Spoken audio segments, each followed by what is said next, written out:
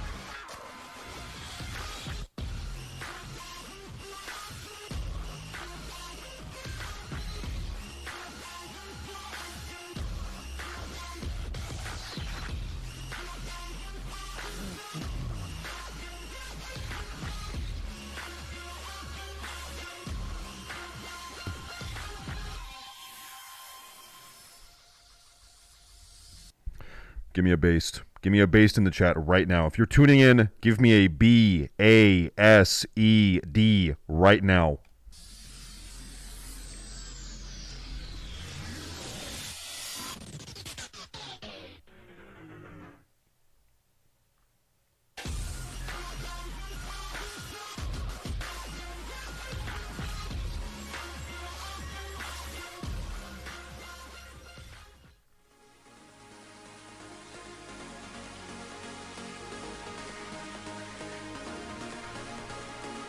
Based.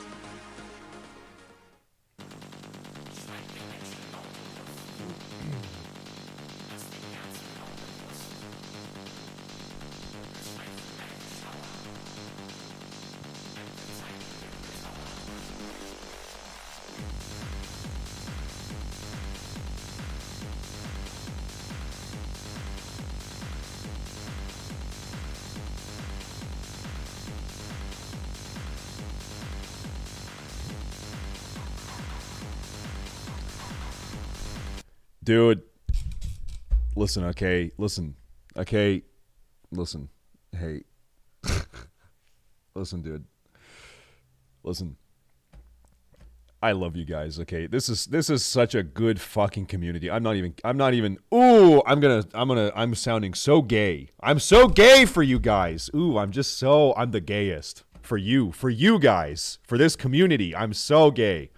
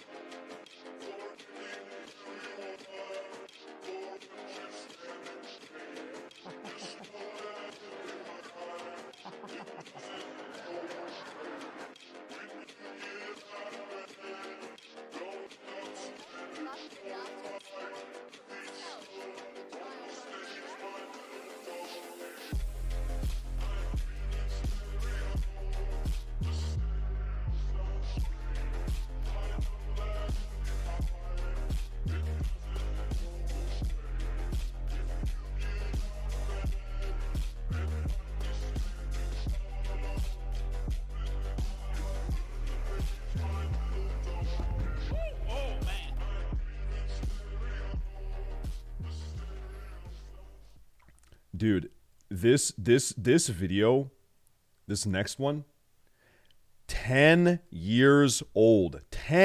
Over 10 years ago.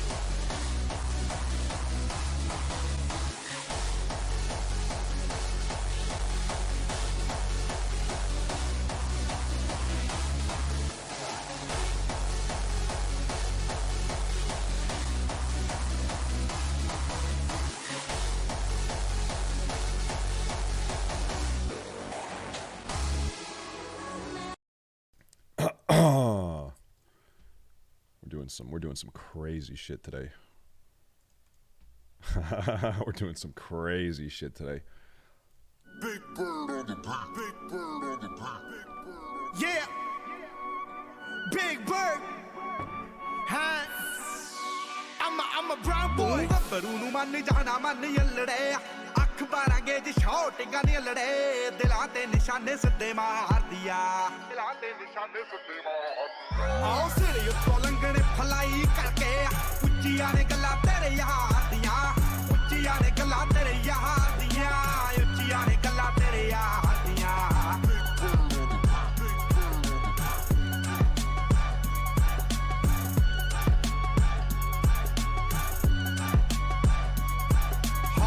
टिक्की पूरी ठोक ठोक रखदा डेंजर ते जानलेवा शौक रखदा दूरी फुੱਟ ਦੀ बना के ऐ मंडीर खड़दी डब विच भर के गलाउक रखदा टिक्की पूरी ठोक ठोक रखदा डेंजर ते जान Holy shit, dude! You want to have a you want to have a fucking throwback. This one's kind of sad though. Holy shit! I haven't heard this in like 4 years. Shit. Billy Harrington is a friend of every man who seeks the future of love and peace and peace and peace.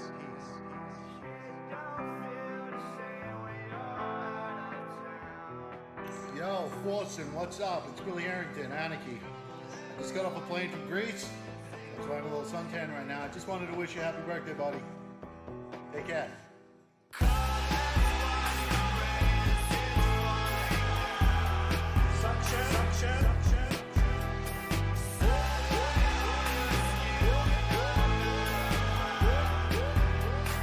As we can.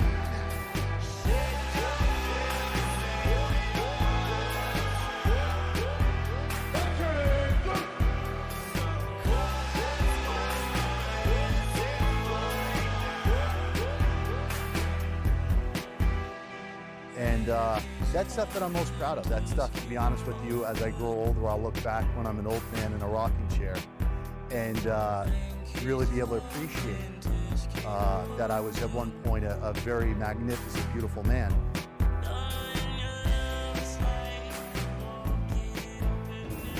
So everybody's asking me where I'm going. Who fucking cares? I gotta like get my head together. Forson and Twitch, they don't love me anymore.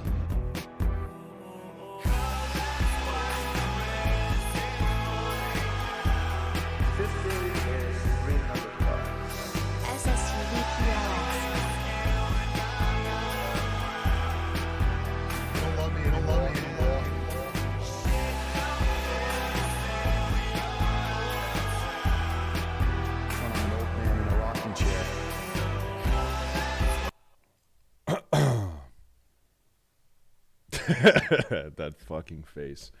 Ah, it all started with that fucking smile.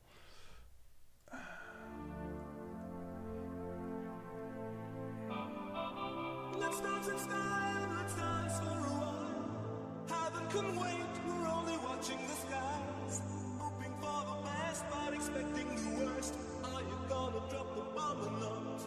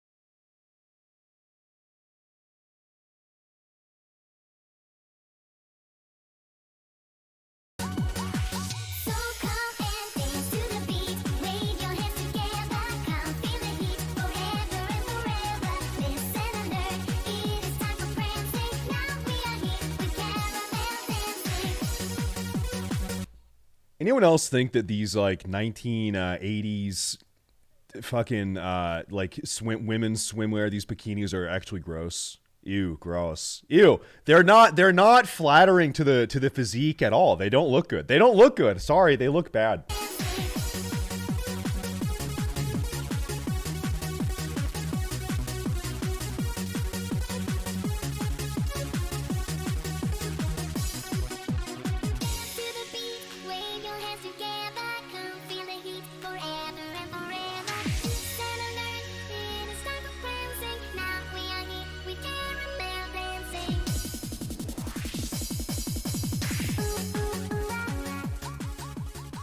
Ooh, ooh, ooh, ah.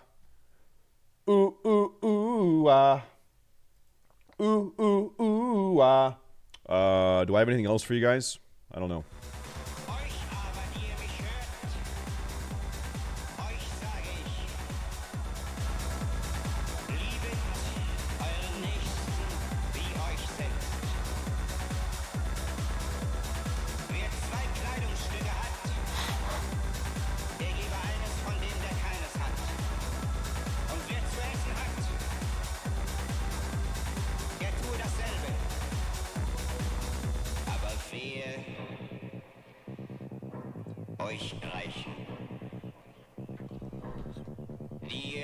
Euch reich.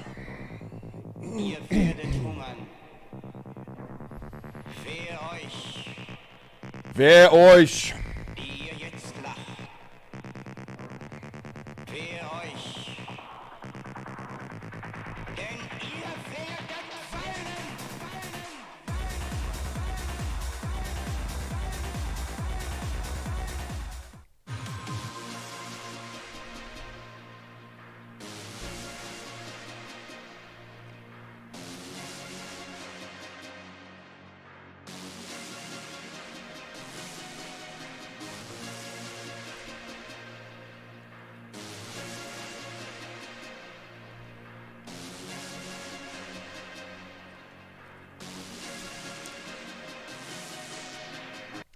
Let me tell you something, okay? I'm gonna pause and I'm gonna tell you something. I flip on the news and they're talking about the gays. They're talking about the racism. They're talking about transgenders. And I'm thinking, I just want to grill, damn it. I just want to put on a football game and fire up the grill and make some nice brisket.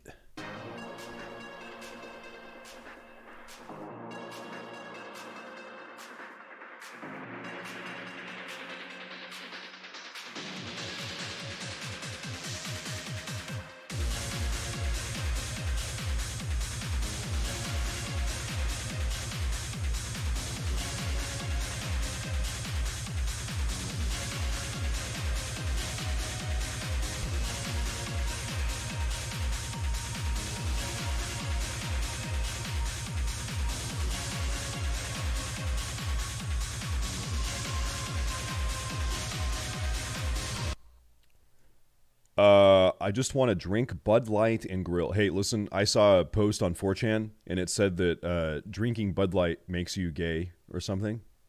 Someone on 4chan said that. I don't know if that's true. I don't know if there's like a scientific paper or anything to prove that. But I don't know.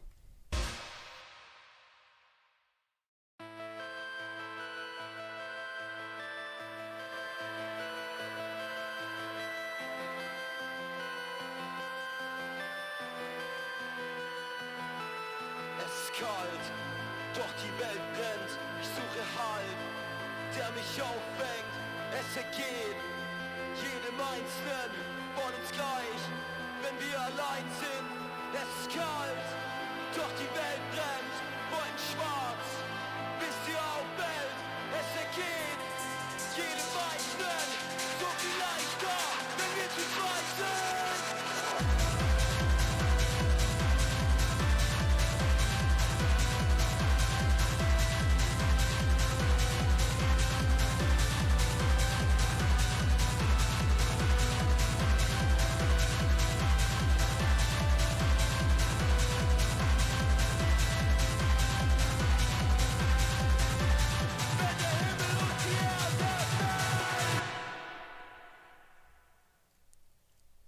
All right, I'm gonna get it going here. Ah! Okay, I'm gonna get it going here.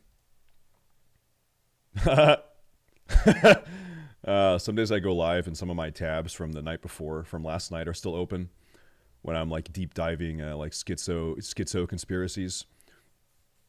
Nervous system manipulation by electromagnetic fields and monitors, a U.S. patent. Yep.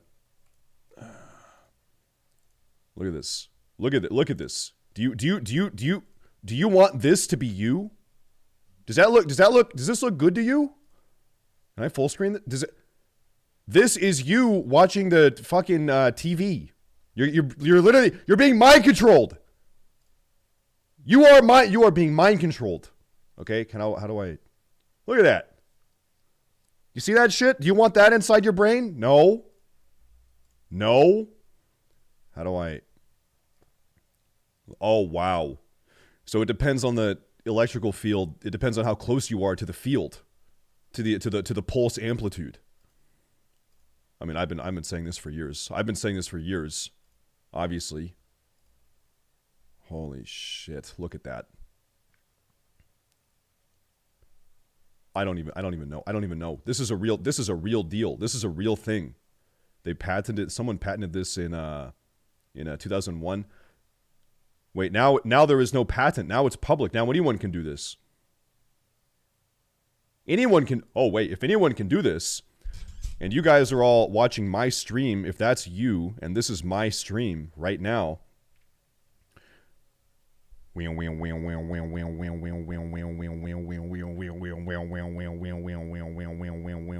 it work? Did it do anything? Yeah? Okay. That's good. The Fugees are trying to do me. Fugees and Mob Deep trying to diss now too, huh? Well, I don't give a fuck. Well, I ain't prejudiced. I don't give a fuck. This is what it sounds like when we ride on our enemies. Biatch. We ride on our enemies.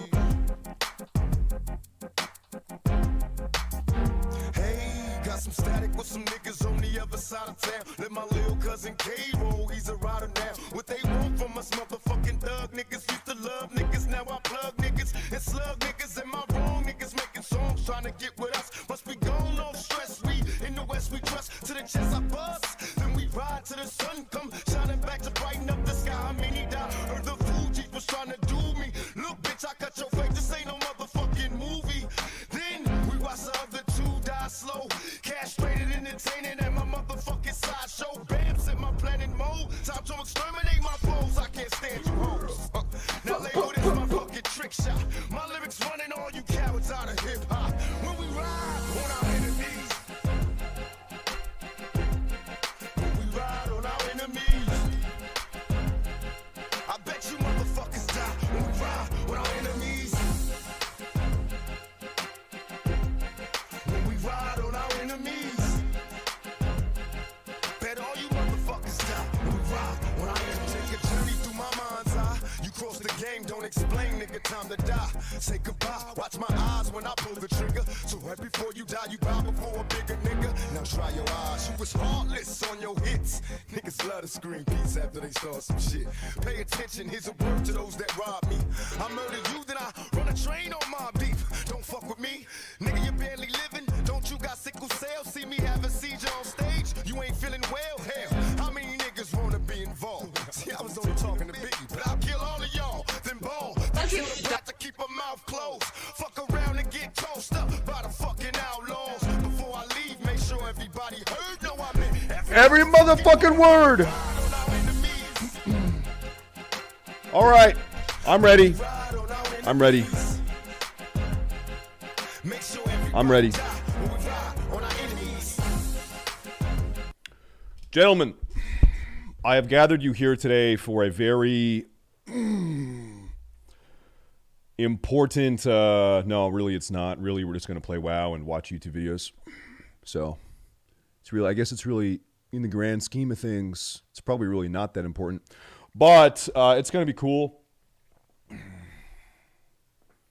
I always keep 2 steak knives on my desk, just in case.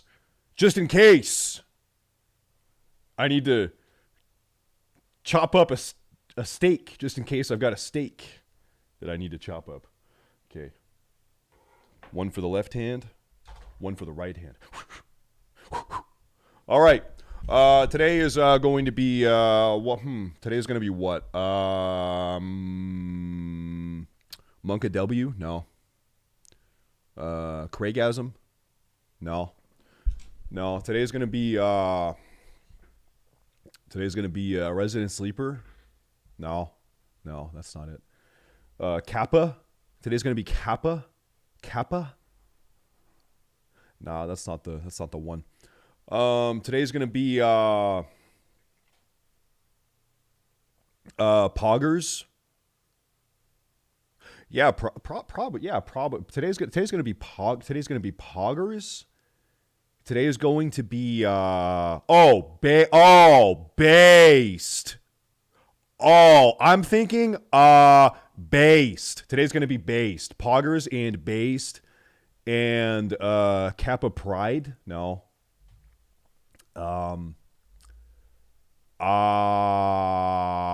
Try Hard. Yeah. Poggers, based, and Try Hard is what today's going to be. Okay, so let's jump into it. What is going on today? This person, what's happening? I'm gonna fucking dumpster dive behind these goddamn abortion clinics. Take those goddamn mushy little gum bear looking ass bitches and eat them right in front of you. I'm gonna blend them into a smoothie, eat them right in front of you. I'm gonna be eating these little bitch ass babies, and what are they gonna do? Cry to God about it? What's God gonna do? Strike me down with a lightning bolt? Love it. Okay.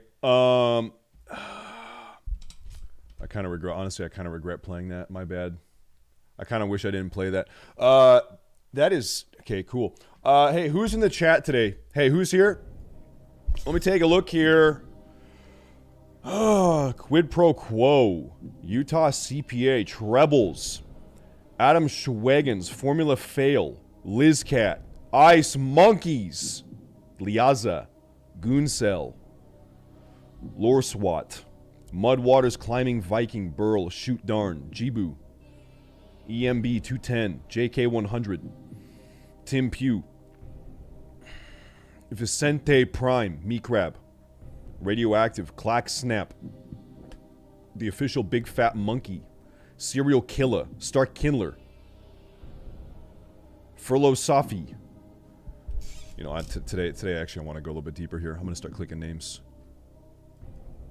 Okay, no, you're good. You check out. Dillamine, you check. You're fine. You're good. Turbo Based. You're good. That's probably fine. Sinvictus. Now you're good. Now you're good. Mayor Craplegs. Yeah, you're good. Mastodonian. Now you're good. Hey, listen. Hey. So far, so... Drifty Snails. It's been following 10 minutes. Now you're good. You're fine. You're good. You're good. You're fine. You're fine. You're good.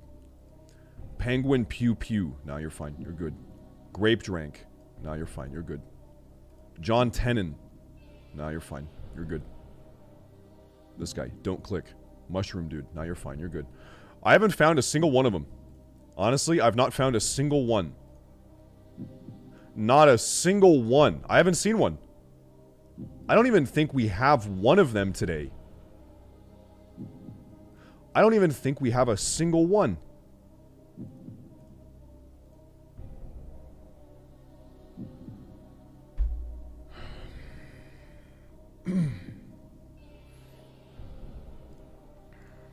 That's on the fucking edge. That's on the... You are stepping on the line right now. You are standing on the fucking line. What are we looking at? You. Tell me what I see. Huh. Huh. No, you're fine. No, you're good. You're good. No, you're fine. No, you're good. No, everything's fine. It's all good. It's all good. Hey, Troubles, if I check your chat logs, what am I going to find? Hey, Troubles, what's in your chat logs? Hey, Trebles. If I start snooping around here, what am I gonna find, brother? Huh? What's in here? What am I gonna see in there, Trebby? Your undying love for Israel. Okay, that's good. I'll take your word for it. No, we're good. Okay. Alright. Listen, the plan today is... Oh, dude, I'm so fucked. Listen, I got halfway done with my ZONEMAN video. I wrote up half of the script. The plan was to end early today and work on finishing it today, but then I remembered, I get to do I have to do Old War tonight. So I get to fall even further behind schedule because I need to do Old War because I have to do Old War. So I don't know how long I'm streaming today. It could be 8 hours or it could be like 5 hours depending on what I think. Do I have flair? No. I have actually for like 4 weeks now I have been passing on every single piece of loot, both on my paladin and my warlock, just because I just don't give a shit about it. And other people, like listen, I'm actually a really nice guy. I'm really a nice guy, okay? I know that I don't give a shit about loot. And I know that other people probably do give a shit about loot. So if I'm looking to increase the happiness of the world in a very utilitarian way, it's best if I just pass on everything because I really sincerely do not give a fuck about any of it. And someone else gets it and they're much happier. And so, right? So I've just been passing on loot for on my warlock even for like a month now. It pops up, RC Loot Council, pass. I just don't care. I just totally don't care. But also it makes it every day that I have to raid, I consider blowing up my computer. Yeah, so 4 days a week I'm actually considering just putting my hard drive in the fucking microwave because I have so little fun doing it. But you know what? That's part of living. Part of living is suffering. Suffering over half of the days of the week.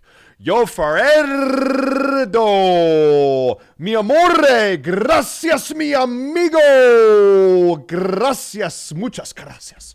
Thank you. We have Bert Ol, the Turtle. We have Tome Reforged. We have Rothusen with the 3 months. Turbo Base with the 14. Zet. Ooh, Zet. Oh. Look at this guy. 5 hours ago. This was an offline sub. Offline. He was popping in. He wasn't even here. Hold up. Zet. Nuisance. Hold that thought. Zet. Oh, he's here. He's here.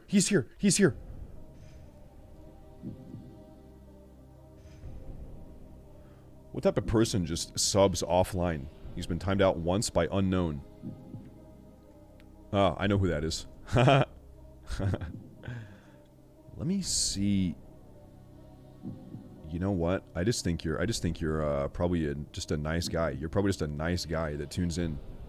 Yeah, no, you're just a nice chatter. Yep. Probably somewhat normal also. Okay, good. Good for you, Zet. Nah, he's nice. Nuisance underscore TV with the 5. Nuisance, thank you very much. We're getting the day off in a crazy high impact way. In a type of way. Thank you, Nuisance. Thank you very much. Thank you. So we're going to be doing hardcore ZONEMAN all day. That's the plan. Plus, I have a couple videos I want to watch. Namely, just like kind of politics stuff. There was a leaked Pentagon document talking about the Ukraine war and sort of the status of the Ukrainian military in contrast to the Russian military. And I want to take a look at that. I want to see what the deal is with that. I sort of loosely know about it, but I want to see what the details are. I have a feeling that a lot of these news channels are going to like talk about the fact that it was leaked, and why that's a bad thing, but not talk about any of the details of the leak itself. That's kind of what happens anytime something like this is occurring. So we'll take a look. We'll see what... This is probably the best video I could find going over some of the details. Yeah, and then also probably at some point today, we will watch this. I want to watch this today. Are men falling behind? Male feminists versus female anti-feminists. What? Okay, so we're gonna watch that at some point today. Yeah, Jubilee is my favorite YouTube channel outside of the Platinum Wow channel. Is Platinum Wow here? Platinum Wow. No, he left. He made it 5 minutes into the intro and then he left. Okay, never mind then. Hey, listen. Hey. Chat.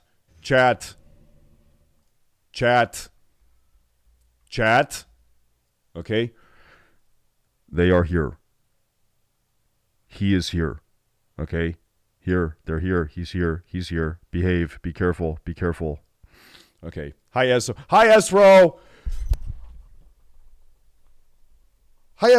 Hi.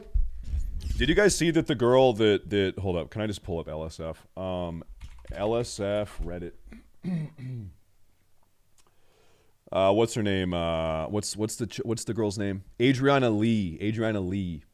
She's the girl. The drama is Mizkif's friend Slicker or Sliker or Slick Daddy or Slick. I think his name is Slick. He allegedly assaulted her when she was passed out drunk at a party. Whatever. Okay, so anyway, so that's like 8 months ago or something. She is now suing OTK and Mizkif and Maya and the guy Slick for defamatory reasons and is asking for over $1 million in the lawsuit. She's trying to get $1 million. Amazing. Okay, cool. This is one of these cases where you're probably not going to have anyone reacting to this. Probably no one is going to talk about this or react to this for fear that she sues you for defamation. That's probably what it is. Like, no one's going to talk about this. I should join OTK. No, I think I should not join OTK. It's always funny when people say that. Stay safe. Why aren't you in OTK? You should join OTK. Stay safe, motherfucker. Do you watch my stream? Like, have you ever tuned in for 1 second to my stream? Do you know my content? Do you know what I do here? Do you think that there is any overlap at all with my content and OTK content? That answer is a zero. As a no. There's none. But hey, that's the way it is. A zero. Yeah, I'm probably a liability. I'm a ticking time bomb. No, I'm not. Am I a ticking time bomb? Listen, I need to suck my own dick here for a second, okay? I think over the years, I have gotten pretty good at navigating Twitch dynamics in a pretty intelligent, safe, self-preserving way. Okay, because sometimes we are talking about some spicy things. Okay, we are talking about some spicy things, and I think that I'm able to navigate a lot of this stuff really pretty well. Of course, you know, someone might clip this and then it bites me in the ass in the future, right? But I think so far, I think rhetorically, I can handle myself pretty well. Okay. What happened to Alex Sensual? He doesn't stream or do YouTube anymore. He just kind of dropped off face of the earth. Actually, I think Alex Sensual still to this day. Alex Sensual. I see these screenshots posted in random Discords sometime. I think how do I view like YouTube tweets? Is that about? Okay, this is it. He's actually still like blog posting. He's still like YouTube tweeting 2 hours ago. Yeah. I'm not watching the Here we go. Okay, you're ready. You're ready for an Alex Sensual take? Here we go. Let's go. Okay. I'm not watching this trash ever again. I'm tired of these morons ruining this franchise I grew up with. Also, this force is female crap. You can literally make a female character be important without politics. She was called Princess Leia. To be fair, Princess Leia wasn't really that important. Like, her role was the damsel in distress role. Like, that was her role pretty much, right? Like, she's in a prison cell, she's got to be saved. She was the hot chick. Okay. If you want to give a really good example of a really badass female movie character that didn't feel forced and didn't feel like agenda driven or anything. It was Ripley from Alien. Yeah, Ripley from Alien. Like so I grew up with the Alien series. Like Ripley was one of my favorite. Like Ripley was up there with fucking Indiana Jones. It's like Ripley, Indiana Jones, fucking Luke Skywalker. Okay, like those were my childhood badass people. Ripley was fucking sick. Was badass, but none of it was. It was never like shoved in your face in a propagandistic, agenda-driven way that she's a woman. By the way, woman is here. It wasn't like that, like it is today. Like you didn't. Yeah, it's very, very weird. Very weird. There's a lot of like examples of not just women, but non-whites, people who aren't white, right? Where it's like back in the day, you just had cool black characters, and there wasn't. Like that was it. They just happen to be black, and they're black, and they're just doing their thing, and they're cool. These days, it's like a statement, I guess, right? It's just I feel like we have gone back in time. I feel like our gender and race relations, we have gone back in time, and we are less it's everything's fucking weird these days. Anyway, nice one, Alex. Okay, cool. Cool. I think there's no streamer drama at all. I think there's no streamer drama. All right, juice it, guys. Summit says juice it. You guys are cool with it. I'm cool with it. But just know this is from the site then. So. All right, and probably just gonna keep it all on the site. I mean. 10 mil a month. Okay. I don't care about CS:GO gambling. Who gives a fuck? Okay. Do you guys mind if we watch this Pentagon leaked document thing and then we get into gaming? And we're gonna watch that. We're gonna watch this Jubilee feminist thing in probably a couple hours from now. Let's see what this is. Let's see what the deal is. This is Democracy Now!, democracynow.org, the War Hi. and Peace Report. I'm Amy Goodman. The Justice Department has launched a criminal investigation into a recent leak of highly classified Pentagon intelligence documents about the war in Ukraine, as well as Russian and U.S. spying on not only the U.S. spying on its adversaries, but spying on its allies, like Israel, like South Korea, like Ukraine. Over the past month or more, the Chat, should we be spying on our allies? Like, should we be keeping tabs on our allies? Yeah, probably. Yeah, probably. Yeah. What's wrong with that? What the fuck is wrong with that? I imagine that everyone does that. leaked documents have been appearing online on the chat service Discord and on the messaging app Telegram. So here's the crazy thing: is that actually Base Schizo is the one that leaked this stuff. No, I'm kidding. If I say that, then Base Schizo did not do that. If I say that, then he's gonna get arrested. Okay, they're actually trying to find the guy that did this. It was not Base Schizo. I made that up. I lied about that. Many appear to be photographs of slides prepared for a briefing. It appears the Pentagon wasn't aware of the leak until last week. Oh, look at this. Mud frozen ground timeline. Mud, so February, March, April, May, frozen, partially frozen, mud.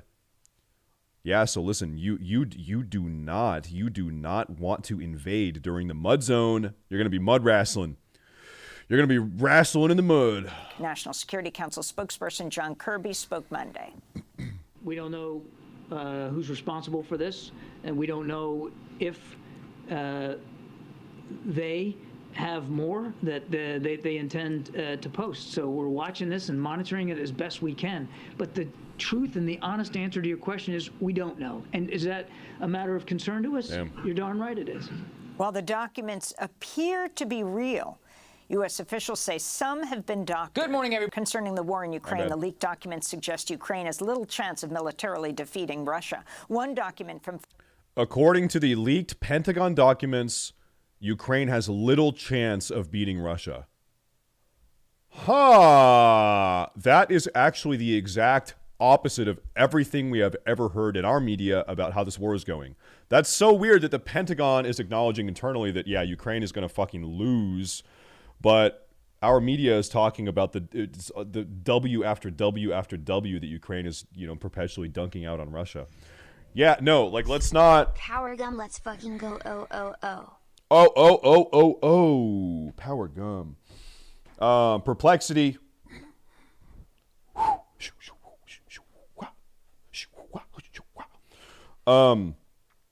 Yeah, no, like let's acknowledge what the reality is. And by the way, I'm not happy about this. I wish this wasn't the case. I wish it wasn't the case. I am opposed to these geopolitical ends. But it seems like the U.S., ruling elite is sort of using, like the people calling the shots, it seems like those people are using Ukraine as a method with which to destabilize and bleed out Russia. It seems like Ukraine is being used to take a chunk out of Russia, to weaken Russia. That's what it seems like, and it's very unfortunate because... Imagine us spying on Ukraine while we've given them literally everything they're fighting the war with, lol. Yeah, it's unfortunate because Ukraine is obviously caught in the middle, and it's their people that are dying. And our own government doesn't even see a victory for them. It's just being used as a means with which to take a chunk out of Russia. That's what it seems like. Feels very bad. Feels bad for everyone. February predicted that Ukraine's, quote, ability to provide medium-range air defense to protect the front lines will be completely reduced by May 23rd. The leaked documents also predicted the fighting between Ukraine and Russia in the Donbass region, quote, is likely heading toward a stalemate. Another document indicates members of Ukraine's security services were responsible for sabotaging a Russian plane inside Belarus in late February. The documents also appear to indicate U.S. intelligence agencies had deeply penetrated the Russian military, giving the Biden administration internal information about Russian war plans in Ukraine, as well as operational plans for the private mercenary group Wagner in Africa. The Washington Post reports one leaked document reveals the Wagner Group sought... They need to make a secret code that the Americans can't decipher. You know, crazy story about that.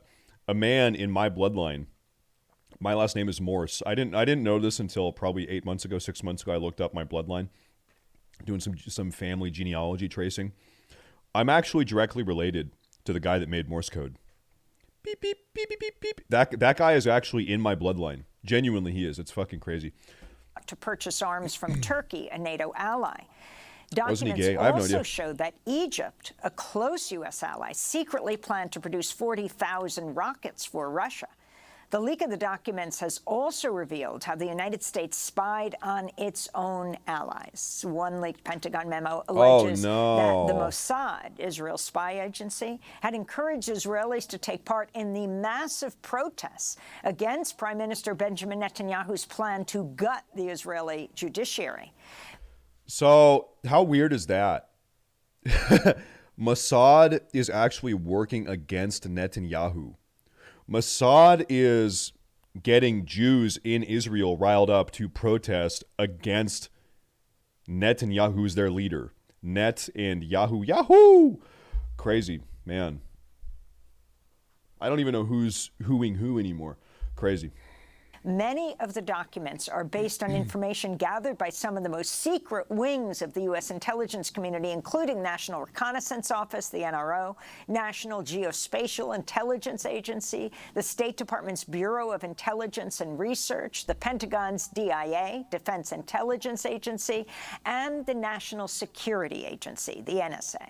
We go now to Washington, D.C., where we're joined by James Bamford, longtime investigative journalist and author focused on the... Real quick, chat, you need to disregard everything this guy says because he is bald and a white man.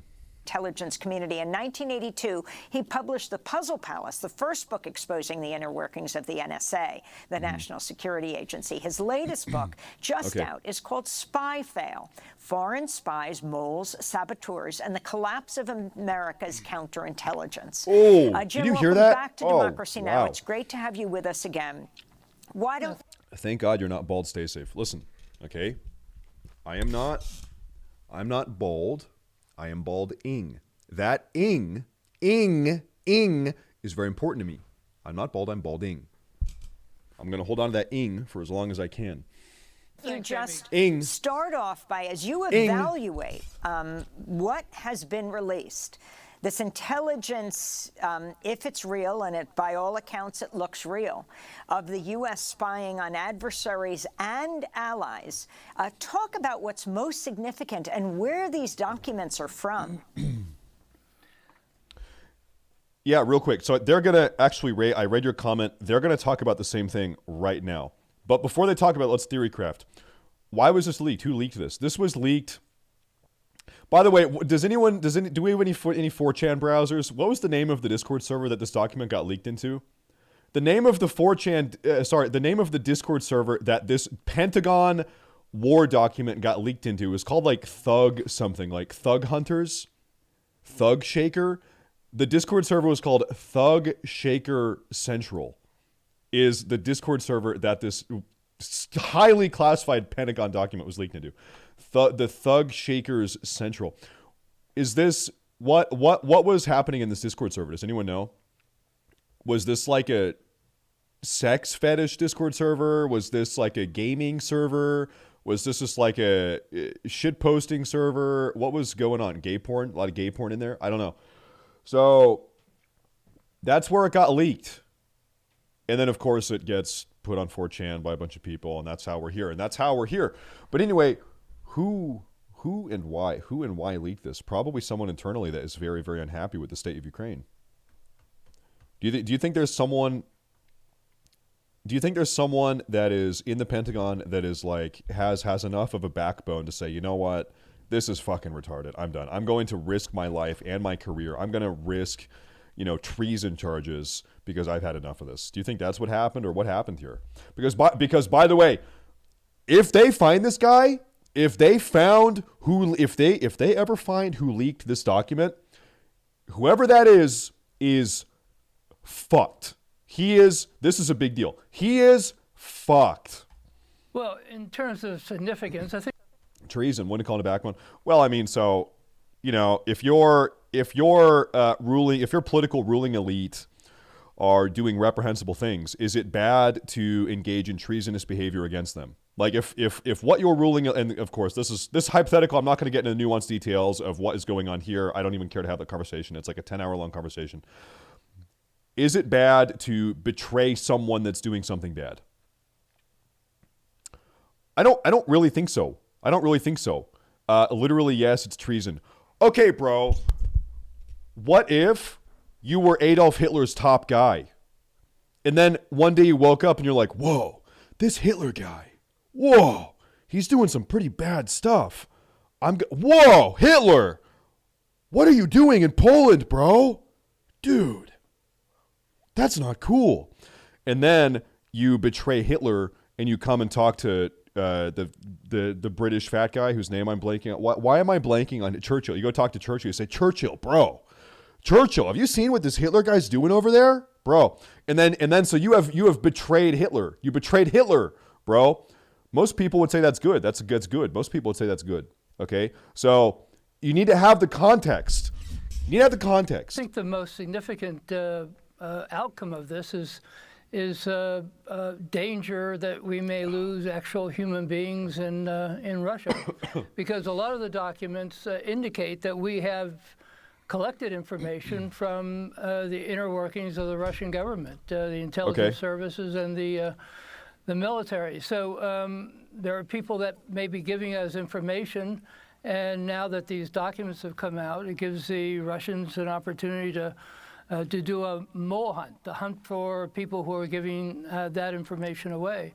Yeah, like, so if you're Russia now, you're chopping heads off, right? You are on information lockdown, and you are decapitating anyone that you even suspect of being a rat. True, the rats are being killed at this exact moment.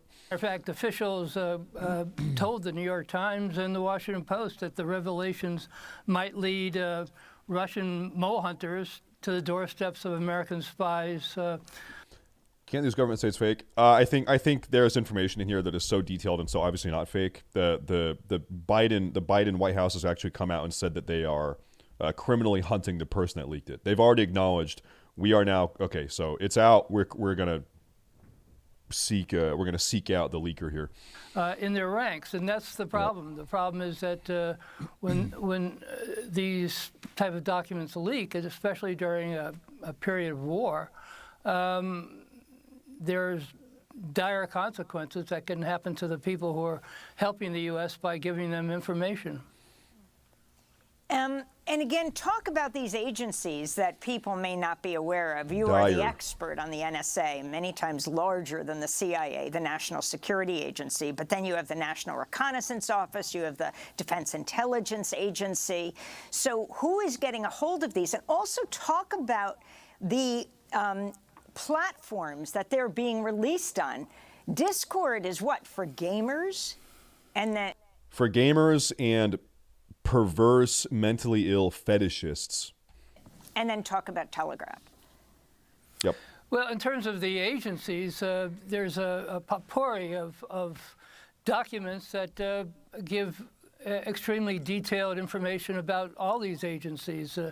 The NSA, for example, eavesdrops around the world. The documents that were picked up are the documents that were released dealing with Mossad in Israel. That came from eavesdropping, from NSA eavesdropping on the communications of Mossad. So then you have the National Reconnaissance Office. They're in charge of putting spy satellites in orbit. The National Geospatial Intelligence Agency, which analyzes the imagery.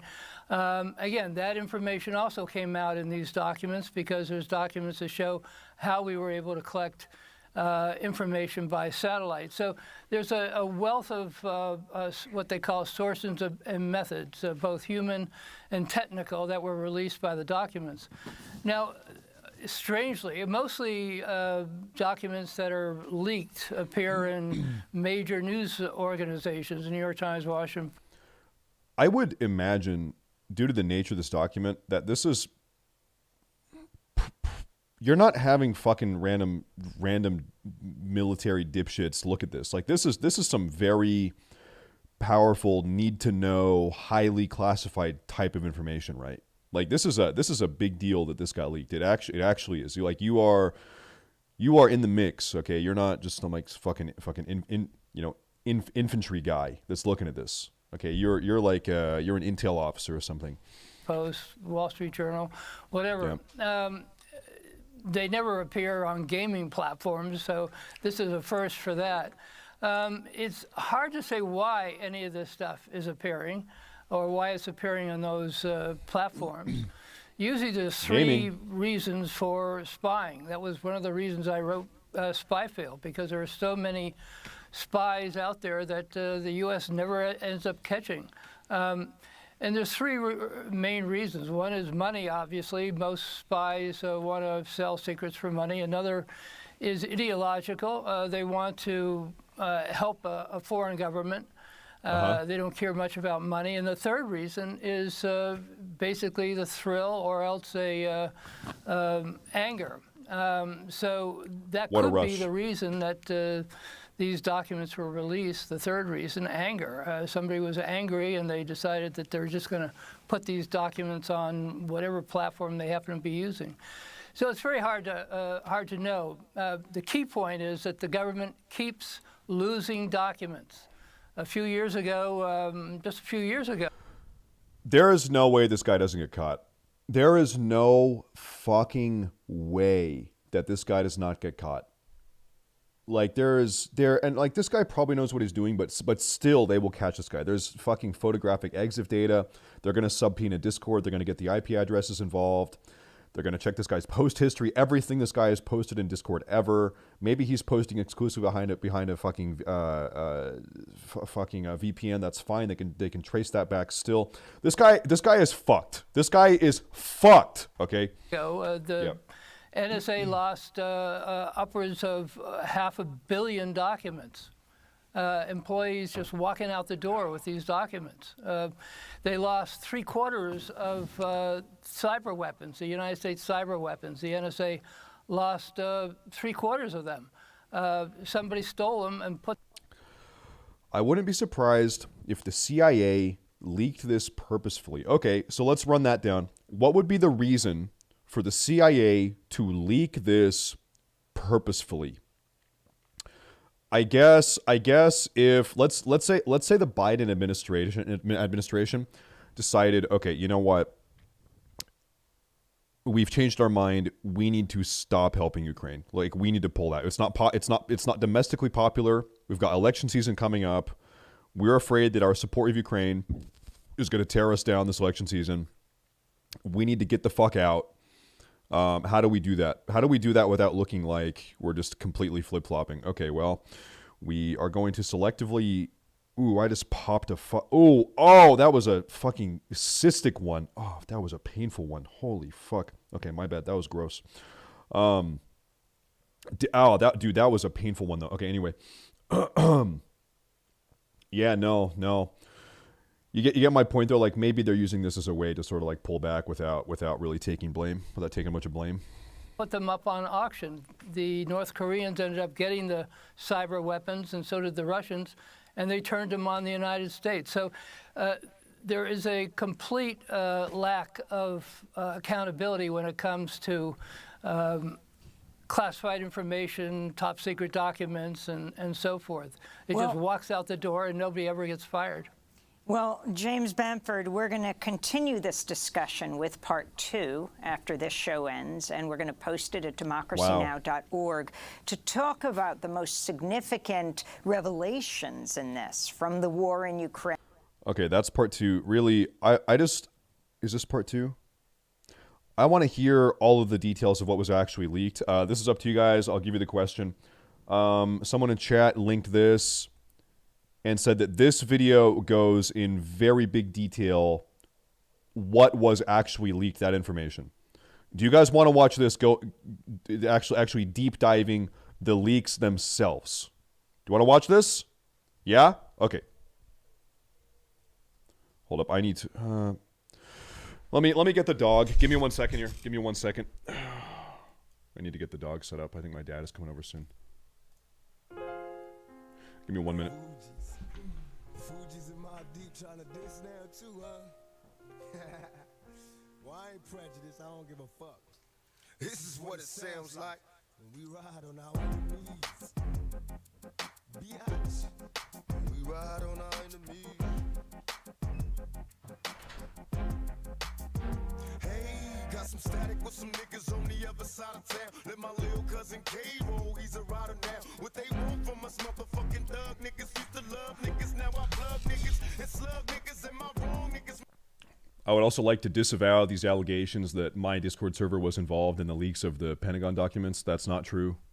I disavow all of those allegations. We had no... This is unrelated, okay? We had nothing to do with this. So here we go. Monday, we have an amazing show for everybody today. What do we have, Crystal? Big show amazing this morning. Show. You guys may be aware there was a huge dump of highly classified documents coming straight from the Pentagon. Dude, I'm so sick of hearing about Loomer. If I never heard about Laura Loomer, more like Laura Poomer, ew, because she's fucking gross and stinks. I wish I never had to hear about Laura Loomer ever again. Ew, gross. Pentagon with regards to the U.S.'s efforts in the Ukraine war and a lot else besides. Oh, yeah, all over the world. We were able to obtain that set of documents and have done some, deep research into them ourselves. Okay, so we're what happened? Breaking down some of the most significant revelations, purported revelations from these documents. Cigar, so we'll get my to man. all of that. There's some other big stories breaking though as well. Big battle between Elon Musk and Twitter versus Substack. Major fallout there. That's crazy. Now, we've gone through our own reporting process over here at Breaking Points, and we've pulled out a couple of stories that have already been reported by the MSM. We reported them out ourselves, but we also were able to bring you guys 2 exclusive stories here at BP. We reached out to the White House and the Pentagon for comment. We did get a response from the Pentagon, and were redirected from the National Security Council back to the DOD and the intelligence community for a statement. So for all intents and purposes, the White House is not weighing in here. And with those caveats, this set of documents, extraordinary set of documents, as I said, some of which has already been out there, but much of which has really not. And from what I can glean based upon our confidential source, based upon the full set of the documents that we were able to obtain, this is a pretty rarefied custody, so we're very happy.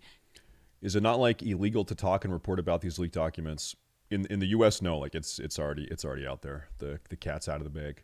They say the cat's out of the bag. To be able to provide so much of it to you and to not just talk about it in a cable news bite, Yeah. actually spend some time. And I also want to say thank you so much to the premium subs and others. It's very sensitive for people like us, independent Yes. people, to to be handling extraordinarily highly classified material. And so to know that you guys have our back in the case that, you know, somebody decides to take our videos down, or there's already censorship requests, which we will get to in a little bit. We know that we have all of you, so thank you to everybody who is a premium sub or who can't help. Oh, so there you have that. So I guess the Pentagon has actually requested various media outlets, hey, please don't talk about like this specific thing or that specific thing from the leak.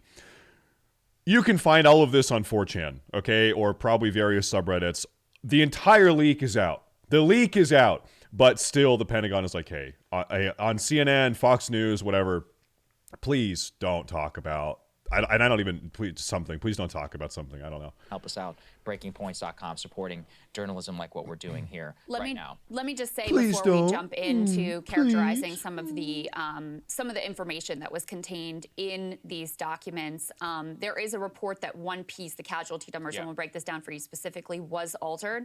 Oh, the Pentagon, in their casualty statement numbers. to us, is not actually denying the veracity of these claims. There are a lot of mainstream outlets that are reporting on the claims contained therein. Some of the information that is in the documents is sort of like verified in real time by what actually happened on the ground. Yeah. So there's a lot of reason to believe that the information is accurate, but no one has been able to fully. Okay, so I remember this is like probably 2 months ago. There was an article I was reading. I think it was from the, God, what was it? It was some like online editorial site. It said that Russian-Ukrainian casualties are 10 to 1, meaning that for every 1 Ukrainian that has died, 10 Russian soldiers have died. For every 1 Ukrainian soldier that has died, it's 10 Russians have died. We will see if that's true. I guess we actually will see if that's true here. Verify the That seems like veracity bullshit. of the information contained in the documents. But again, the Pentagon is not denying that these documents are highly classified and came from, you know, official government sources. So that's just to sort of set the stage here. We've tried to handle this as carefully and responsibly as we possibly can. And again, to echo what Sagar said, really appreciate you guys for backing us up and enabling us to do this kind of reporting, which is incredibly consequential. That's right. 2 big goals here. Don't get the door knocked down by the FBI. And number 2, which is make sure that we handle it, responsibly, make sure that we try our best to confirm it, although the Pentagon effectively did through some of what they have given us. And then really, talk about it. Most importantly is give people the best information possible that obviously the My government man, does not want out there. talk about The it. biggest story to the Ukraine and Russia conflict that has come out of these documents has been floating around out there, but remains probably the most consequential slide of the several images that have come out from what we assume is a very, very highly classified from the top intelligence briefing circulating sometime in the last couple of months. Let's go ahead and put this up there on the screen. What we're basically able to offer you is our assessment here of the documents, which show that 2 breaking points show a rapidly approaching supply issues for the Ukrainian air defense capabilities. They say that the U.S. believes that the risks of increased Russian air capabilities is going to rise in the coming months ahead of the Ukrainian anticipated spring offensive. And I'm going to spend some time here. This is all. So NATO, primarily U.S., has been sending Ukraine a ton of surface-to-air missiles, which has crippled Russia's air offenses, right? Also been now reported by the Washington Post and the New York Times. But what has come out of these documents is that the Soviet S-300 and Buk air defense systems make up 89% of Ukrainian protection against most fighter aircraft and some bombers above 20,000 feet. In effect, that is what is stopping from Russia from establishing air superiority over all of Ukraine. Now, according to the projections inside of these documents, 1 set of these missiles was to be fully depleted by May 3rd. The other one, mid-April. So obviously, it's April 10th, the day that we're able to go ahead and bring you this. And we are very, very rapidly approaching the exact date through which the initial projections that were provided 1 or 2 months ago, based upon what we can glean from these docs, at which some 90% of Ukrainian air defense capabilities are going to run. this leak is 100% a money grab. People are just going to say we need to give more money to Ukraine. This can go one of two ways. You can take it that way. You can say, you know what? Okay, we need to give them more money because Ukraine is on the cusp of losing, as we see in these leaks. Or we say, you know what? We've already given them a lot of money. It's time to pull back. It's over. Okay, we can't keep spending money. I would guess that the national sentiment after hearing about these leaks is that, okay, it's time to be done. I don't think there are many like normal Americans that are like, yeah, we need to double down. We need to double the money we're sending to Ukraine. I don't really see that sentiment out there. Run out. There are a couple of problems actually that come here for the Ukraine. And keep in mind, that's important. Like sometimes how the public feel does not really matter, right? We have an election in the next 12 months, though. We've got elections coming up. And so it actually kind of does matter uniquely now. If this was 2 years ago, then actually it kind of wouldn't matter. Like the Biden administration just kind of ignore how people feel. It doesn't really matter because they've got 2 or 3 years till they need to run for re-election. But right now, it kind of uniquely does matter. Ukrainians in terms of their air defense capabilities, because many of these are Soviet-era missile systems, which we are not necessarily producing in the same mass-producible way for our defense supply chain. A lot of it is older stock and others that either we had or other NATO allies had that they were able to provide for them. Included in the slide, actually, is an area called risks. And in the risks, what they talk about are the increased amount of Russian capabilities, the lesser reliance now on Iranian-made Shahed on basically drones, and also the ability for them not necessarily to establish full air superiority, but move more in the direction of being able to strike Ukrainian infrastructure targets. So really what we can glean, not only from the slide, which is basically out there, but there are a couple of other slides in there where they discuss this, is that the precarious situation for the conflict is much more, I think, than any of us were ever led to believe on two fronts. Number one, obviously, the U.S. has been lying to us. But the crazy part that really comes out of these docs is how much, Crystal, we are spying on the Ukrainians, because it is very clear that they are not giving us the full explanation. Right. In fact, in many... So real quick on that point, I saw the question, how big is this news for an average American? Tell me, I'm a foreigner. I want to know if it's huge or not. So the reason I think this is big news, these leaks suggest that Ukraine is not really doing that well, that they are probably not going to win this war. Okay, that's what the leaks are indicating. Now, publicly, our government, the Biden administration, all of the mainstream news media has been telling us that Russia is getting fucking owned and that Ukraine is killing it, and we just have to keep on sending a little bit more money, a little bit more money, a little bit more money, and Ukraine is doing a really good job. When internally the leaks from the Pentagon are actually saying, yeah, that's not the case. Ukraine is really not doing that well. Russia's probably going to pull this off.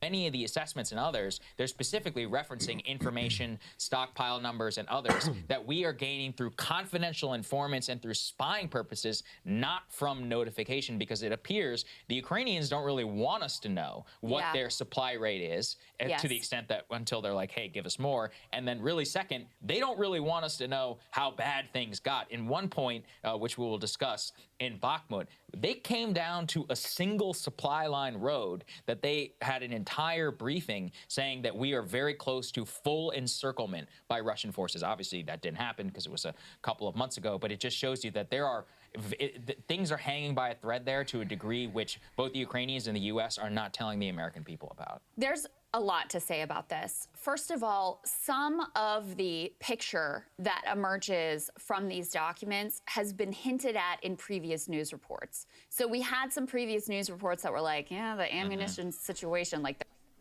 Keys? There you go. There you go. They're really running through a lot of ammo and specific concerns about the air defenses. We had no idea that it was this dire of a situation where, like, you're going to be out of these sorts of air defense projectiles by mid-April and early May, a time frame which is right upon us now. So that is a stunning revelation. Another thing that comes out of taking a look at these documents is, again, something that had been hinted at in the past, which is that we actually have in some ways, better capability to understand, I'm talking about the US government, to understand what's going on with the Russian side. Do you think the threat of Trump possibly getting reelected is causing all this?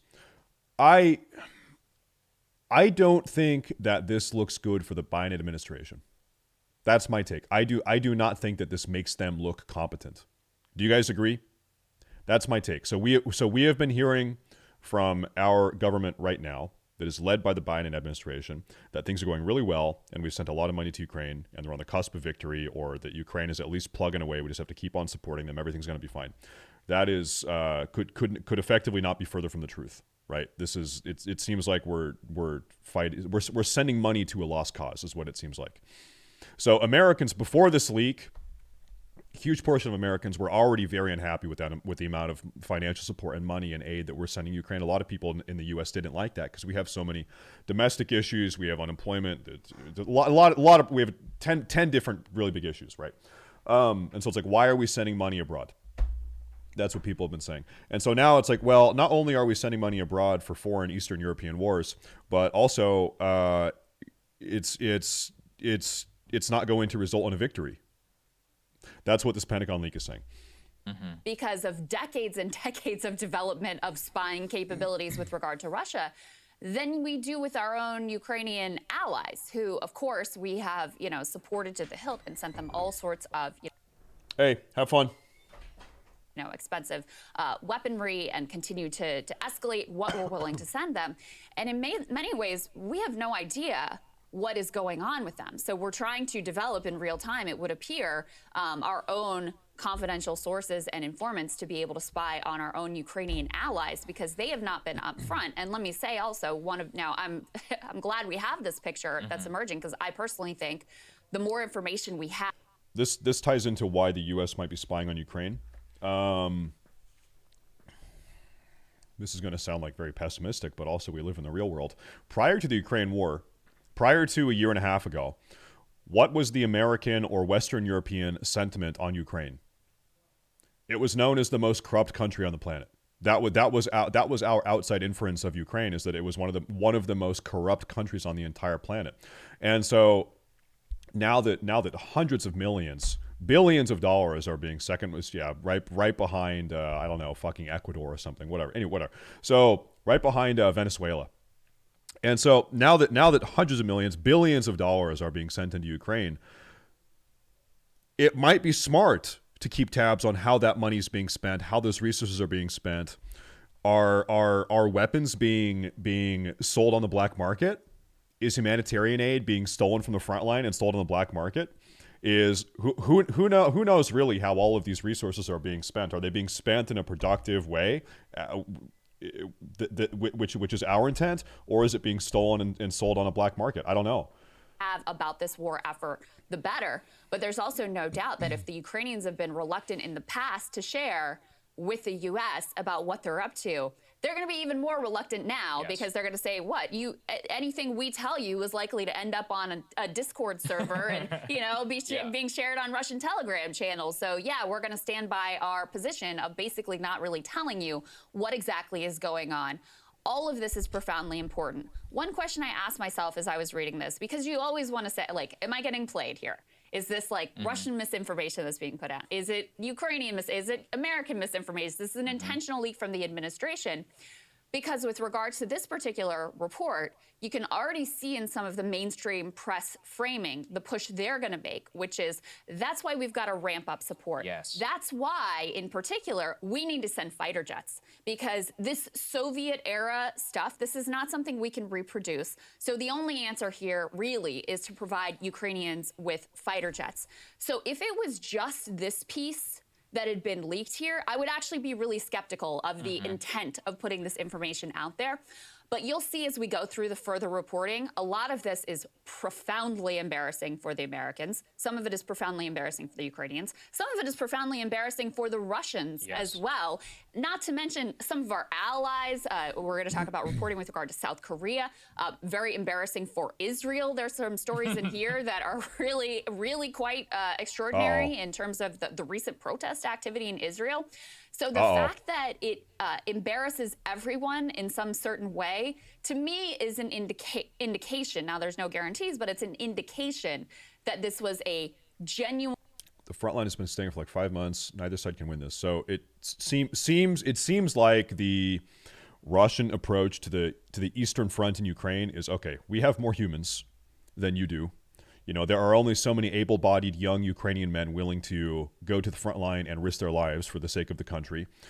Russia has, I don't know what the population ratio is. Definitely multiple more times young fighting age men, right, than Ukraine has. No doubt about that.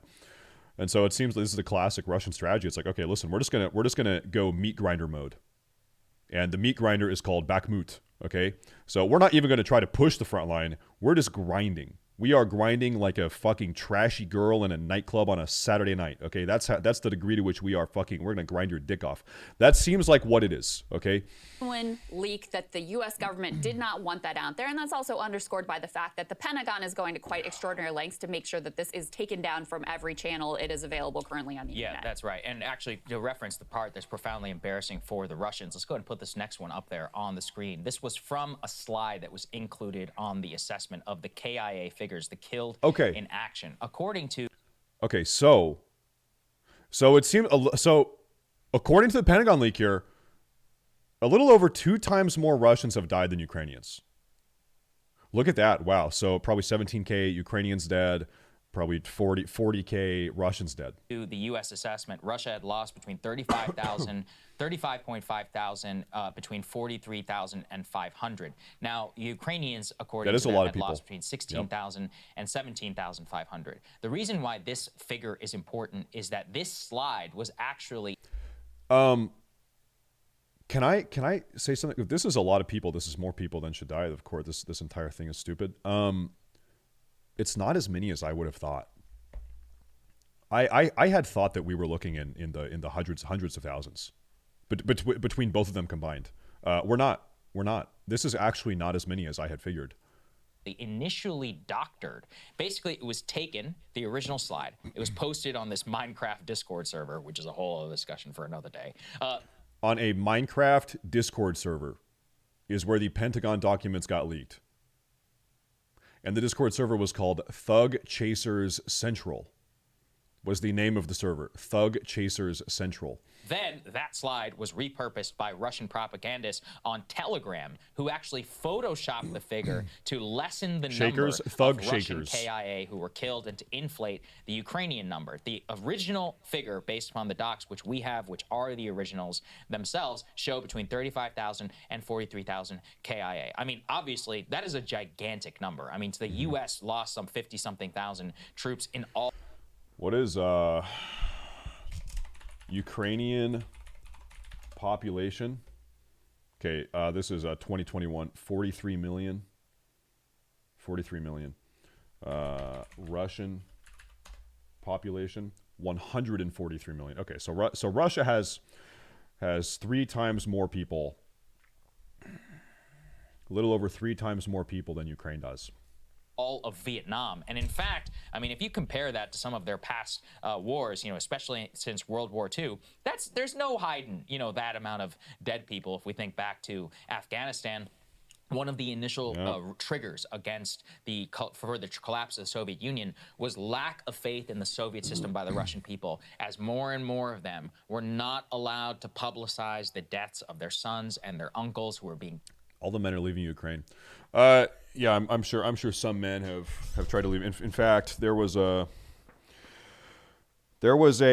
Ukrainian couple that, like, my dad, when the war broke out, my dad was trying to be a good American boomer, and he like signed up for support the Ukrainian website and help Ukrainian people relocate to the U.S. My dad was trying to help some Ukrainians during the war when the war broke out. And there was a couple that contacted him. It was a Ukrainian man and a Ukrainian woman that he didn't end up housing them. They asked if they could live with him for 2 weeks. And I said, Dad, don't do this. I said, Dad, listen, it's not worth the Facebook post. Dad, it's not worth posting about this on Facebook. Don't do this. If you want to send money, if you want to donate to a charity, good, that's great. But Dad, don't be housing. Don't do this. And so And so he didn't. I think he donated some money. But anyway, the point is, it was a husband and a wife that fled Ukraine together, and this was after Zelensky had already said, Ukrainian men, you are not allowed to leave. Women and children, get the fuck out of the country. Ukrainian men, it's your time to fight. If we catch you trying to desert, you're going to prison. Okay, or whatever, you're going to the front line, whatever, right? So Zelensky a year ago said, man, you're not allowed to leave. And so this man was trying to leave, and I said, Dad, how's this guy leaving the country? How's he going to get out? Because Zelensky said he can't leave. He said, I don't know. But yeah, no doubt there have been Ukrainian men that have pieced the fuck out. No doubt. Killed in Afghanistan, not being allowed to publicly grieve. They've tried to get away around that. By the way, actually, there's another piece. Zelensky also has forced female to male transgender individuals. No, it's opposite.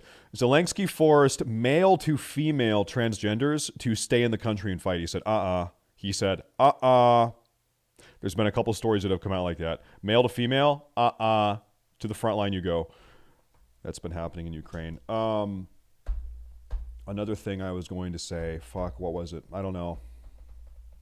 Oh yeah, no, I was going to say, listen, do you guys think it's wrong? Listen, if you're, regardless of what you think about Russia, Ukraine, NATO involvement, it doesn't matter. Conceptually, if you live in a country and your country is being invaded, your country is facing existential threat, you're being invaded by another country, is it wrong for your leader to say, men, you're not leaving?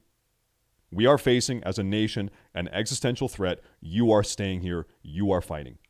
I think there's nothing wrong with that. That's part of being a man. That is what it is. Okay, you live in the country. That's the way it goes. Women and children, get out. Men, it's time to stay. Somewhat by celebrating these guys as heroes. But of course, they are being subjected to a dramatic internal repression campaign to lessen the figures for overall KIA. I mean, and of course, you have to take this with a grain of salt. This is what the U.S. intelligence community believes. But as you said, Crystal, these are highly classified internal documents. There's probably no real reason to lie internally. This is what we believe. We do not, though, of course, have a solid figure. There's simply no way to know. The Ukrainian figure, though, 16,000 to 17,500, I sent these around to some military analysts that I trust. Dying for government. So, like I said, regardless of what you think about Ukraine and Russia and American geopolitical hegemony and NATO influence, let's get abstract. Okay, once again, you live in a nation, you're happily living there, you're raising a family, you're trying to, this is your soil and this is your blood. Okay? I'm talking blood and soil, and another country is invading. That's your time to defend. As a man of that country, that's your time to defend. Okay? This Ukraine situation is kind of weird because you know why. But yeah, no, conceptually, it's time. One of them flagged to me that even though that figure could be half, of course, the defensive is always going to have less casualties than the offensive. But secondary, Russia has the ability to replace many of its troops. Ukraine does not. Yeah. Part of the reason why much of their fighting age population has actually fled the country, and you're seeing reports of 40, 50-year-old Ukrainians who are having to re-enlist in the military in order to fight, and also why they're preventing military-age males from leaving the country itself. So, you know, it's kind of like if you think about the American Civil War, which a lot of people know, the South had less people, but one of the reasons why they were able to be victorious in many ways, because obviously it's easier to be defensive, but one of the things that did them in the end was that they were not able to replace many of their soldiers who, even though they may be higher quality and on the defensive, eventually, if enough of them die, you don't have enough new recruits, you're going to succumb and you're going to have to be defeated on the battlefield. Yeah. And I think there's a couple important things to say here. I mean, first of all, the numbers that are being shared confidentially, apparently, according to these documents, among high-level government officials are not actually what has been shared with the American public, so I think that's important to keep in mind. Another important thing to keep in mind here is, according to the underlying source document, these casualty assessments are given with low confidence. So even internally, they're saying, you know, we're not 100% on these, and they could be sort of wildly off. So that's important to keep in mind. The other piece that I wanted to underscore here with regards to what you're originally setting up, Sagar, that these numbers were doctored and then, I believe, shared on Telegram, the doctored numbers. That actually happened a significant time, maybe a month after the initial leak to that Discord server occurred. And it also is important to note, in terms of us trying to gauge the accuracy of the information contained in all of these documents, which again, we have not been able to confirm, is that... I mean, this is the Pentagon's best information. Do you think anyone has better information about the state of the Ukraine war than the goddamn Pentagon? Like, probably not. So I don't know where than a fucking Pentagon leak. Probably not. This is the only error that has been reported thus far. Yeah. It's the only thing that the Pentagon is pointing. Unless you want to go full schizo mode, conspiracy mode, where it's okay, these are actually fabricated numbers. Everything in this is fabricated and a lie, and the Pentagon intentionally leaked this for some reason. Reporters to. It's the only thing that the mainstream press is also pointing to is just these figures being doctored on this Telegram channel about a month later. Now, does that mean that everything else is 100% accurate? No, you can't say that. But we're just trying to give you as much information as possible so you can judge for yourself. The Pentagon thought the Taliban would take months to years to retake Afghanistan. Well, let's be clear. Is that what they publicly said to us via mainstream media? Or what the Biden administration told us? Because I don't remember. Or was that a secret confidential leak from the Pentagon? Was that a Pentagon leak? Because you'll find what they are internally discussing, okay, within the intelligence community is actually very different than what they are telling you, random American guy, right? You can see that here, allegedly. So I don't remember the details of what you're talking about, but what they tell you is probably very different than what they know or what they're talking about internally, right? Because they're trying to push a certain agenda. You know, how seriously to take the information that is in these documents. So as far as we know, thus far, this is the one error that they've been able to really concretely nail down where the documents were altered in a way to be more favorable to Am I going to play the game? Yes, after I'm done. Russia. Let's go to the next one, and this is probably one of our most significant finds. As far as we know, this is being exclusively reported by us. Included in one of the slides here is that leaked documents show that the U.S. assesses that elements of the Ukrainian intelligence service were behind an attack on a Russian plane in Belarus in February. Now, why does this matter? Because what they point to actually in the original slide is they say that the Ukrainian intelligence services, according to them, violated internal orders on operations outside of Ukraine and conducted this attack on the Russian plane. Now, side by side, yeah, that's like a big, probably nothing's going to happen. Nothing's going to come of that, but that is a big deal, kind of. So this means Ukrainians went into Belarus and sabotaged a Russian plane in Belarus, which is a pretty big deviation from how things have been going. So all of the military aid, all the weaponry, all of the surface-to-air missiles, all of the artillery, everything that NATO, the U.S. has given Ukraine has been, how can I put this? We have given them equipment that we think Ukraine can't use to attack Russia. Okay, so we've given them equipment that Ukraine can use defensively, but we're not giving them like super long-range artillery that they could use to attack Russian military bases across the Russian border. Okay, we have given them sort of like gimped equipment, very limited equipment with which they can defend themselves, but not to be offensive. And so this is sort of going against that desire of the U.S. at least, of NATO at least, because the concern is that if Ukraine starts attacking and being offensive and striking things in Belarus or striking things in Russia, that might escalate the situation even further, and Russia is scary to escalate with because they have nuclear weapons. What we have over there is Belarus actually saying that Ukrainians were behind a February drone attack specifically on the type of plane that we're talking about here. So we can put side by side that the Belarusians and the Russians blamed the Ukrainian services for doing this. There wasn't necessarily a denial from Kyiv, but there also was a bit of a hush up over it. That was significant enough to be actually be included in the internal U.S. assessment. Escalate to what? They're under attack already. Can't get worse for them. Oh, that is so wrong. He says, escalate to what? They're already under attack. Can't get worse for them. You are so wrong. Listen, I'm not defending Russia when I say this. Russia is not trying to glass Ukraine. Russia's not trying to kill every fucking Ukrainian. Russia wants to subjugate and subdue the country so that they can rule it. Russia wants the infrastructure intact. Russia wants the population to take their side. Russia wants to govern Ukraine and absorb Ukraine. There's no point in taking Ukraine if you fucking holocausted the entire country, if you've irradiated the entire country, if you've firebombed every square inch of the country. Russia is not going all out. Russia is not going all out. And so the concern is like, listen, if you really piss off Russia, if you start with artillery batteries, start striking Russian military bases, what if you really, really piss them off and they start firebombing Kiev? What if they drop a tactical nuke on Kiev? Okay? Yeah. Totally wrong. Russia has gone all out. Quickly Google how many nuclear warheads Russia has. You're telling me that Russia is going all out? Do you actually think that? Do you actually think that? If Russia's goal was to kill every fucking Ukrainian, they could do that within a 12-hour window. You know that, right? You must know that. They literally could do that within 12 hours. Of course, the consequences would be crazy, and that would be very bad for Russia. That's not within their own strategy. That's crazy, right? But they could do that.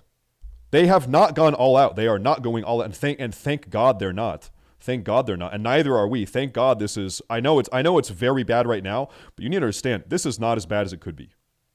At a moment's notice, at any moment, this could get a lot worse. This is not as bad as it could be. Okay. It could be a lot worse, much worse. And it raises a real question. How much control does Zelensky actually have over the Ukrainian intelligence services? Oof. And perhaps this is credence to the idea that there are a bunch of just rogue elements inside of the government. They're basically doing whatever they want. We know about the bombings inside of Russia, of the pro-war blogger, of Dugin's daughter, of the Crimean Bridge, dare I say the Nord Stream attack, which, was supported by somebody. That one I don't think anybody at the top wouldn't have known about. But the question, though, remains, whenever Ukraine does something, who is doing it? Because it seems clear here. All this Russian copium thinking they haven't used their good weapons yet. What do you think is the goal of Russia? Why, you know what, like some of you guys, why do you think Russia is invading Ukraine? Why do you think, do you think Russia's goal is to kill every Ukrainian? Do you think Russia's goal is to level the country and destroy every ounce of infrastructure? Do you think their goal is to execute every Ukrainian person? Or do you think that it's a land grab and they want to subjugate the populace and they want to annex Ukraine and absorb Ukraine back into a USSR-style grouping of Russian countries? Okay? If they're trying to soak up Ukraine, they don't want a completely fucking obliterated country. They could obliterate the country. In a very, let me give you an American example, right? When America is in Afghanistan, if America wanted to kill every single Afghani, we could have done that. Within a 3 or 4 day window, every single Afghani could have been dead if America wanted to do that. That's not why we were there, though. Okay, that's not the reason we're there. Say another example is Vietnam. Okay, the reason America was in Vietnam was not to execute and systematically kill every single Vietnamese person. That's not why we were there. We were there with a very specific, very precise geopolitical goal. I think like some of your guys' understanding of why certain militaristic geopolitical events happen is like very one-dimensional, very one-dimensional. What comes out of the docks from not only us spying on them and their deep amount of secrecy, but their own command and control does not seem to be as solid as we, Zelensky presents himself as the leader here and obviously in the Western press. And you can't obliterate a country. It's not Mongol Empire times Jesus. Okay, so when I say that some of you guys have a very one-dimensional take on this stuff, it's comments like this. You can't obliterate a country. It's not Mongol Empire times Jesus. Okay, I think I think I have to start ignoring these people. These people, they're just. I think you're just probably not very smart. I think you're just not smart. To his own people, but obviously there are elements of the government there that, you know, they don't necessarily listen to him, and who knows what they're going to drag them into, and by extension, us into. That's yes. So number one, it could be that Oh, I they're need just to sort of pee. like rogue and lawless, which, you know, Americans will be familiar with the way that rogue and lawless intelligence agencies can act on their own and prosecute their own foreign policy. That's number one. Number two is it could be sort of intentional on Zelensky's part to keep his own hands clean when they're engaging in, you know, what are effectively, in some instances, international acts of terrorism, potentially. So there's, you know, that potential piece. But the most important part for a U.S. audience is we are deeply enmeshed in this war effort. You know, I would say that we are engaged in a proxy war versus Russia. Now, the Biden administration would very much dispute that. This is the true take. What she just said is entirely true. The U.S. right now is in a proxy war with Russia, and we are using Ukraine as a means with which to carry out that proxy war. Yeah, that's a very unpopular take. It's not like it's not as like we got to help the little guy, we got to help Ukraine. It's not that. It's the U.S. is using Ukraine to bleed out Russia, to take a big chunk out of Russia's military arsenal. And the goal was to economically take a hit out of Russia as well. That seems to not have been effective. Russia's economy seems to not really be that negatively impacted by this war, unfortunately, I guess, for our ruling class. But yeah, no, like this war is about hindering Russia. There's no doubt about that. From the U.S. point of view, and it definitely does suck that a bunch of innocent Ukrainians are being caught up in the middle of this. There's no fucking doubt about that. If you're just like a random Ukrainian guy or Ukrainian woman, that sucks. That's fucking terrible. That really is a shitty situation because you're just a fucking normal person living your life. That sucks. But it's certainly the way that the Russians view it, and it's certainly the way that the Chinese view it as well, which we'll get into here as well. When any of these acts, whether it's the bombings in Russia, whether it is blowing up the Crimean Bridge, when it's whatever that... We got to help the little guy, and we are fighting a proxy war, not mutually exclusive. Okay, sure. But is it any motive for our political or militaristic ruling class to help the little guy? Does that have anything to do with this? There are a lot of little guys all over the world that the U.S. does not give one fuck about. We do care about these little guys, though, that are of geopolitical interest to us, right? When it's convenient to help the little guy because we can use that little guy to help deteriorate Russia, then it's all good. We got to go help the little guy. But let's be real. Come on, don't feed me that baloney. There's a lot of little guys all over the world that no one gives a shit about. Okay, that's the truth. The hell happened with Nord Stream when it's this sort of attack on Belarusian soil? All of these things have potential massive impacts in terms of possible escalation. And might I remind you, we are still dealing with a nuclear-armed superpower. And we're also still dealing with, you know, China kind of on the sidelines deciding how involved directly they're going to get into this conflict. So these are... One of the conspiracies right now is that, I guess, like probably 8, 9, 10 months from now, when we are in a highly divisive political season, that is when China's going to invade Taiwan. China's going to wait for the U.S. to be super divided, and then they invade Taiwan. I think that's probably not going to happen, but that's one of the takes going around right now, too. I think that's probably not going to happen. They're not little incidents. These are massively, potentially impactful. And so you have to ask the question, how much control does Zelensky have over his own intelligence services? And, you know, if Zelensky doesn't even have control of them, forget about us having any say or even advanced visibility into what they're planning and what they're going to actually engage in. Right. So this is an extraordinary revelation. And I also think it is very telling that this is... We are obligated to act in our own self-interest. We are not able to act everywhere as much as we might like to. So I think this is where you and I would probably disagree, Megaboss. I think that our involvement in European geopolitics, and especially Eastern Europe, I think that this is not in the interest of America or Americans. I think that our involvement and a lot of our geopolitical policy, I think, is in the interest of our... I'll just use the word our ruling class, really is what it is. Yeah, I think that what has happened over the last 70, 80 years is you've heard my spiel. I think you have multinational financiers and holdings firms that have latched onto the U.S. and used the U.S. as a means with which, to extract resources and push their own agenda to the detriment of everyday Americans. That's what I think. That's what I think. I don't think that this is. I don't think that any of this is good for Americans at all. Isn't a piece that has been picked up widely in the Western press yet, because it's very unflattering for our own involvement and the way that we have involved ourselves in this conflict. I want to read from one particular slide here, which I referenced before, about the U.S. assessment of the ongoing campaign. They say that Russia's grinding campaign of attrition in the Donbass region is likely heading towards a stalemate, thwarting Moscow's goal to recapture the entire region in 2023. Now, that's what the mainstream media went with. But here is the part where it comes clear to all of us that we're able to draw the conclusion that we're spying on the Ukrainians. This is the U.S. intelligence community speaking to the commanders. We would have higher confidence in our assessment if we could accurately estimate the endurance of Ukraine's operations on the Kharkiv, Luhansk, and Donetsk fronts. We cannot account for the toll that Ukraine's August counteroffensive and eastern southern offensives have taken on Russian troop morale and others, and they continue to reference not having full-scale inquiry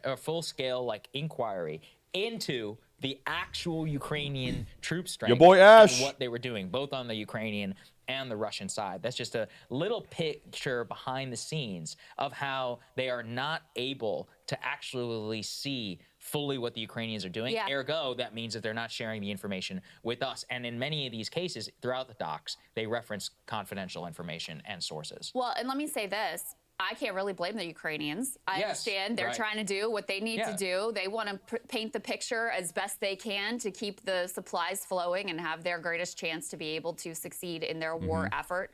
But we are not just like helpless bystanders here. We have a lot of leverage that we could use if it was important to us to actually understand what is happening on the ground, or to actually understand the type of, international acts that the Ukrainian intelligence services may be considering engaging in. If that was important to us, we have so much leverage, because their war effort, which comes out very clearly in these documents, is wholly dependent on Western NATO support, primarily from the United States of America. So we clearly have not used the leverage that we have to try to obtain a fulsome understanding. I wonder internally within Ukraine how many fighting men in Ukraine are being propelled by this sort of propaganda that, hey, you know what, we're going to pull through this. Hey, everything is going really well. Hey, when in actuality that's really not the case according to these Pentagon leaks. I wonder if, so I guess following these Pentagon leaks, I wonder how many young fighting Ukrainian men are going to be like, man, yeah, I'm having second thoughts. I wonder if there will be a drop in morale internally in Ukraine because of these leaks. I wonder what that impact will be. Of what is happening on the ground here, which I think is important for the American people to understand as well. I referenced it too. Another one of the craziest documents inside of these, which we've discussed, we didn't make a full graphic for it, was really just literally the headline of it inside of their of their briefing is Ukrainian forces in Bakhmut almost encircled. Plans to send in elite unit to stabilize catastrophic situation. They don't tell us about any of this. None of it. They literally say they were almost encircled by Russian forces and they had a single tenuous supply road. And when the military internally is describing this as, quote, a catastrophic situation, well, I think that you can say that it's obviously a disaster. Now, it didn't, the Russians didn't end up winning in that particular instance, but overall, throughout this, what you see are the precarity of Ukrainian defenses, both at the ground level and in the air level, and the KIA figures, but also the toll that has happened with Russia. Their inability to make any real gains so far throughout their possible spring offensive, and also just the significantly high KIA figure that comes through. It's a chaotic situation on the ground there, where we were being lied to on almost all fronts, the NATO front, the Russian front, and the Ukrainian front. And I think it's important that, all of us have as much fulsome information into that as possible. Hey guys, ready or not, 2024 is full. We didn't talk about Israel, man. We didn't talk about Israel. We didn't talk about South Korea. Darn it. Darn. I'm cracking up because this has to be the first time the U.S. military has ran out of ammo in a conflict they're not a part of. When the answer to the leak is give the Pentagon more money to fuel the war machine, then it's a press release, not a leak. It is really so. Let me remind you guys something. Like, I think in the West, in the Western world, in America especially, in Western European countries as well, we all like to think that we're sort of, that we are free thinkers, that we are not propagandized, that we are immune to outside influence. That's not the case at all. That's not the case at all. In fact, the best propaganda you don't even know is propaganda. You can't even identify it as propaganda. It's just so streamlined that you don't even realize that what you're consuming is agenda driven. So consciously, it is so hard. You kind of have to give everything a double take. So yeah, so is it possible that this Pentagon leak is intentional for some reason? I don't know. Yeah, it could be. Who knows? Could be. What if it's not even a leak? I don't know. Who fucking knows? Who fucking knows? I don't know, dude. It could be intentional and everything in this leak could be entirely fabricated, or it could actually be a genuine leak and all of this is a really big problem. Who fucking knows? Who knows, Myth? You think it was intentional? I don't know. I don't know. I think it's hard for me to think that this is intentional, because I think that the outcome of this leak is people getting demoralized and saying, you know what, we're done with Ukraine. You know what, we're done sending money. Elections are coming up soon. We are voting for whoever whichever.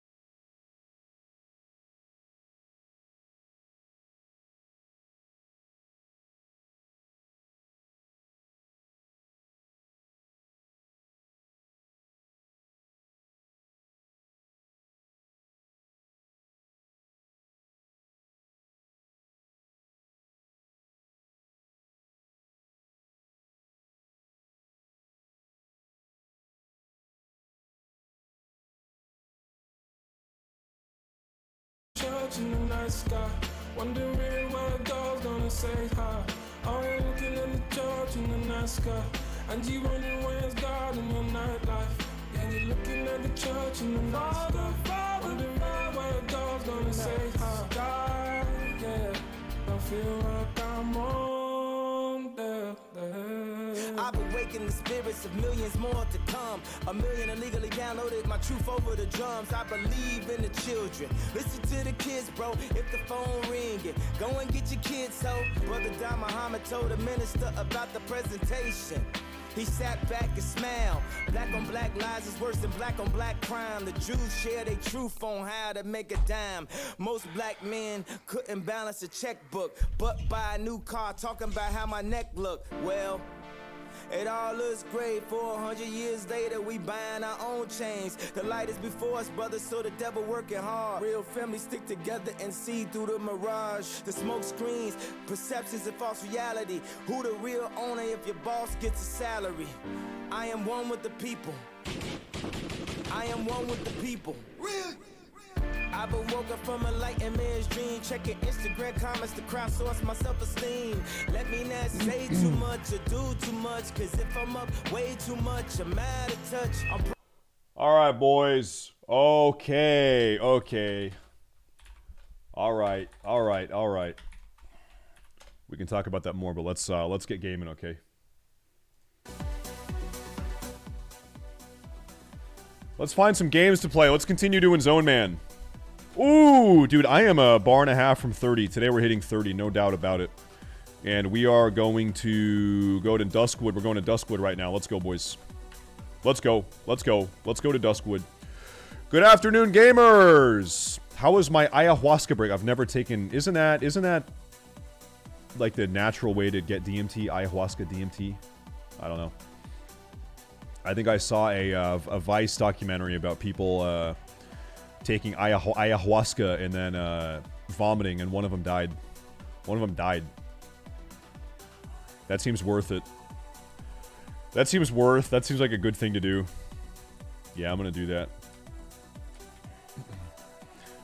I'm going to contact a Native American shaman and take ayahuasca in the desert. Ayahuasca.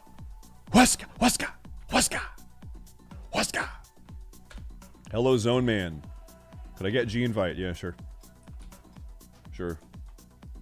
No one else, though. No more G invites for the rest of the day, sorry. Let's do it, boys! It is Zone Man time. Let me get a skull on my head. Okay.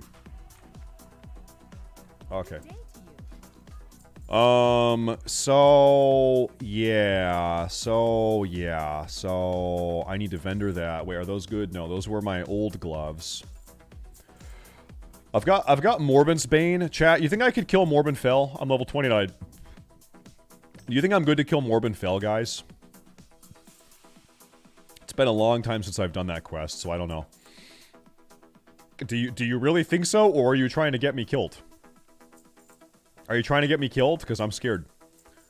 That's gone. Murloc Fin. I'm just gonna buy some new food. You really think so? Do you really think so? You really think so? Dude, I'm stacking silk. You know I'm out here stacking silk. Man, you know it. Let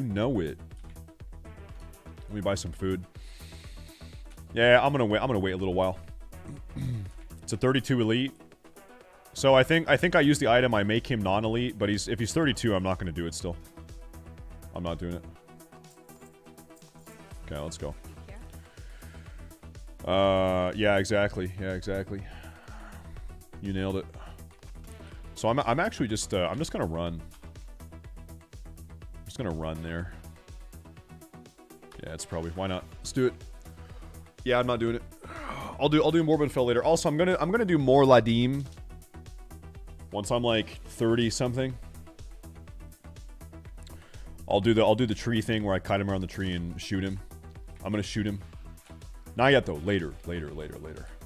Because I think more Ladim gives a really good sword. Really good sword. Really good sword. But boy, fuck, is that scary. Boy, is that scary.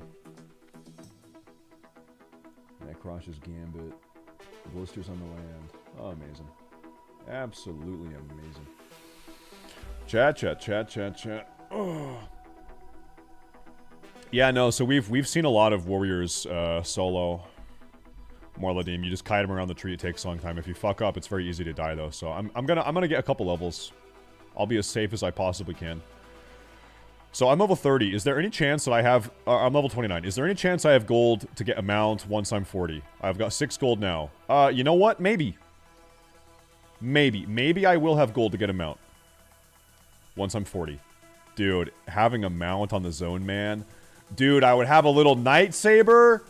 Dude, I would get a lightsaber. Oh, man, dude. That would be sick. Sick. That would be badass. Oh, did you guys see this? The Hardcore Elite Guild full cleared Blackwing Lair last night. They killed Nefarian. And by the way, the entire raid, not a single person died. Not a single person died. That's cool. I think they were saying that they're going to skip AQ40. They don't do AQ40, and instead they move on to Nax. I think they're actually skipping AQ40. They're going to Nax next. But they probably want to keep on farming BWL for a little while. They gotta farm it. NA number 1, yep. NA number 1, it's true what they say. It is true what they say. North America really is just the best. At everything, just the best. How they kill Vale? They had people hearth out. If you get burning adrenaline, you hearth out. Yep. And then you don't die. I was actually reading a Reddit comment. This was on the classic Reddit. There was a post about the Hardcore Guild clearing Blackwing Lair, and someone asked your very same question. They said, "How did they do Vale?" And someone responded the same way I just did. They said, "Well, if you have burning adrenaline, you Hearthstone out. Your Hearthstone is instant cast because you have burning adrenaline. You hearth out, and then the debuff drops."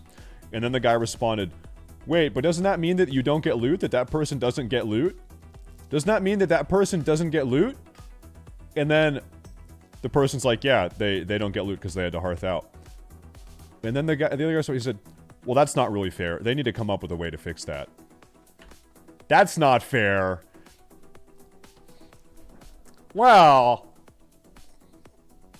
that just doesn't seem fair. Oh my god. Yeah, okay, pussy. Whatever. Shut up. Shut up. This is why you're a loser.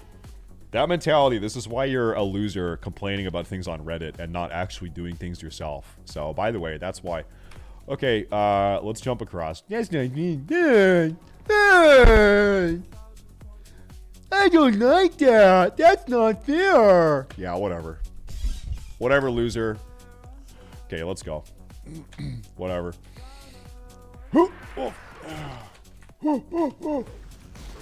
It's the way it goes. Dude, I feel so powerful. Like, I'm level 29 and I feel like I look like a level 40.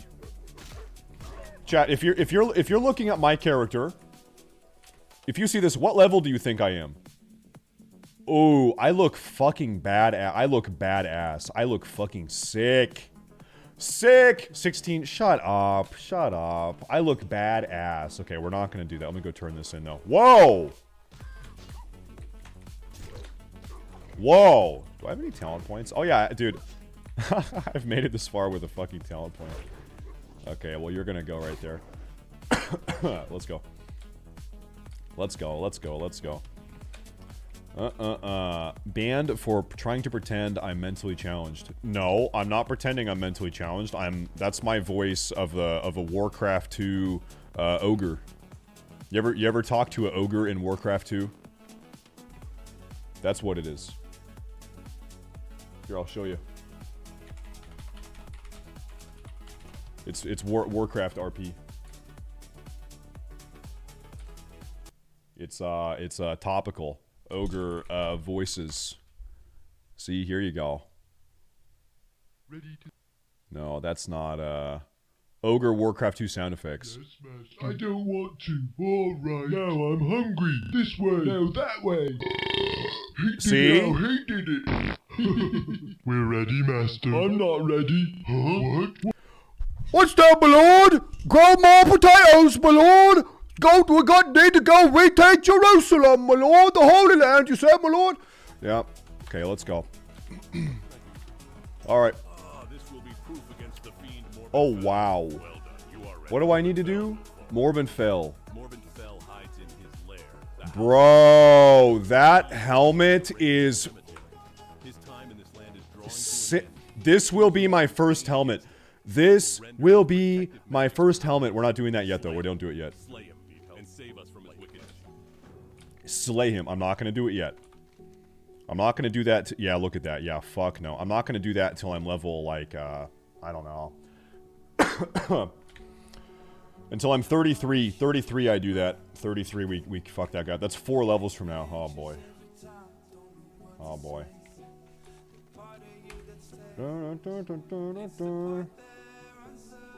Why so cowardly on some? Because we have a YouTube. Because listen, this guy cannot die. Our investment in this character is very high. We need to not die. Speaking of YouTube series, dude, I am so far behind on responsibilities in my life. Like, I have so many projects that I have not been able to do because it just, like, things are piling up.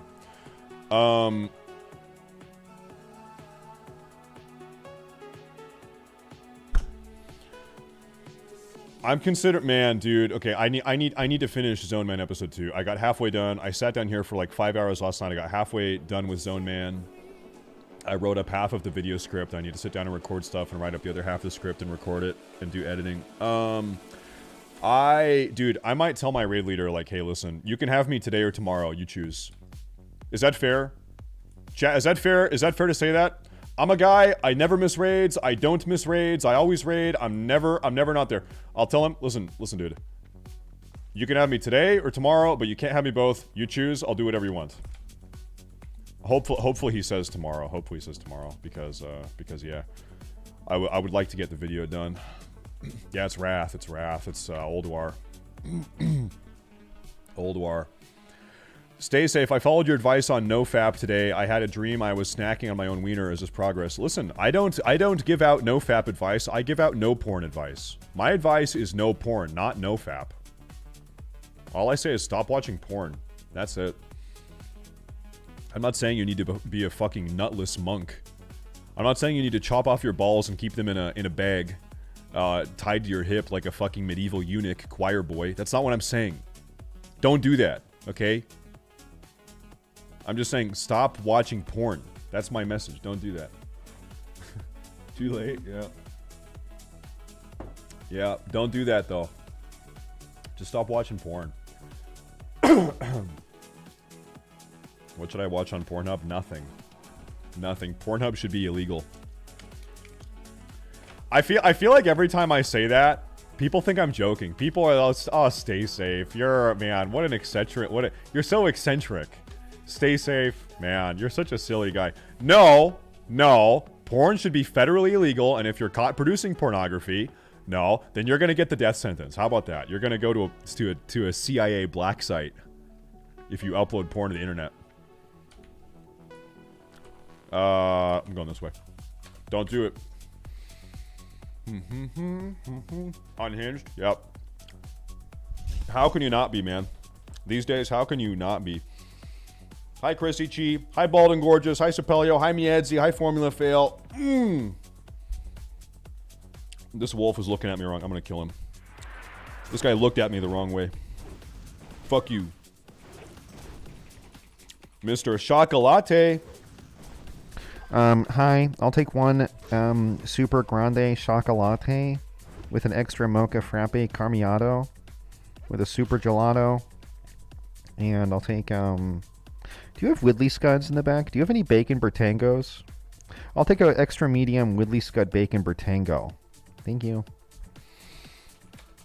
Okay, let's go this way. Ooh, am I going to do this? I don't know. I don't know if I'm going to do it. I don't know. Stitches near the rotting orchard. Be careful. Uh-oh. Who are you? Oh, it's Stay Safe. It's him! It's him! Whoa! Listen, dude. If you spent less time buffing me with scrolls and more time leveling, you would be fucking 60 by now. You would have been on the hardcore Nefarian roster. But here I am. Delete fort. Oh, okay.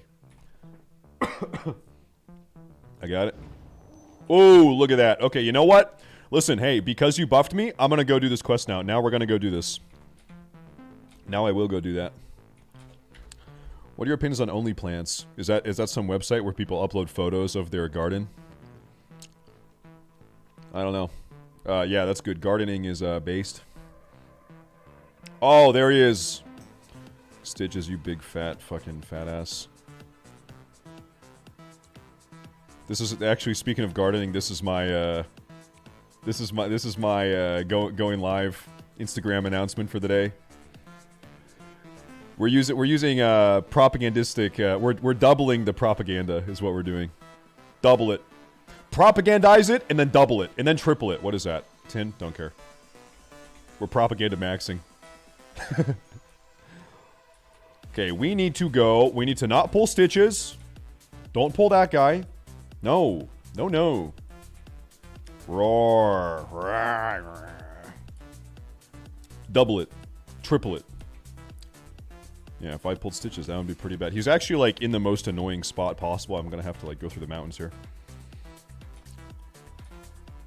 Speaking of which, you should all open up Instagram on your mobile phone, type in StaySafeTV, and give that guy a follow. You should.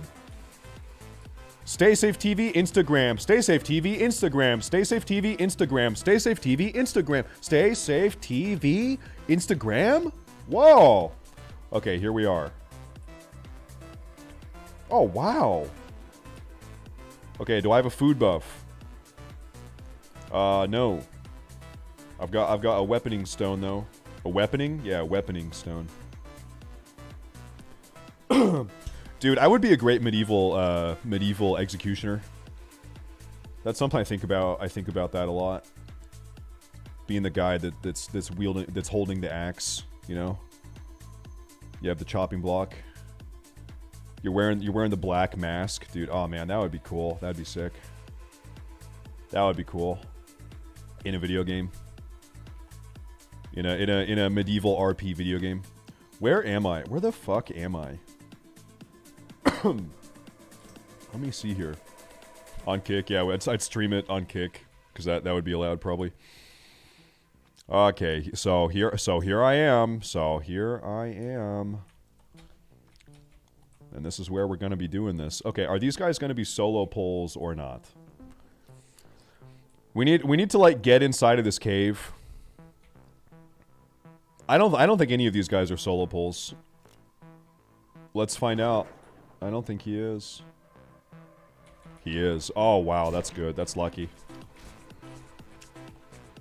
I kill 4 or 5 of these guys and I'm gonna ding. I'll be 30 actually. There we go. Sunder armor. Sunder armor. You know, I actually was telling you guys this. Is that the guy?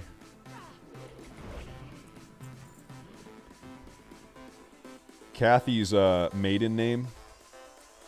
Well, let me do one thing. I need to make sure that fucking guy isn't padding up. I'm just gonna go for it and hope it works out. Okay, so yeah, Kathy's maiden name. Their family name. How can I put this? It goes back to like the 1200s. There was a guy in their family who was an executioner in Germany in the year 1200 or so, and there's actually a German town named after their family name. There's a small German country town named after their family because it was really named after this prominent executioner in feudal Germany back in the day. I'm not gonna tell you the name. I'm not telling you the name. So my wife comes from a family of really top tier executioners. That's in the blood of my children now, and that's the way that it is. That's the way it is. Whoa. Himmler. You know, curiously, I was actually reading about Himmler like a month ago. I forgot what it was, but no, it was about his daughter. It was about Himmler's daughter, and his daughter died in 2018. Old woman. She died just 5 years ago. She, until the day she died, she stood by her father She was actually she was like a hardcore Nazi, and she maintained that ideology until the day she died in 2018. Yeah, 5 years ago. Okay, let me see here. She was in the Nazi mix. That woman.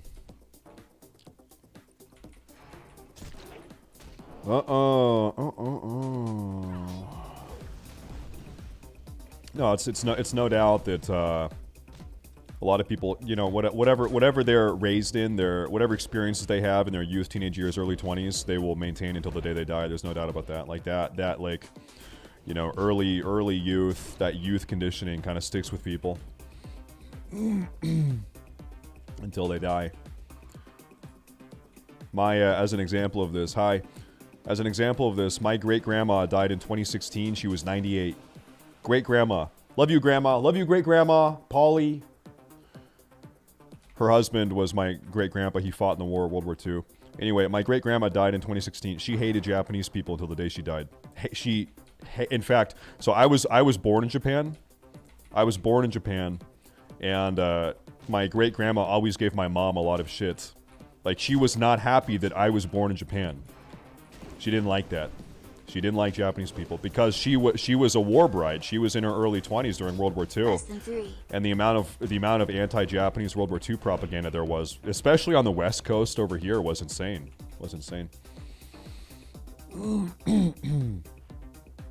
Hi, Boom Kazoom. What are you pointing at? Dude, I need to go inside this cave, brother.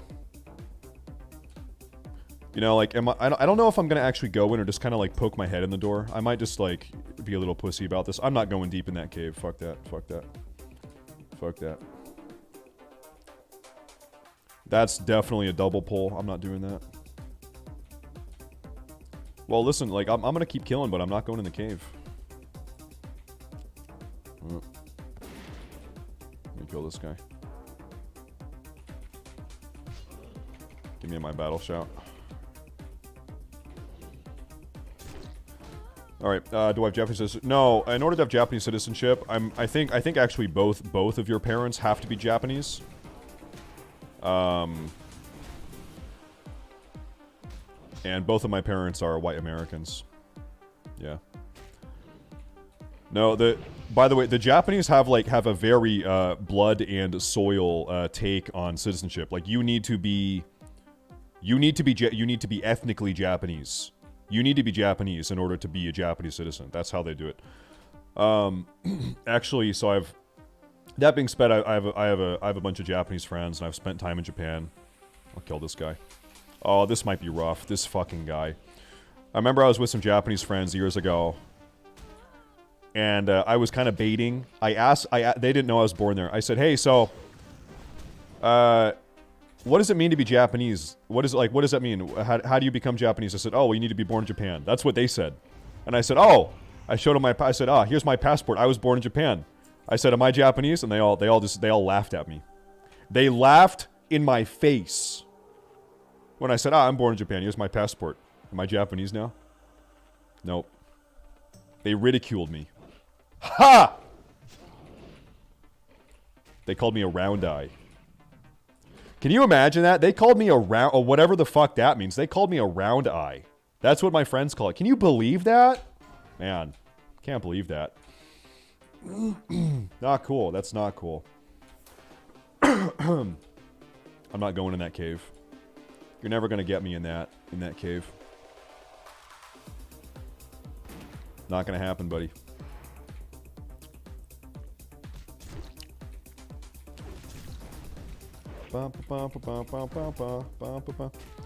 Why does no one seem to care how racist Japanese people are? I don't really care if anyone, like, can I say that? Like, in any way, I just don't really.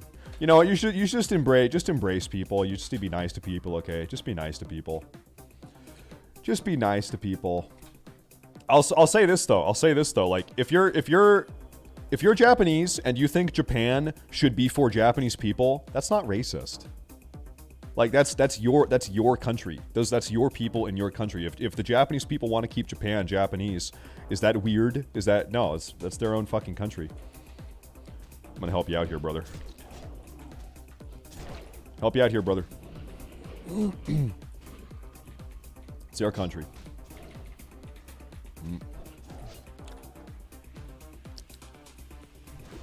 What about America? Well, so America is actually Native American. The Native Americans were here first, and then also America was built by slaves. So really, the ownership of America is Native Americans, then black people, then white people.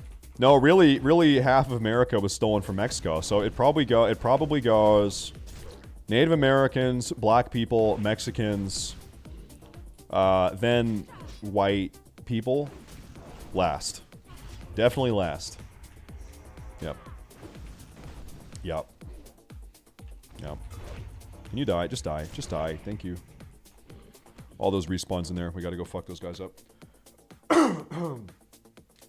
We gotta go fuck those guys up. Ba ba ba ba. Okay, here we go. You, buddy. You're coming out here, buddy boy. I'm bringing your ass out. Your ass is coming out. Right here. Thank you for saying what everyone knows. Yep. What I said is totally true. And sincere. Yep. Yep. Yep. What about Coomers? They will be going to rehabilitation clinics.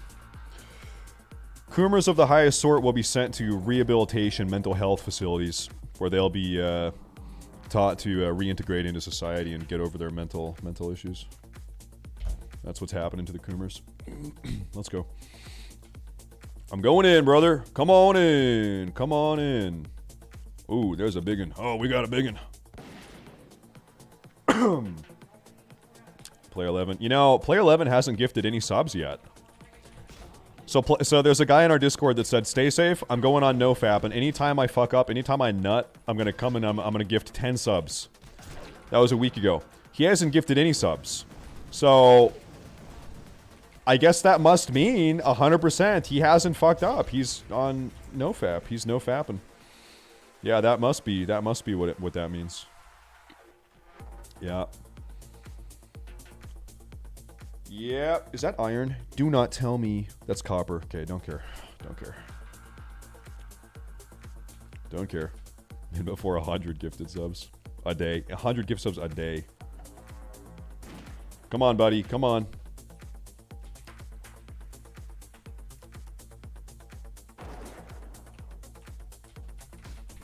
NoFap is bad for your prostate. Yeah, did you read that on fucking BuzzFeed? The article was sponsored by, it's a research study put out by Pornhub. Is that where you read that? The BuzzFeed Pornhub research study? Whoa, okay, come here. No, bro, listen, dude. I have to jerk off to hardcore quadruple penetration, gangbang, cream pie, bestiality, pornographic content, bro. I have to because I care about my prostate. It's about my prostate, bro. Come on. I have to do that. Have I done nofap? Yeah, I've done nofap.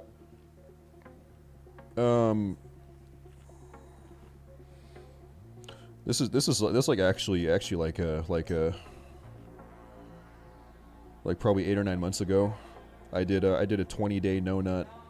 But and fuck, I'm married. But let me tell you something. I think genuinely, I think the problem is the porn and not the nutting. That's what I think it is. I think the problem is the root issue is porn addiction, and then like the masturbation is what follows. I think it's very important to be able to have sexual pleasure that is not associated with highly perverse, degenerate pornographic content. So I think it's actually a very good goal not to do no nut, but to do no porn. And if you jerk off and you use your imagination once every 2 or 3 days, fine. Okay? It's a really important step to be able to differentiate sexual pleasure from porn. Because how many guys go on no nut? They're on no nut for 2 or 3 weeks, whatever it is, and then the no nut ends, and then boom, they're back to porn. Okay? rather than and they do, it's like this all or nothing deal. You need to be able to disassociate those things in your brain. I can have sexual pleasure without porn. That's a much healthier way to live your life. Because that will segue into, you can use your imagination, and that will also help you have like a normal sexual relationship with an actual woman in the real world.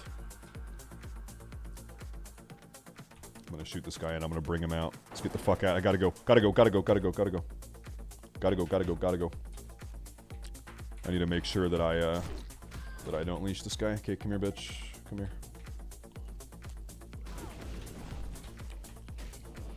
Okay, come here. Okay, come here.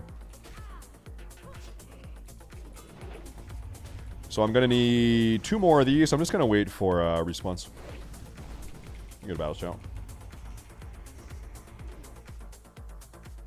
You die. You die. You die. You die now. Thank you. Okay, we're good. We're good. We're good. Okay. Real woman. Yep. Do you think it is possible that spending all of your sexual masculine energy on OnlyFans or on Pornhub content might actually be inhibiting you from finding real life success and precluding you from finding and fostering a relationship with a real life woman? Is that possible? It's not only possible, it is fact. It is fact that that's what's happening for you. It is a fact. This is not the realm of theory. This is true.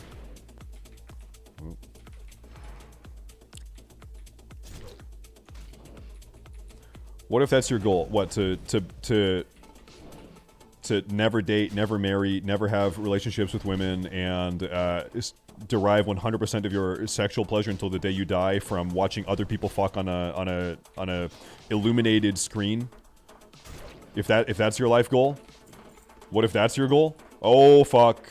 Oh fuck. Are you good? I'm gonna help you. I'm helping you.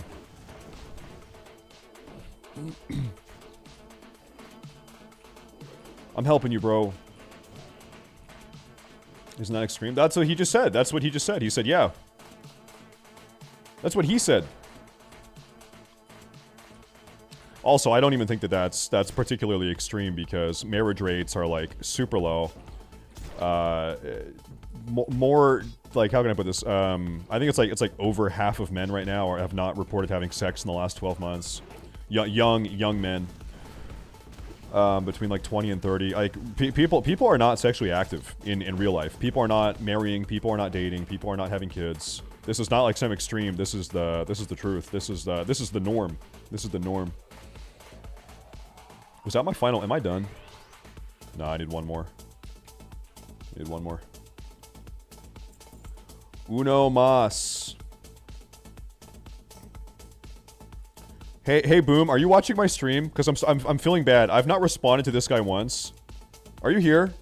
Are you watching? He keeps talking to me, and I haven't responded to him once, and I'm wondering if he's even tuning in or if he's just like some random dude, and I'm just like ignoring him. Let me kill this.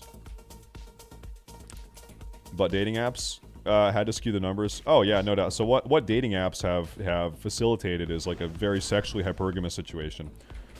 Meaning, how can I put this? At a very basic level, only like the top 10% of men are fucking on dating apps. Whereas, how can I explain this dynamic, right? Men are less picky. Men are willing to fuck anything that's like above a 4 out of 10. Women are more picky, and they will exclusively fuck the 8 out of 10, 9 out of 10, 10 out of 10 guys. And so what's happened is, this is very easily shown with like an image, okay? This guy's a 10, 9, 8, 7, 6, 5, 4, 3, 2, 1, okay? Now you have the girls on the right. She's a 10. Super Stacy. 9, 8, 7, 6, 5, 4, 3, 2, 1, okay? These people are ugly, these people are hot. Enjoy your day, Mr. Strimer. Hope you and Plathy and Babbies are good. LLLLLLLLLL. Because men are much less picky, these guys are willing to fuck all of these girls, okay? And it's sort of like Because these are your Giga Chads. These girls here are sort of like living on copium, that because they can get a much more attractive, successful guy to fuck them on a dating app, they're holding out for one to date them and marry them, but it's never going to happen. They're being used for as sexual objects, right? Meaning these guys are getting nothing. There's actually so yeah, no, I guess the point is the sort of like dating marketplace and sexual scene is very, very weird right now. Very, very weird. There was God, can I find this?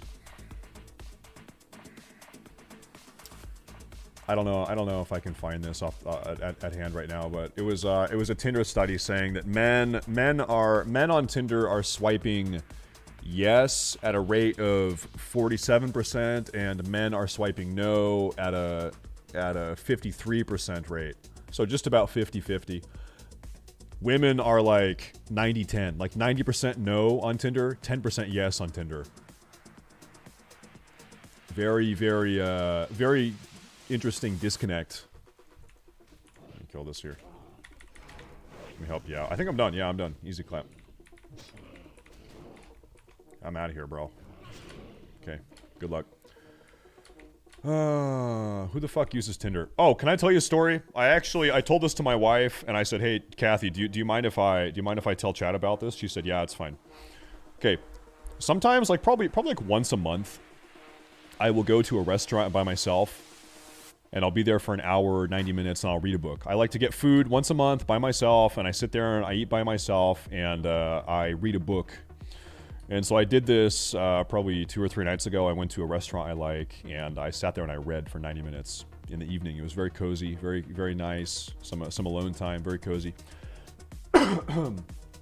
And as I was sitting there reading, there was a waitress who I'm going to assume she's flirting with me. I guess you could say, oh well, she's just being nice.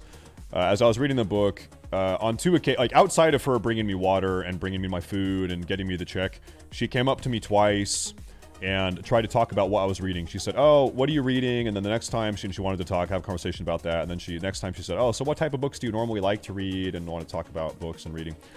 And I was reminded so I've been married 2.5 years now, but I'm out of the dating game for a while. But it is an acute reminder that if you are reasonably attractive, you physically take care of yourself, and you have hobbies that compel you to leave the house and be in public, it's not fucking impossible to talk to a woman, like some of you guys pretend it is. If you physically take care of yourself, you dress in a nice way, and you're pursuing a hobby that takes you outside of your fucking RGB lit gamer bedroom, and you go outside and you do something, that it is actually still possible to have a conversation with an actual fucking human, real life breathing woman. It's true. Where the fuck is this quest mob? Where is this? No, it's true. It's true. But I'm a Trumpist, so.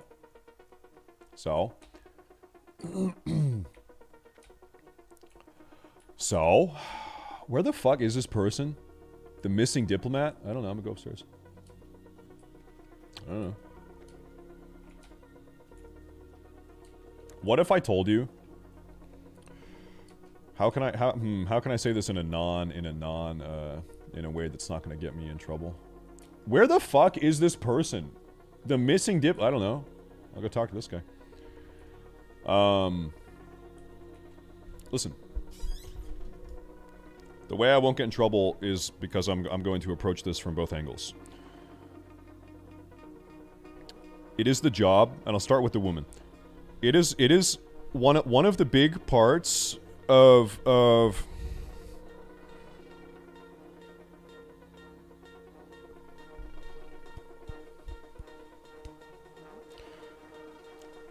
big part of being a partner in a relationship is growing together and helping each other grow and become better people. Ideologically, spiritually, whatever, right? Morally, ethically. And you should be aiming to bring the best out of each other. Okay? So part of being a good wife is helping your husband become a better man. And part of being a good husband is helping your wife become a better person, and you're growing into those people together. Okay? Or spouse, not even married, if you're just dating, right? And so if you, to your question, you say, I'm a Trumpist, I can't find a partner. Well, if you think your ideas are right and you can't find a woman that has those ideas, maybe part of dating her should be exposing her to those ideas and trying to articulate why you think those ideas are better, and maybe she comes around to your ideas. Maybe that's part of you helping her become a better person. You're never there is no perfect person waiting for you. You might have to make someone perfect for you, as she might have to make you perfect for her. Okay? But wait, which part don't you know about? You think there is someone perfect waiting for you? Adventurer, to be honest with you, I don't believe that you would get this. I think that I think that holding out for the literal 10 out of 10 perfect person that's like just already incidentally totally in sync with you is gonna result in a lot of disappointment. Every single person is a fixer-upper, as are you. Like you are going to have to adapt and become a better partner in your relationship, as is your spouse, and you need to do that together. But as I'm sure you can tell, I am an extremely busy man. I see that you have impressed Shut up, galore, bitch. and I assure you Jonathan. that is no small feat, and that he has given his recommendations. There are unsavory times. If you are a right winger in the USA, you aren't converting a liberal. I think it's entirely possible. Like I've actually with women I've dated in the past, I've done that.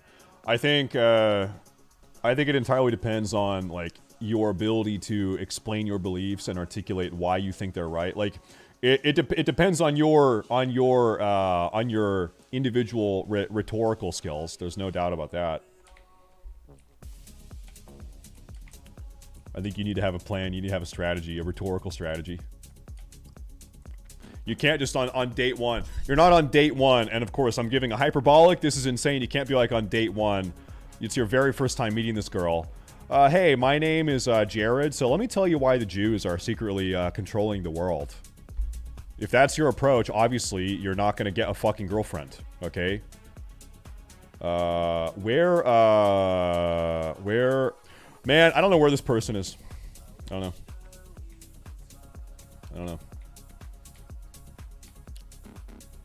know. What's the person's name? Person's name is Watcher Bacchus. Watcher Bacchus? Good one, bro. I think he's like maybe dead. You know what? What if he patrols? Oh, he does, to the north side of town. Yeah, he does. Okay, I'm leaving. Yeah. Yeah.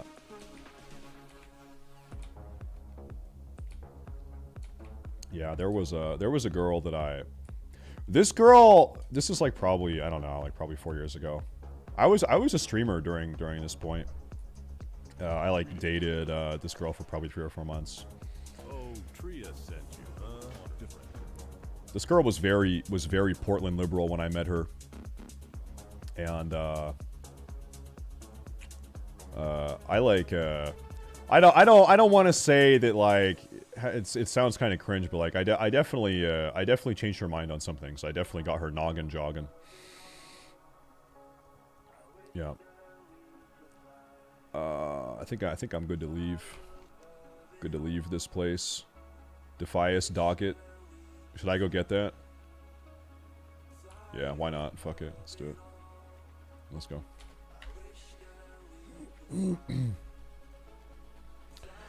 You are like the Taliban, turning people into extremists. Yep, exactly. Literally exactly like that. Yep. Yep. Faster through Westfall. Bro, I haven't unlocked Westfall, okay? I can't. I gotta run over there.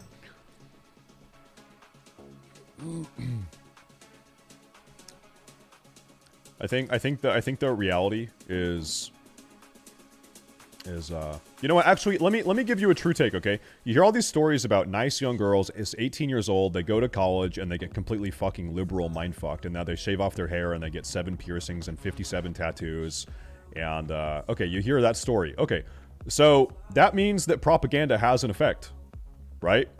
If that is happening, then propaganda or rhetoric necessarily does have an effect because they have changed in their adult life, right? So why could you not do the same thing?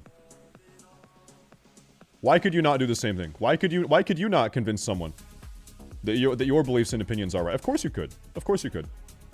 Totally, of course you could. Of course you could. 100%. I think especially today, a lot of young people have just never been exposed. Like they literally have never been exposed to what am I gonna call it? Like intellectual traditionalism. I don't know what I would call it. I feel like I always talk about this and then I never do it because I'm so busy, but there's part of me that really wants to make like a YouTube series going over the aspects of like philosophical traditionalism.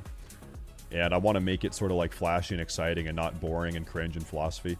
I want to like make a series going over like the highlights of intellectual or philosophical traditionalism in a very easily in a format that's very easy to be consumed. Because I would even bet that 90% of you guys, when you hear the word tradition or what does tradition mean, I think even probably a lot of you guys don't know what that is. People think of like 1950s husband beating his wife, and you know, like that's actually not even what it is. I think this word, this idea has been sort of like intentionally distorted to mean something that is archaic and terrible and unhappy, but that's actually not. It's not even the case. I think there's an intentional distortion that's gone on.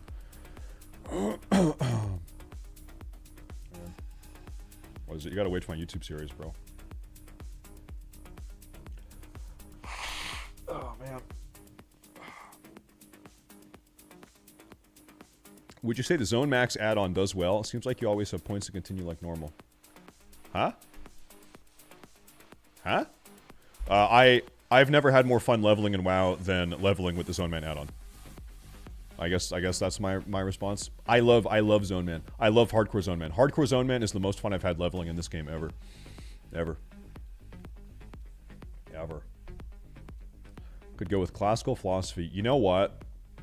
I was reading. I'm reading another Julius Evola book for the last 2 or 3 days, and I don't know, I'm like a third of the way through. And there's an idea. There was a phrase. It was a very inconsequential phrase. It wasn't said in a profound way, but it really stuck out in my mind. The phrase, traditionalism is effectively democracy of the dead, insofar as you are looking to go forward, as you are navigating your own life, you are respecting the decisions and the lifestyles and the culture and the values and disciplines of those that came before you. Whereas modernists, it is a democracy of the living, incidentally, people that are trying to deviate from tradition. Okay, here we go. And so then it's like, okay, well, whose opinions do you value? The people that built society or the people that are actually looking to tear it down? I think so. Anyway, I think it's a very sexy, that's like a very flashy term, democracy of the dead. Tradition is a democracy of the dead.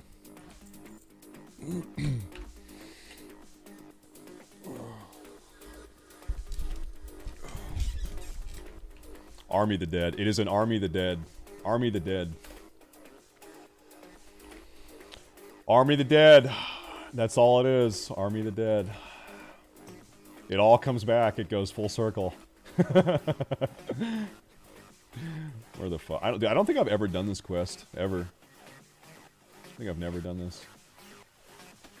I don't even know how I got here. Defiance docket. Okay. Do I go back? Yeah, now I do. What book would you recommend someone who barely reads anymore? You know,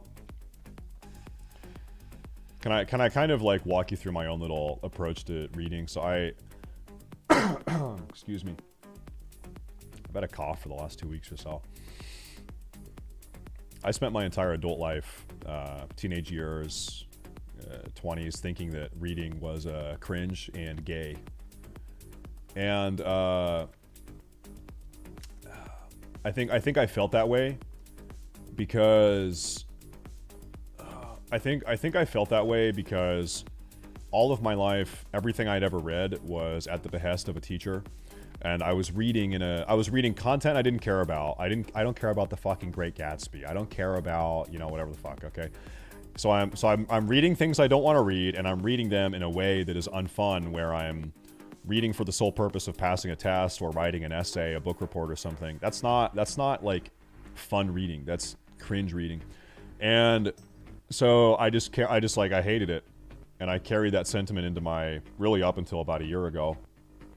And a year ago, I'm just like, you know, thinking about ways to self-improve and become a more well-rounded person. I'm realizing, you know what, every man that I, like, throughout history that I respect or would look up to or would think that is a thinker or a wise person, these are people that read. They all have one thing in common. There's a common denominator. They all read. They all read a lot of books. They were worldly. They were sophisticated. I'm like, well, okay, so, you know, there's probably something to that. So I started putting together a book list, and because I hadn't read in like a decade, I wanted to. I looked up a list of like short philosophy books. Like, I didn't want to read like a 600-page philosophy book, so I looked up like short, hard-hitting philosophy books that would kind of like ease me back into it, see if it's something I enjoy, see if that part of my brain still worked. And so I guess maybe if that's a topic you care about, philosophy or history, I think that's a good way to do it. Start with kind of easy stuff. So I started with I read Meditations. This was like a year ago. I read Meditations. I read The Art of War. I read the Dhammapada by the Buddha, or Teachings of the Buddha. I read, what else? What are other like easy ones? I read The Undiscovered Self by Jung. I read. There's a whole effect. If I turn around, I could get a list, and then from there it's like, okay, well, what type of philosophy do you like? I see the book Ride the Tiger. I would actually, if you have not read in a long time, or you've like never read ever, I would not start with traditionalist authors. I probably wouldn't. I wouldn't open up with a Vola or like you know, Get On or something like that. I would not do that. I'd like maybe build a foundation. Then you go from there. Just read whatever's interesting to you. But yeah, maybe you need to get your brain juices flowing. You need to learn how to read again, kind of, I guess. Yeah. You should take a sociology and psychology course. Part of growing older is caring more about future generations. Sometimes part of growing older is caring about future generations. Sometimes, I think, especially if you're a parent, you are more invested in the way the future is unfolding. There's no doubt about that. You've got skin in the game, so to speak, because you're worried about your kids and grandkids. I actually, when I was in university, I took like 3 psychology classes over the course of a couple years. They were required. At this point, I actually did not give a fuck about philosophy, so I took, but I had to. So I took 3 philosophy classes, 3 different professors. All of these guys were the biggest fucking.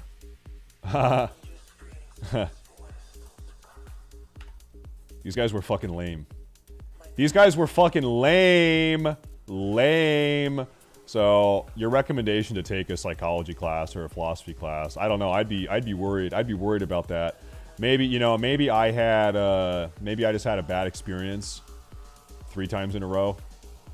But I would imagine that a lot of professors that are teaching philosophy are probably just fucking cringe lords, probably. You're back safe and sound. They're probably cringers a lot of the time.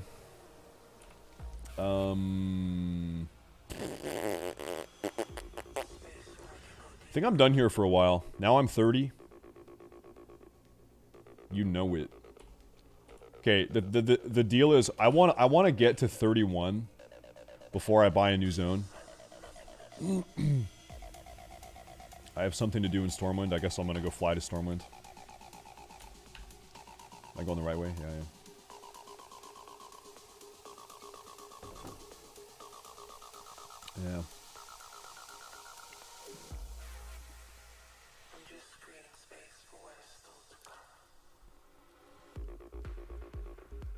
Yeah, it's actually possible that if you take a university philosophy course, that might actually turn you off of philosophy. I could see that being the case. Like that might totally dissuade you from doing independent reading.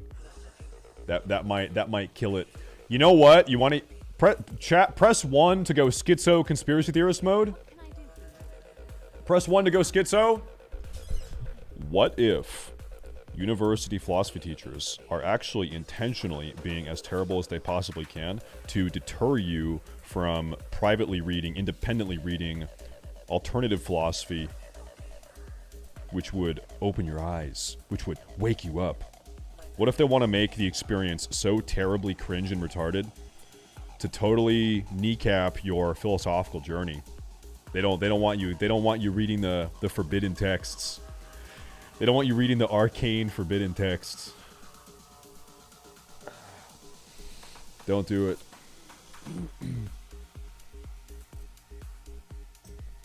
Not that you guys are fucking reading anyway. You should though. You should though. You should. You should. Oh man. You should. Reading is based. I'm gonna give one more piece of advice. For me, this is very true. Maybe it'll be true for you. Like, I'm gonna give it. Never take book suggestions. If someone suggests you a book, don't do it. Don't ignore. Just say halt. I don't take reading suggestions. I don't care what you want me to read. Halt. Don't care. I don't take reading suggestions. Ignored. Shut up. I think you need to find what you want to read. I think you need to. You need to spend time searching around for books that you want to read. You need to find those books on your own, I think. That's what you need to find. I have an extensive forbidden library. Yeah, I'm getting there. I think I have probably books that I have that are forbidden texts. I don't know, probably like, it depends on how you classify forbidden text, probably like 4 or 5 maybe, I don't know. Ooh. Okay, The Missing Diplomat. Hello. Hello. Hello.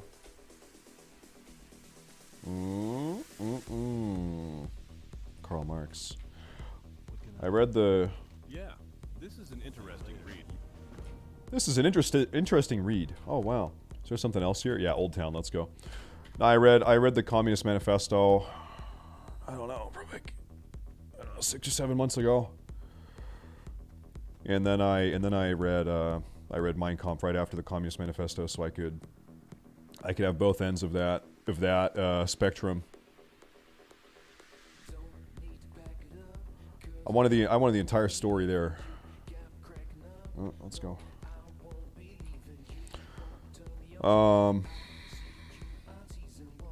No, I actually have not read 1984. Part of me, honestly, like, part of me is not interested in 1984 just because I feel like it's such a fucking normie thing. I feel like, well, it can't be that great because literally everyone talks about it. Does that maybe I'm just being like hyper contrarian, but it feels to me externally that that's like baby's first red pill, maybe. Is that true? I don't know. I haven't read it. Oh shit. I didn't know this was a thing. I didn't know this was a thing.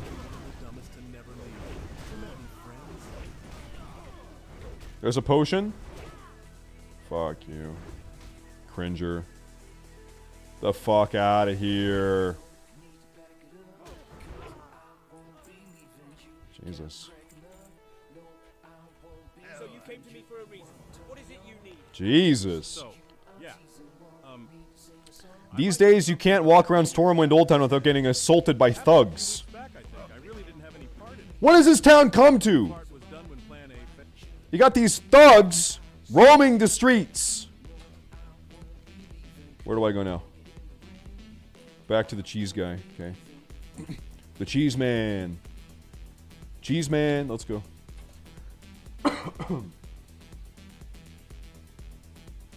Yeah, anyway. The old town. Did I see the mass shooting? Yeah, I saw the headline, but I didn't look into it. How do we stop the mass shooting problem? I feel like you've probably heard my shooting speech, my gun speech, my social decay speech 100 different times by now.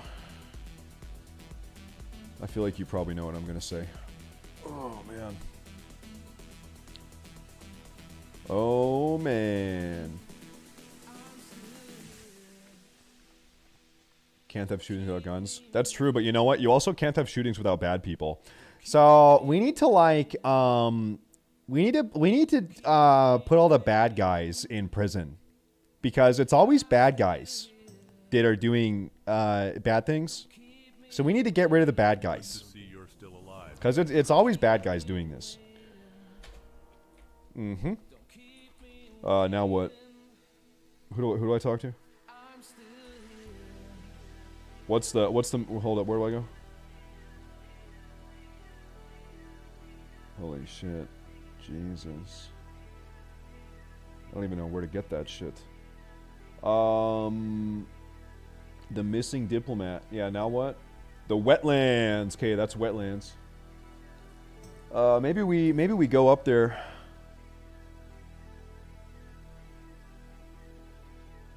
That sends me to yeah.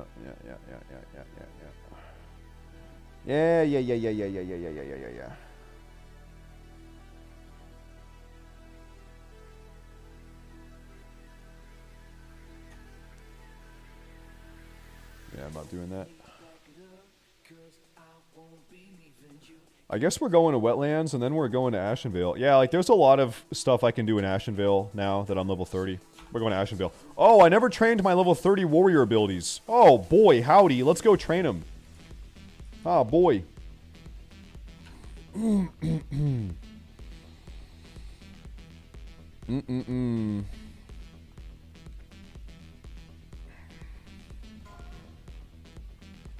Who would stop mass shootings with illegal weaponry if no one had guns? The Uvalde police force would handle it. Those fat fucking retards. They'd take care of it. They'd get it done. They'd get it done. They're good. I guess it is impossible to have this conversation unless we get into a 90-minute rant about guns, and I'm kind of CBA today. I'm going to implement a 2-week cooldown on gun debates. Okay, we can only have a gun debate once every 2 weeks, and we did it like a week ago. So sorry, we're not ready yet. We're not there yet. Needs more time. We're only halfway done the cooldown. Ooh. Okay, hello. The Islander. Yeah, that's a warrior quest. As a warrior grows, adventurer. Now it is time to pit yourself against your peers and see where you stand. There is an island off the coast of the Barrens, south of Ratchet. It is called Frey Island, and it is a place where warriors meet. That's crazy. Fight! Chief warrior of Frey Island, Clannock MacLeod. If he finds you worthy, then Clannock will lead you further down the warrior's path. Okay. To reach Frey Island, search for the sandbar shallows along the merchant coast. Thank you. Thank you. Thank you, Wu Shen. My man, Wu Shen. Wu Shen doesn't sound like how I thought he would, I guess. Hey, it's just a name, I guess. Alright, we are going to fly up to the wetlands. Let's go. Let's go. Let's do it.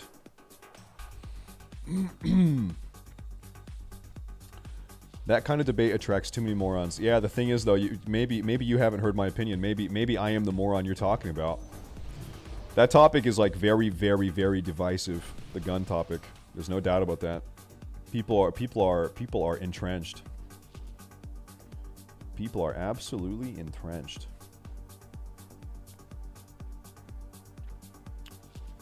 That's one of the, and then of course you have Europeans chiming in. As if anyone cares about their opinion on the gun thing. As if anyone gives a fuck about a French guy's opinion on guns in America. As if anyone cares. Sorry, no one does. By the way, no one does. Oh man, god damn, god. Other kid, also Dragona. I'm sorry, I think I was monologuing aggressively. I was aggressively monologuing when you resubbed. Thank you, Dragona. Thank you.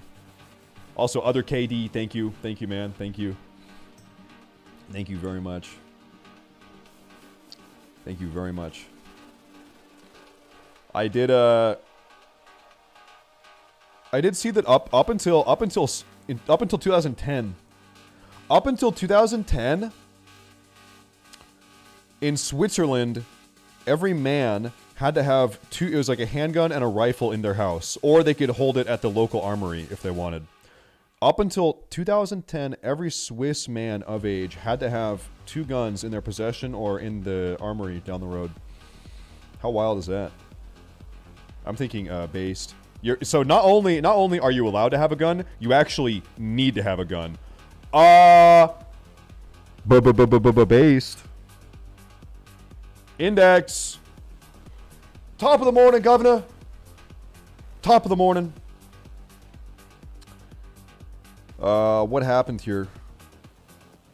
Any crazy drama? How do I find my YouTube shorts? Let's do some YouTube shorts on the flight path here. Let's destroy a couple brain cells. First inmates arrive in the biggest mega prison in America. Oh, it's in actually El Salvador, not America. Okay. Look at these guys, Jesus. MS-13 gang members. Did I ever tell you guys about the time that I was an MS-13 gang member? Well, okay, to be fair, it was on an MS-13 roleplay server. It was on an MS-13 Minecraft roleplay server. But dude, I went deep. I went fucking deep back then. Deep. Amazing. You know why I wear my hat? It's because I have tattoos just like this on my head. You've never seen me shirtless, have you? You don't even know about my gang tats. It's not correct that there is such a thing as biological sex, and I'm a historian of medicine. I can unpack that for you at great length if you want, but in the interest of time, I won't. You've heard what the professor has to say. What's your response? Well, I don't understand what the claim that there's no such thing as biological sex means, and I certainly think it's, let's call it an error, to suggest that there's some sort of scientific consensus about that. I don't agree with why Dr. Peterson has been asked to stop abusing students. Imagine if Galileo Galilei had listened to scientific consensus in regards to the shape of the Earth. Imagine if Galileo had said, "Oh, you know what? Yeah, no, it's flat. It's flat. It's flat." Here we go.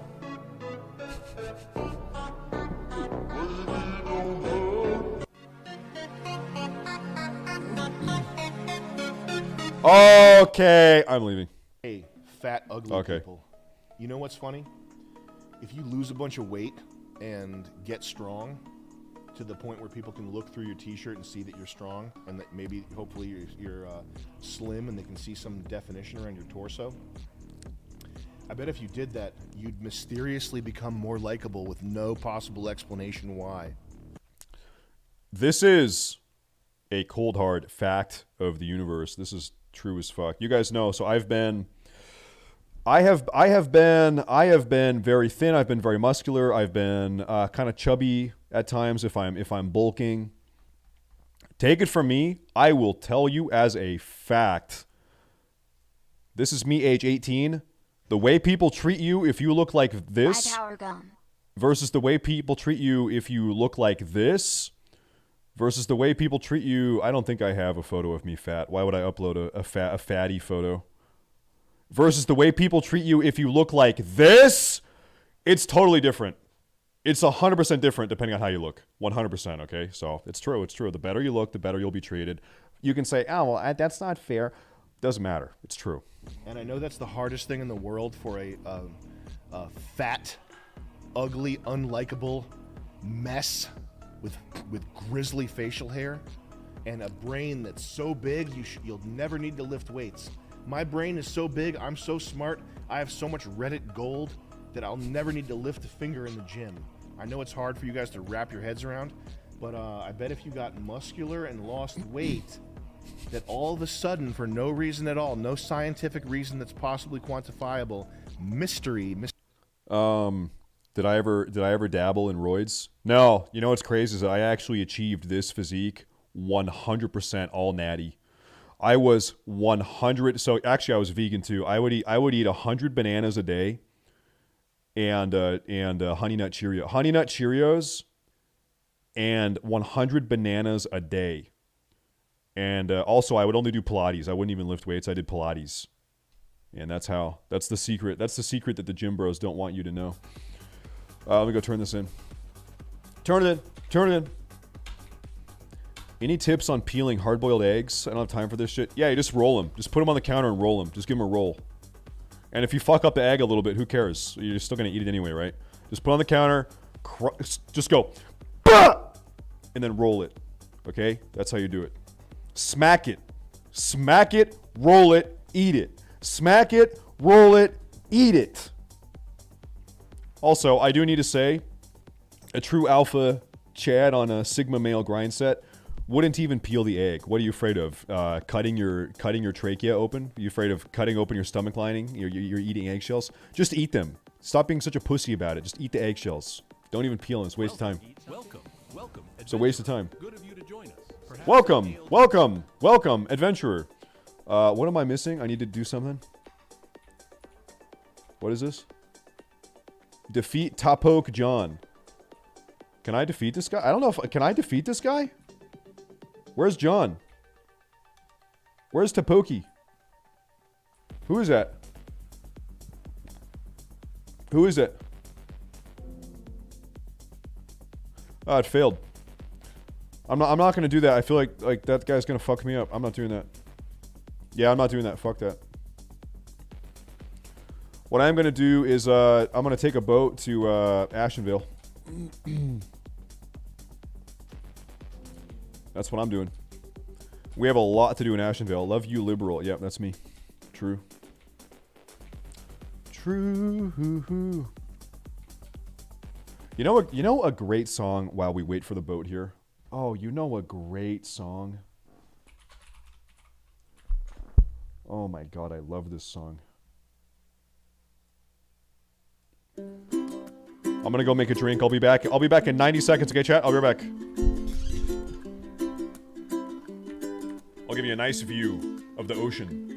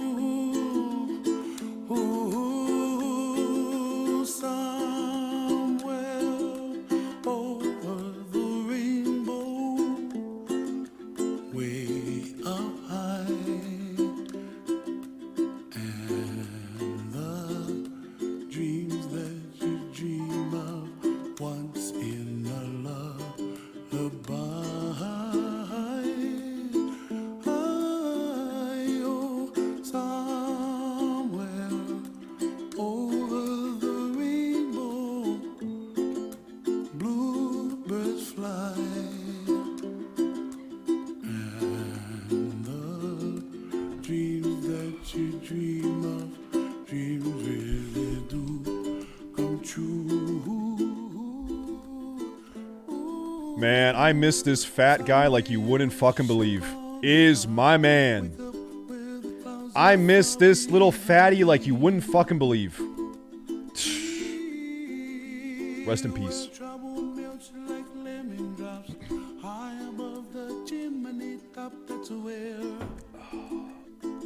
Look at him. Dude, bro, the ukulele is so, like, comically tiny. Right, man. Ah, man, he died too soon. I love you, Iz. It's so funny. Damn.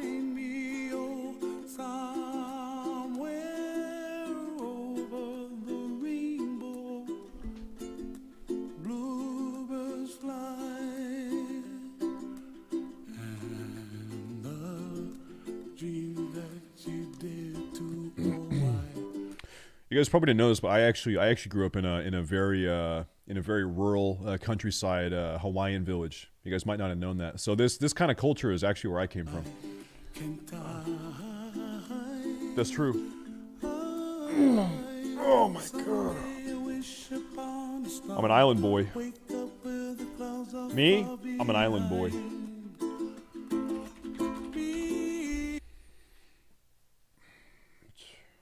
Are these guys still alive? Are these guys still fucking doing anything? Are they still breathing? Are the island boys still breathing? Can we get a pulse on these guys?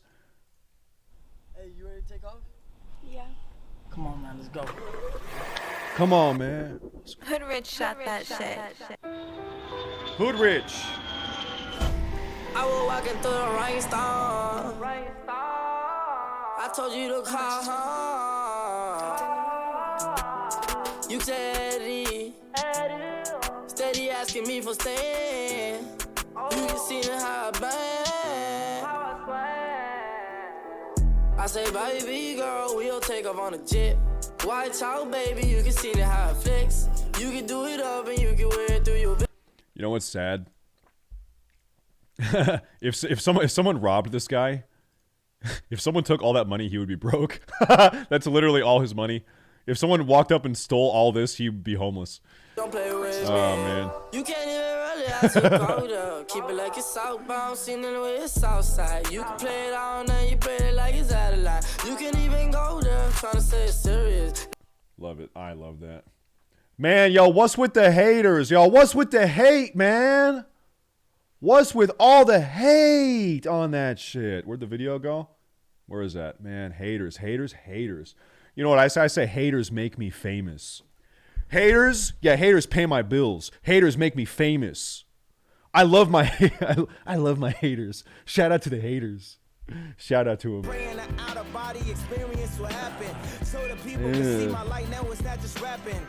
What's going on here? Chonk the Chad. This guy is leveling hardcore while shirtless. He's doing the muscular man shirtless challenge. Shirtless hardcore challenge. Is that him? Yeah, like hold. Let me take a look here. Look at this guy. He's actually just never wearing a chest piece. That's good shit. As hardcore goes on, like it just gets more and more retarded. Like people just keep on inventing game modes. Speaking of which, ZONEMAN is awesome. ZONEMAN is sick. But nah, it's true. It's true though. What server? Bloodsail Buccaneers, classic era. Hardcore, and his guild name, Hardcore Taco Stand. Hardcore Taco Stand is that dude? Now I'm craving some tacos. Oh, I'm craving some tacos. But they need to be made by a Mexican. There's something about like just the more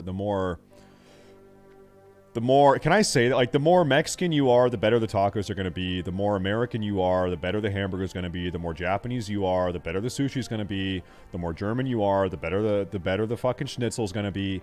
Sorry, that's just the truth. Yeah, it is truth. The more what other types of more? The more French you are, the better the baguette, the croissant is going to be. Okay? Sorry, that's the way it is. It's a racial thing. I hate to make it about race, but it is.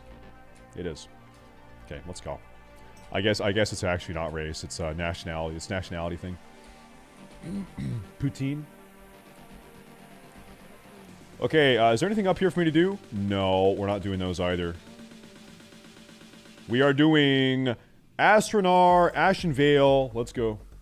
Let's go. Let us go. The more English you are, the blander the food. Yeah, like I gotta say, you know, English food is not really that amazing. It's true. It's true. Yeah, it's true.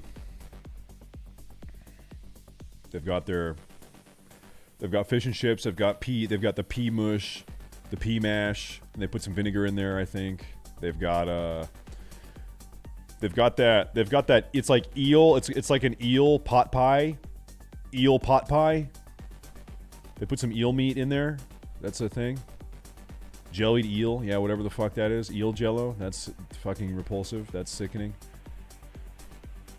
I gotta say, listen, I'm gonna be honest, man. American food is fucking good. America has good fucking food, and you can't even deny that. Listen, there's a reason why we're all so fucking fat. There's a reason why everyone in this country is a fat fucking moron. It's because our food is good. Our food is fucking killer. We have killer food. American food fucking owns. It's delicious. You literally can't stop eating it. That's how good it is. You eat it until you die. That's our pastime. Half of our country eats so much they literally kill themselves because they can't stop eating it. So you know it's good. That's how you know it's good. That's like half of all the deaths in this country is just fat people dying. Hey, so if you're broke down, don't or lie have to an me. emergency in a rural area, and the only option are dirt driveways going up to who knows where, what do you do? If you're gonna approach, I really don't care. How I Move in Portland, 2023. Oh yeah, fuck yeah. He's locked and loaded. Hitting the streets. Uh-huh. Yep. Uh-huh. Okay, dude. Okay, dude. You know, like I would say he's capping, but I actually, the shit I've seen in downtown. I have seen a guy hunched over on a corner in downtown Portland with a bullet hole in his abdomen getting lifted up by paramedics in downtown. I have walked by a guy bleeding out on the sidewalk with a bullet hole in his abdomen. I have seen that within 6 feet of me. So yeah, no, it's true. It's true. Not good. Oh, damn, we got the MK18. Good shit. Okay, cool. That's epic. The richest man in history died 600 years ago, and his company hasn't raised prices. Wasn't it Mansa Musa? Mansa Musa, the gold guy, the African guy who had all the gold. I think that doesn't count though. Like that kind of doesn't count. Does Mansa Musa count? Now there's debate over who takes the crown of the richest ever. Mansa Musa and Rockefeller are frequently named, but Jakob Fugger might have taken the title. Jakob Fugger. Fugger built an estimated $400 billion fortune in 15th century Germany. He cornered mining markets for precious metals and became Europe's most influential financier. He's credited with inventing financial statements and convincing the Pope to change laws that made charging interest unholy. To give back to society. Wait, oh, wow. No, this guy convinced the Pope that charging interest was unholy. Fugger, I'm thinking based. I'm thinking based. Nice, man. We need more Fuggers in this world. Society before he died, Fugger built an affordable housing project called Fugger Eye. Residents only had to pay $1 in rent per year as long as they made a prayer to him daily. What's crazy is this community still exists with the exact same terms to live there, even in this inflationary economy. The buildings are managed by Fugger's descendants, who still preside over a massive fortune 19 generations later. If you love a mix of business and history, follow me for more. The richest man in... Man, we all need to have a little bit of Fugger inside of us. I hope that I can get fugged up someday. I'm trying to get fugged up. Okay, let's go. Those are some rich Fuggers. Yeah. Okay, the how Free the Highborn Soul in Night Run. Man, god damn.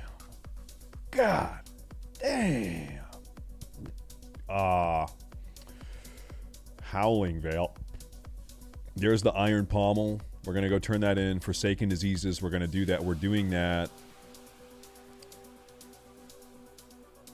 Okay. I'll go pick those up. Let's go. We're gonna do them.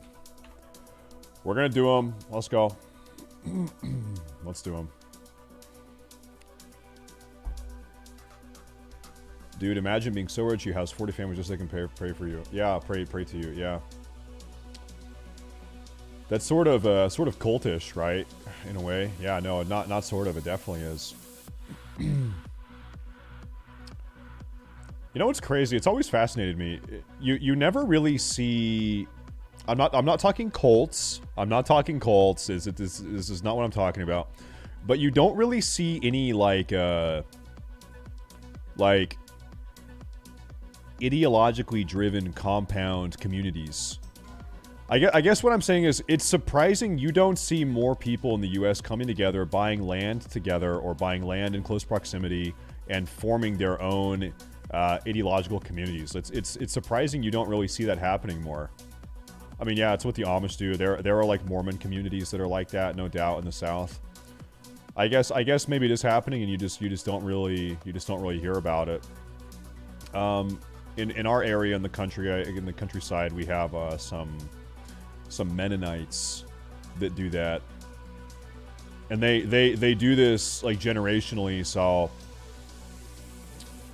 over the course of like 100 years, they will buy up houses or plots of land in the country, and they'll build like their little empire. They want all the land to be touching. They want to have all the roads. And they just like, you know, even if they have to wait for someone to die so they can buy the house, then they just they wait. They do it. They'll scope out houses, and then they'll pay way more than the house is worth. So like it's like an offer that you can't refuse, just so they can have it in the family and in the community. They can lock down a huge area of land. Okay, let me do this. We're doing it. Shut up. Yeah, no, I think really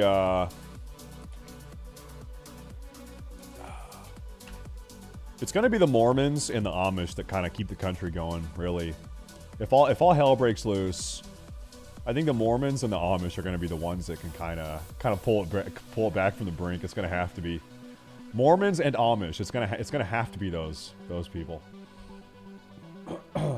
Jay Kodiak, my man. Hey, dude.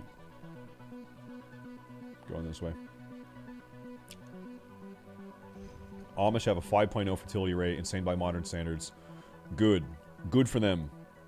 The Amish are a hardworking, noble, respectful people, and I wish them nothing but happiness and success. I genuinely do. Good for them. Good for those Amish. Good for them. I fuck with the Amish. Even if they drive their little fucking buggies at 15 miles an hour on a freeway, on a highway. That's fine, okay? That's fine.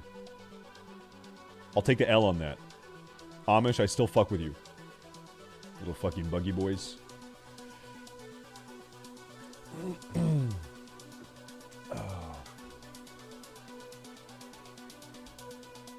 Amish rates for alcoholism. Do you think Amish alcoholism rates are higher than non-Amish alcohol rates? I have no idea. I don't know.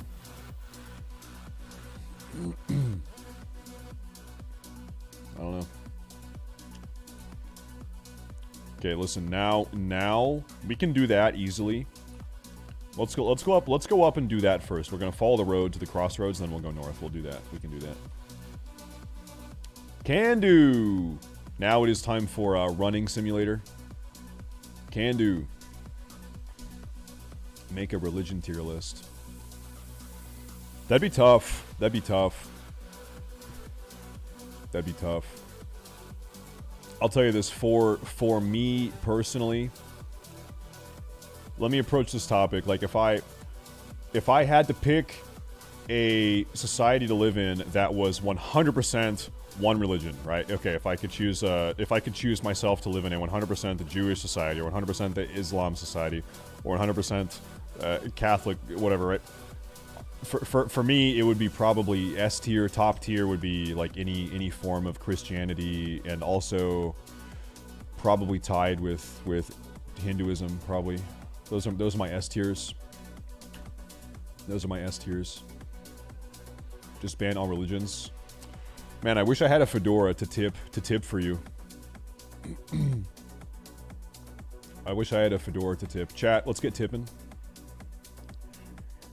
Yeah, religion is the problem. Yeah, religion is the one problem that is fucking up society. There's nothing else. Surely it's not the exact inverse of that.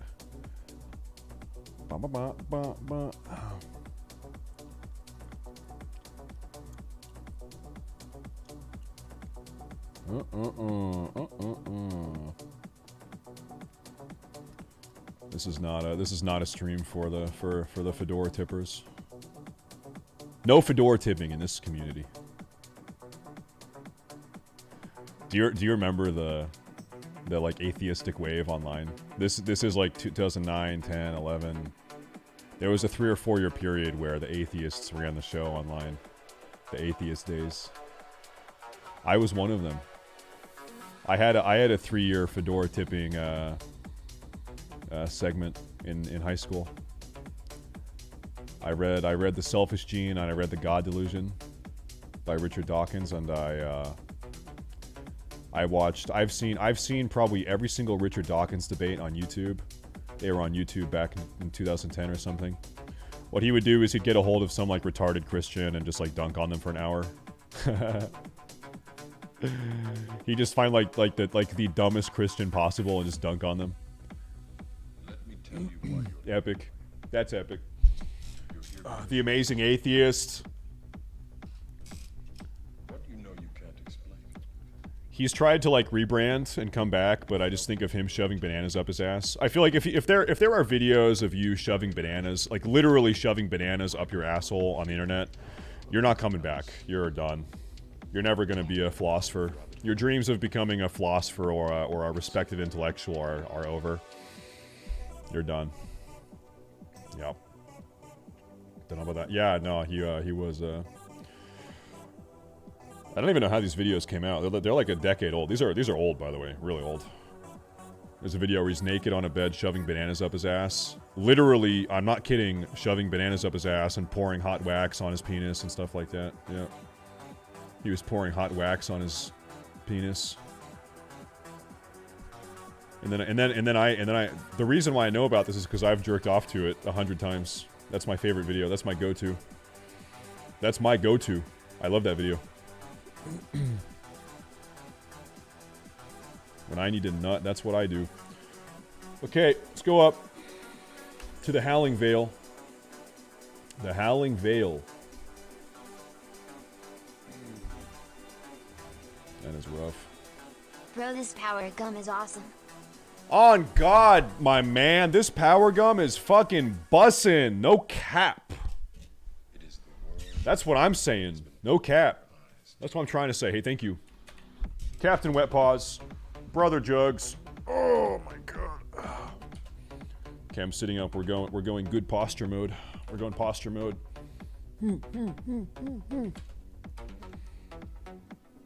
Okay, this is Free the Highborn Soul. Yeah, okay. Can do. I can do all that. Can do.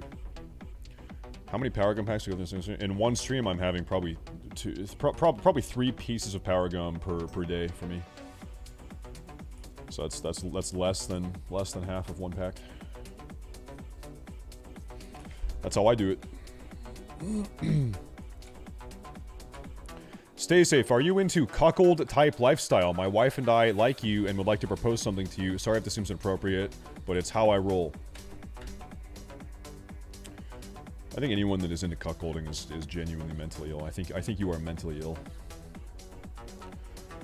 I think you are mentally ill. No, I don't. No, I don't. No, I don't. No, I don't. No, I don't. No, I don't. I don't think you're mentally ill. I think you are deep in the pornographic rabbit hole. I'm big into rehabilitation. I think that you can be rehabilitated. I think you're just down bad on the degenerate, perverse, pornographic rabbit hole. That's what I think, and I think it's not too late for you though. I think you can come back. I believe in you. I believe in you. You can come back, bro. Tell that to Destiny. You know, I think terminology is important. Hi waiver. I don't think Destiny's a cuck. I think he's just in an open relationship. I don't think being in an open of course, I'm not a fan of open relationships. I would never be in one. Not my thing. I think other people probably shouldn't do it either. But I don't think that being in an open relationship is necessarily the same as being a cuckold. I don't think so. If both the male and the female are free to pursue sexual interests on their own, I don't think that's cuckoldry. I think you need to have your definitions mean something. I think your terms have to mean something. Okay. Why? Just so people do their own thing. Tim Pugh, that's not really the philosophy or ideology of this stream. I'm a little bit more of an authoritarian. I think that it's probably bad for society, and as such, I don't like it. Yeah. I'm not in favor of unending freedom and liberties. That's not really my style. What I care about is a healthy, effective society, and I think that having non-monogamous relationships are generally not conducive for that. Okay, let's go. Okay, let me get a weapon sharpener here. I care about what leads to a good society. That's what I care about. Is this even the way? Yeah, no, this is... Oh, no, it's not. It's over here. It's over here. My bad. Right. I think. Yeah. Ah, yeah. This is it. This is it.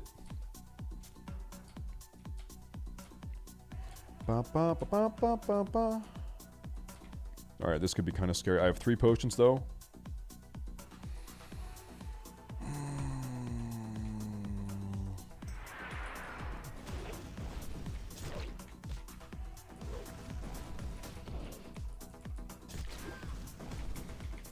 Yeah, no, we really do live in a society, and the perverse, unhealthy behavior of other people in that society impacts me and my family.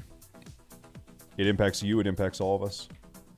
And I am not like total libertarian style freedom and acceptance of every single lifestyle and behavioral pattern.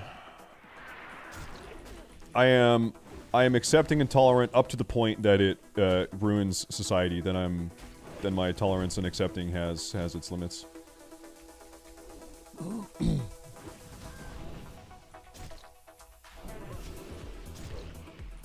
Hello, let's go. You Clockwork Orangey? I don't know. Isn't that a book? I don't know what Clockwork Orange is. I'm not sure what that is. Haven't read it. If it's a book, I haven't read it. Is there a pat in here? No? Okay, we're good. Movie? Okay.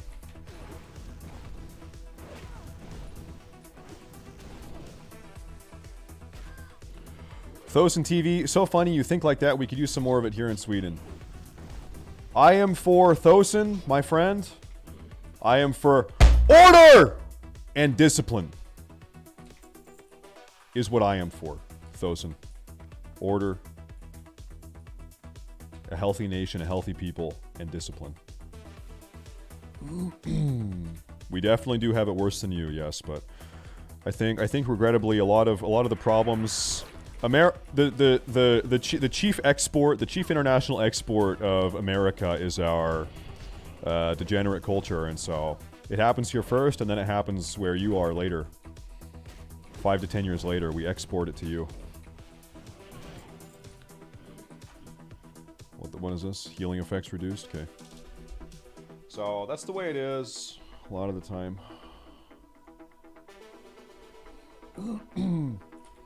Let's go. Oh, hello.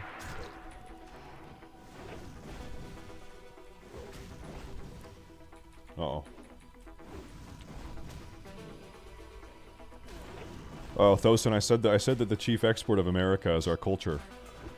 And so if something starts here, it's gonna get to you one of these days. 5, 10 years, could be sooner, could be later, but it happens in America first, and then it happens wherever you are. Regrettably, a lot of the time. Not always, but a lot of the time.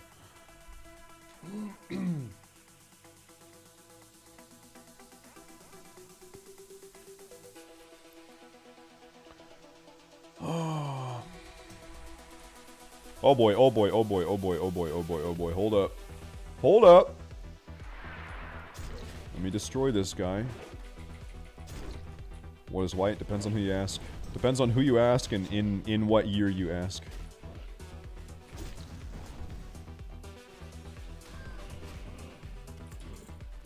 Whiteness is in the eye of the beholder, okay? That's the truth. Probably. Okay, how about you? Can I get a solo poll on this guy, or is this gonna not be fun? Solo poll. Good shit. These guys are not too bad.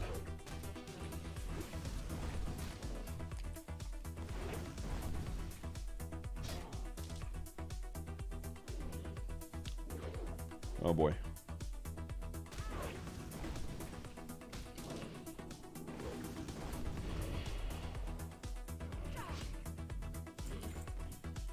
Okay. I think I can just go get that. Maybe I need to kill one more of these guys. I might need to kill one more of these guys. Maybe not. No, I'm good. I'm good. I'm good.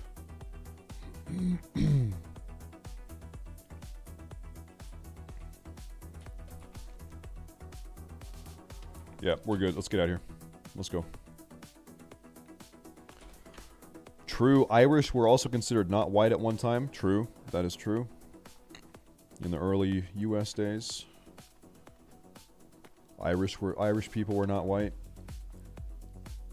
All of our founding fathers in the U.S. had thoughts on whiteness and what white meant. They talked a lot about the racial demographic of the country and which sort of immigrants should be let in, where like, should we allow immigrants from Germany? Are they white? Should we allow immigrants from Sweden? Are they white?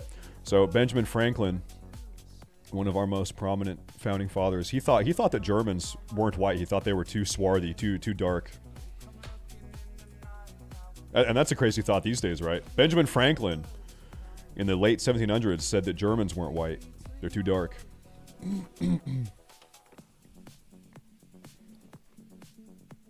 For him it was Anglos. It was Anglos and it was Nords. Those were white people. Crazy, wild. Hey at StaysafeTV, sorry I wasn't around for you calling all Daniels to sub. Hope you're having a good day. You heard about that, huh? Gluten-free tendies? Yo, dude. Yo, man. Hey, thank you. Thank you for the resub also. Thank you. So I'm a mixed race couple. Well, I mean, I guess so Kath was German. I guess I'm actually mixed race myself. I'm part Anglo and I'm part Germanic. I'm mixed. What can I say? I'm mixed. Yep. I'm a Ganglo. That's a Germanic Anglo. I'm a Ganglo. Where are my Ganglos at? Give me a 1 if you're a Ganglo like me. Where are the Ganglos in the chat? There we go. Nice.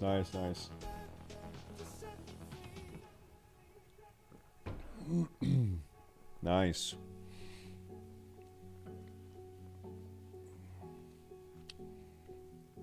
We all will be mixed in a few thousand years finally. Well, that's not very diverse, is it? Think about that. If you're a proponent of diversity, it's really cool that you can go visit Japan. It's full of Japanese people, it's full of Japanese culture, Japanese customs. If you want the Japanese experience, go to Japan. If you want the Swedish experience, you want to be around Swedes, you want to be immersed in Swedish culture, you go to Sweden. And so if everyone is sort of like culturally, or I guess culturally and racially homogenized, you don't really have diversity anymore, do you? So if 2,000 years from now, the world is so globalized insofar as there is only one global culture and all sorts of like traditional national or ethnic culture is lost, then you don't really have diversity.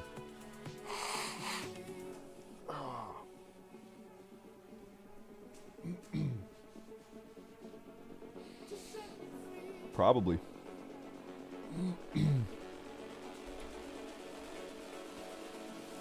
Okay, I'm gonna wrap around. Let's go get the pommel and kill the guy at the lake. Let's go do that. Let's go.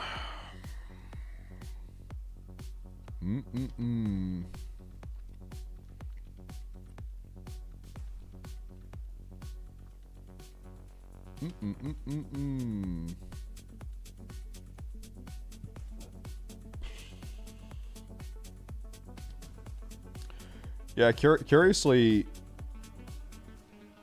the end game or the goal of communism is also necessarily, definitely anti-diversity, right?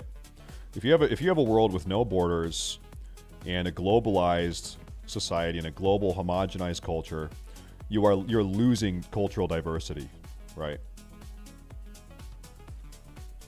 I think if you ever want to kind of like if you're ever debating an online communist, I think a really funny question to ask them is, okay, are you ask them about the diversity aspect of communism? Are you anti-diversity? Because that is necessarily the outcome, right?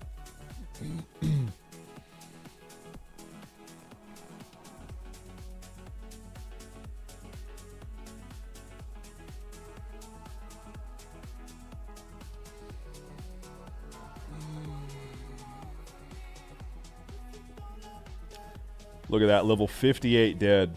Jeez. Level 58 dead. Dead. Dead. Palma, yep, exclamation point zone man. There you go. Go watch that YouTube video. Exclamation point zone man for the full zone man explanation. He did it for the content? Yeah, probably. The 58, rest in peace. Hi, Silent. Yo, dude.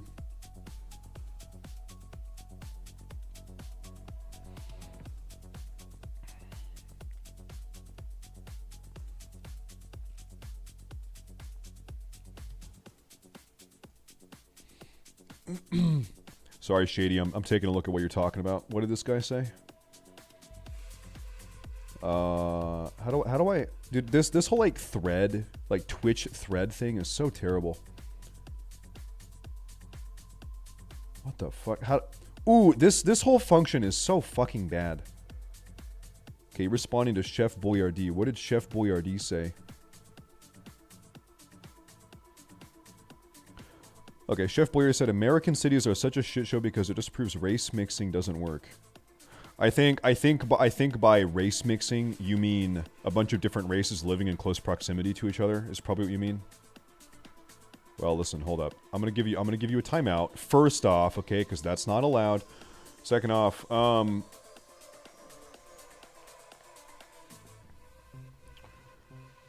I think what is really important is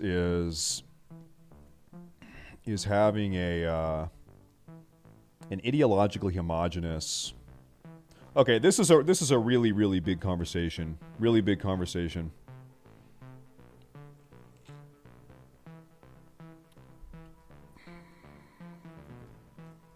That I might be too lazy to have with you guys. I think for a lot of people, for actually probably most people on this planet, like literally most people on this planet, I think most people harbor some amount of in-group preference for people that look like them.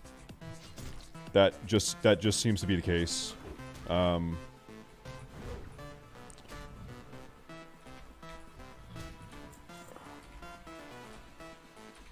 For right or wrong reasons, that seems to be the case.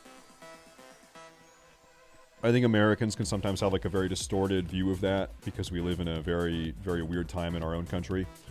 But if you leave the country, that seems to be the case. If you look at rhetoric, that seems to be the case, and how people behave generally.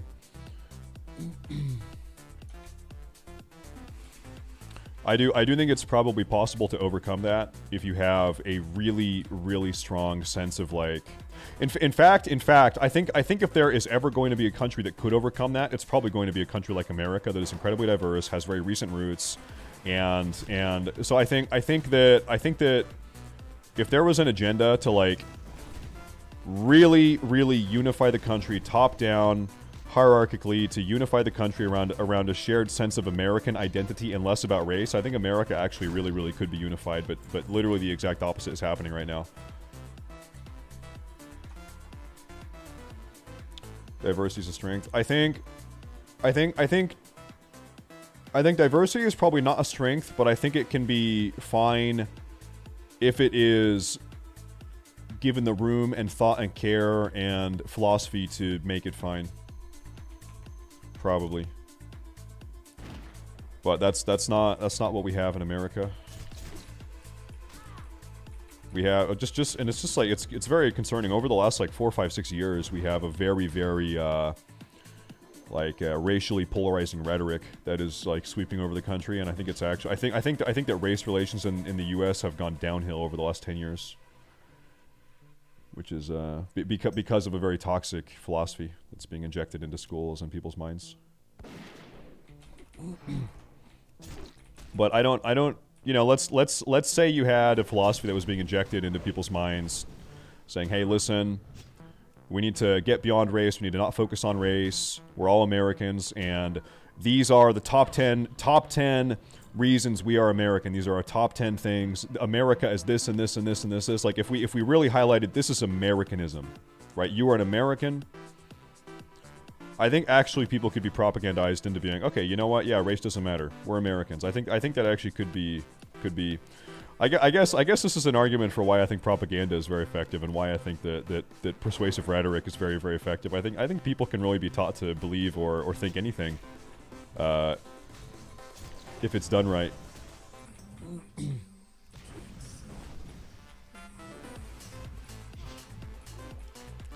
That is called the Constitution is under attack. No, I'm talking about something distinctly different than the Constitution.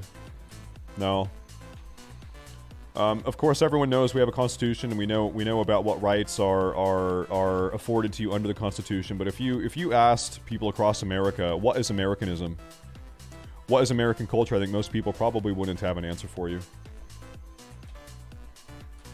Fuck, I think most people in my chat probably wouldn't have an answer for you. Can I go pull this guy now? Yeah, I'm gonna go pull this guy. Come here.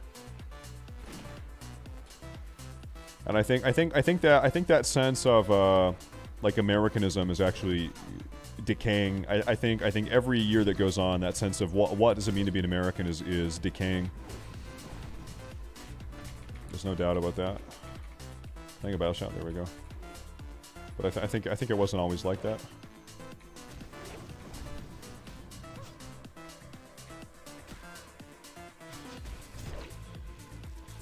Okay, thank you. Thank you.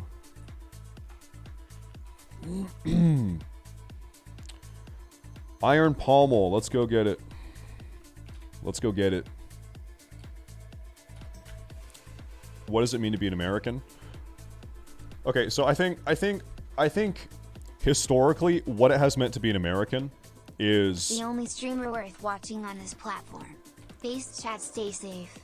Is like absolute independence or capacity for absolute independence and autarkic self-determining principles. You look at the time that America was created and even the next like 200 years or so, and a lot of other areas in the world still to this day do not have those freedoms or those capacities for freedom. Oh, there it is, first kill. You need to understand, especially for the first 200 years of American history, the last 50 years due to globalism and other countries sort of following suit, that in a lot of ways, like that American identity has become less defining, just because a lot of other countries have sort of copied America in that regard, and we have our own decay issues, but the first 200 years of America, like. The concept of American exceptionalism or America being very distinctly different than other countries all over the world, that was true. You cannot deny that. That is undeniable.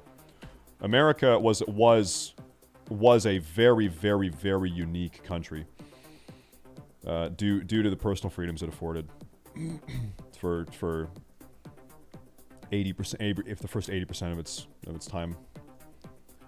I'm just gonna run through these guys. I'm skipping.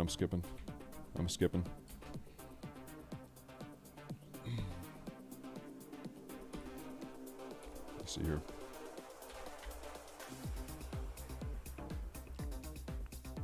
Yeah, I think you look at the original American culture. You want to talk culturally? I think you see like a huge emphasis on independence, on, like I said, autarkic principles. I think you have a huge emphasis on distrust of hierarchical government or hierarchical communities.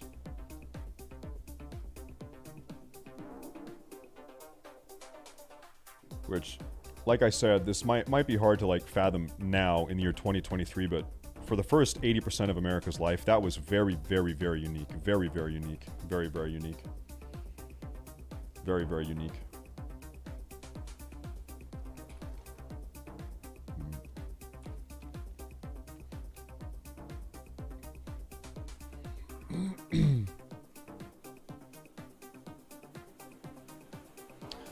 Even still to this day, I'm gonna say something that's going to piss off Europeans.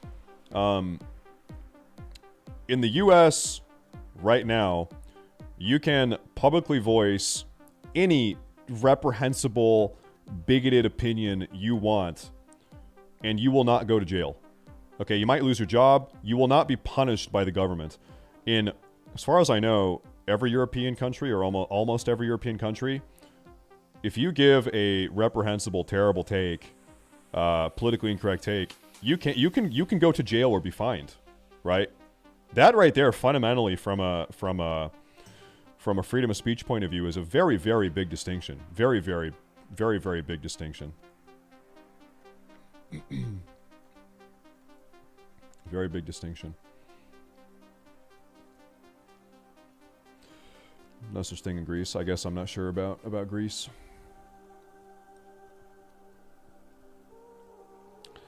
Why in Belgium we won't go to jail for this law? Big misconception about Europe, TBH. Mr. Belgium man, if you go downtown on the side of the road and hold up a sign that says the Holocaust is a lie, would you go to jail?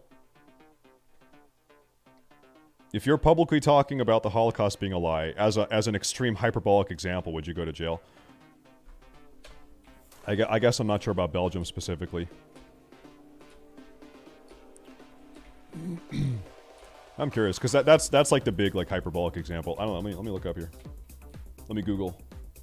Holocaust denial laws, Europe. Legality of Holocaust denial.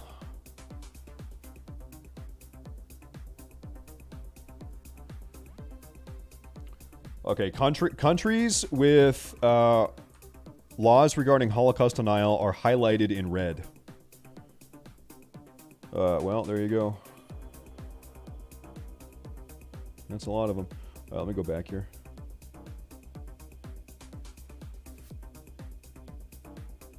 Belgium.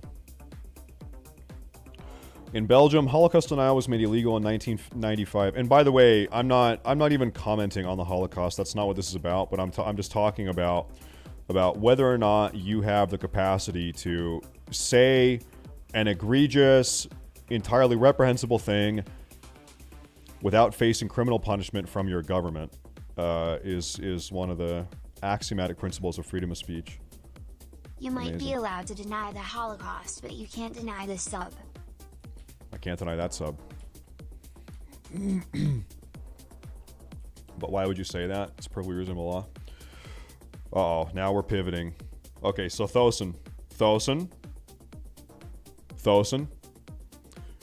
This is one of the really, really important aspects of freedom of speech, is the freedom to say things that are unpopular. Okay? The freedom to hurt people's feelings or say things that are reprehensible or unpopular. That is probably the most fundamental, because at the end of the day, who decides what is reprehensible and what is not reprehensible? What if your government starts deciding that you're not allowed to say this or that or this? In Germany, you had people that were this is a year and a half ago in Germany, you had people speaking out about COVID, about mandated COVID vaccines, and they were fined. You had German podcasters talking out about mandated COVID vaccines, and they were fined by their government, right? So who decides what is reprehensible and what is not? The government does. And so this is why it's very important, and governments are very easily corrupted and misused. This is why it's very important to have that right enshrined, that the government cannot fine you or criminally punish you for saying something that that it thinks, that it has defined as reprehensible.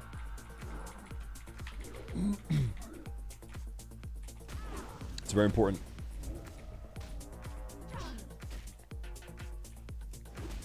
I need to kill, oh, these guys have the fucking stun curse. Ooh, these guys are fucking bad.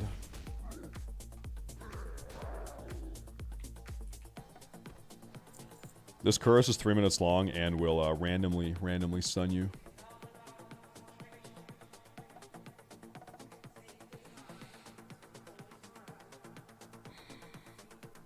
Yeah, Thosin, so I'm not going to argue Holocaust with you. That's not the point of the conversation. At a very basic level, the question is, can the government criminally punish you or fine you for saying something that it has defined as being reprehensible? Yes or no? That's one of the key distinguishers that America has right now that a lot of other countries do not have.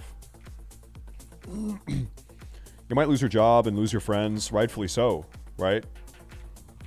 But you won't be criminally punished by the government. Ooh.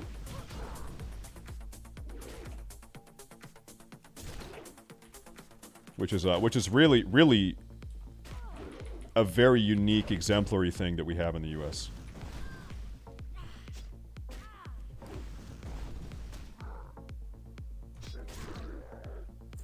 These are not fucking dropping. Jesus. Jesus.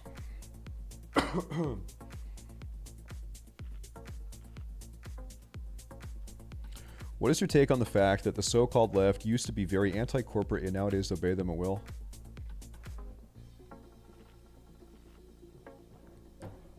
How can I put this? How can I put this?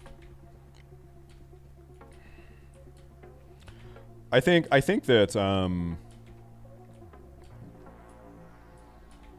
I think that both the American left and the American right are equally fed misinformation, are being distorted and manipulated for the goals of corporate elites or multinational financiers or holdings firms that are, by the way, funding both parties. If you look at the people that are financing both the left and the right in the American dichotomy, it's the same people. Same people, same entities. And so to be like, oh, left this, right that, you're doing your part just as much as they are, I think. I need to get that soul. Man, farming, like, oh, you know what? I don't even need to kill these guys. Oh, I'm being so dumb. I'm being so dumb right now. I don't even need to grind on these guys yet. I do need to get up here, though. You good?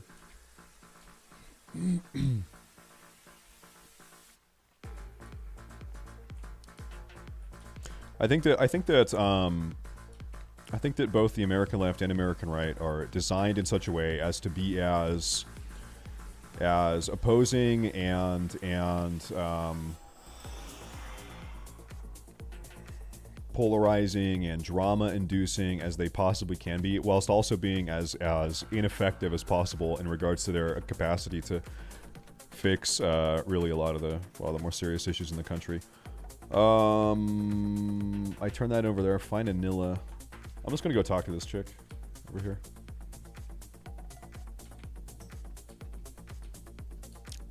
What about Iraq, Syria, and Palestine? You know, America made a lot of crimes against them and still do this to this day in Israel. Why can't you speak about that? I can. What do you mean I can't speak about that? Yes, I can. I wish we sent zero money to Israel, and I wish we never got involved in the Middle East. What do you mean? We speak about that all the time. I wish we were not as war hawkish. I wish we were less interventionist, and I wish we did not financially support Israel. Hello? We do talk about that. We do. And you legally can do so. I can legally say that. I won't go to jail if I say that. Oops.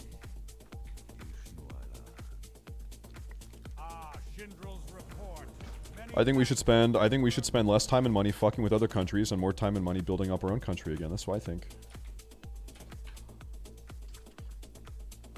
Our country is like literally collapsing.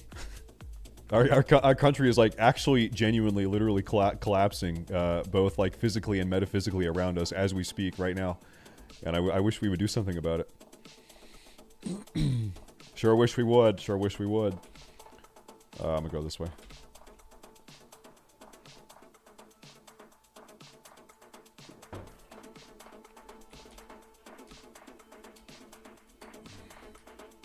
Okay, that's good, Milken. That's good. That's good. That's good.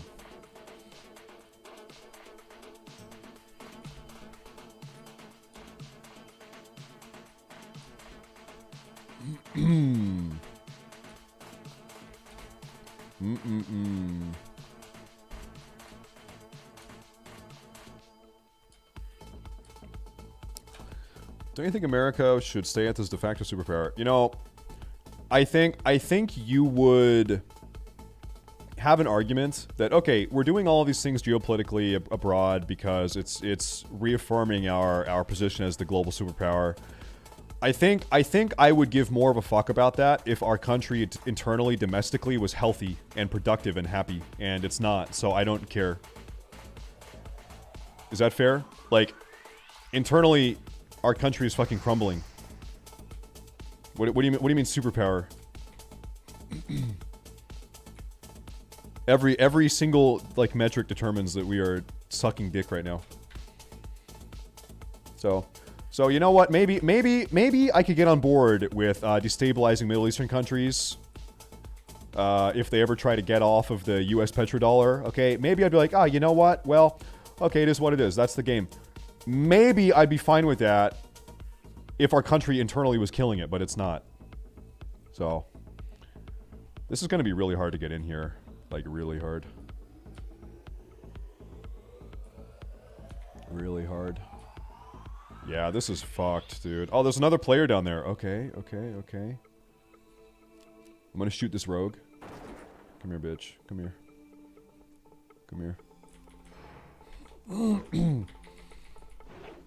Oh, okay. Everything is resisting.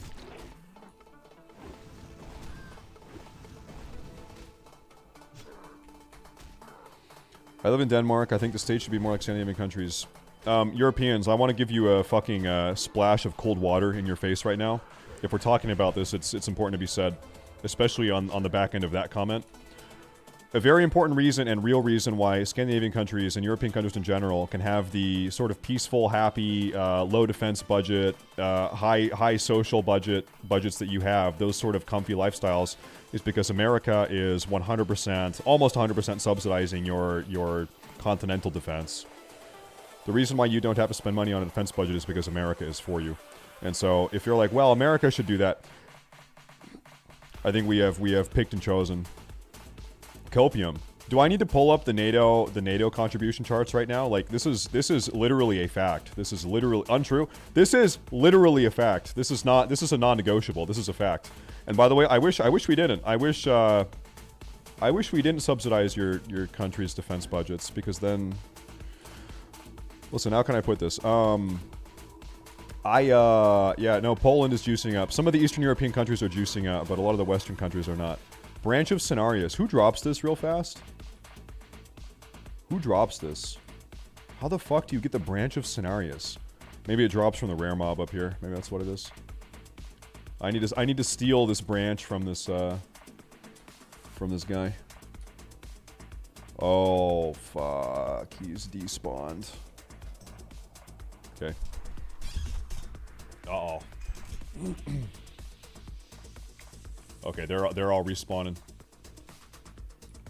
If I have to pop retail and a potion, then I will, I guess.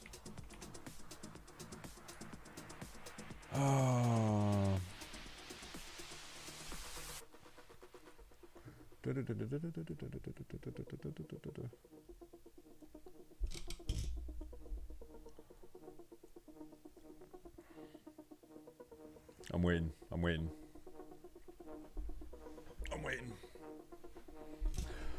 No, remind me. We will pull up our NATO contribution chart at the end of this after I kill this guy.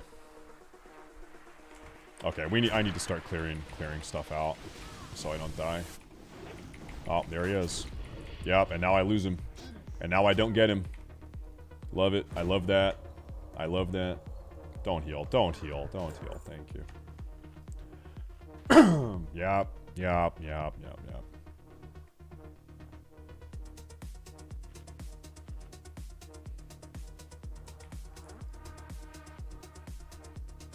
I'm just like low-key hoping this guy dies. I know he won't, but low-key.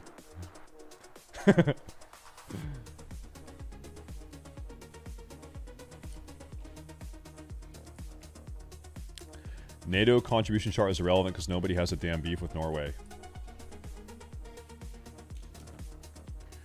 Do you think it's possible that an entity like NATO stabilizing the European continent actually benefits Norway, who is not in NATO themselves? Do you think that's possible? That the stabilization that NATO brings to the continent of Europe actually helps Norway? I would say yeah. I would say yes. I would say yes.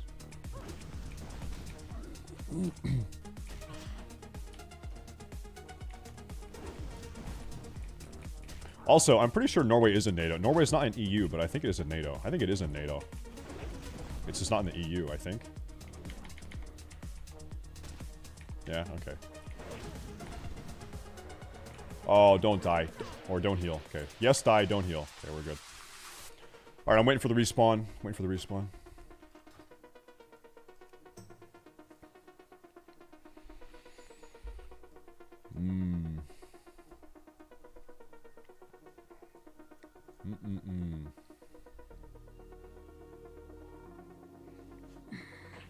Alright, the shoes are coming off. We're getting cozy. Oh, shit. No, I mean, like, I don't think this is, like, hard to conceive. If a country does not really have to worry about its own national defense, they can then reallocate resources onto social programs. Right? That's like very... That's not a big, like, logical jump, is it? I don't think that's, like, crazy. And so if you look at the countries that all of the NATO members need to be spending at least 2% of their GDP on defense per the NATO agreements, and if you take a look at the list of countries that are actually spending 2% on their GDP, it's not many European countries.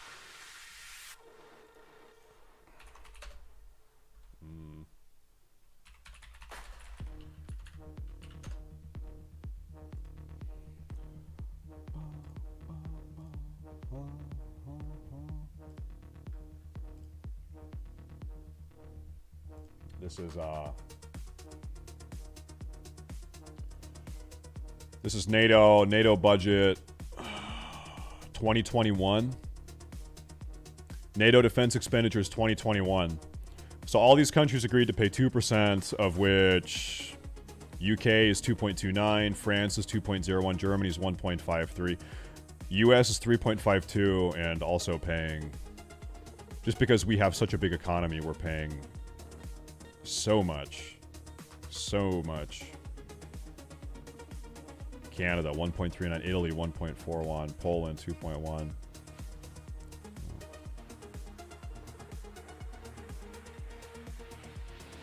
Luxembourg 0.57. Bro, those guys are fucking rich too. Hey, Luxembourg.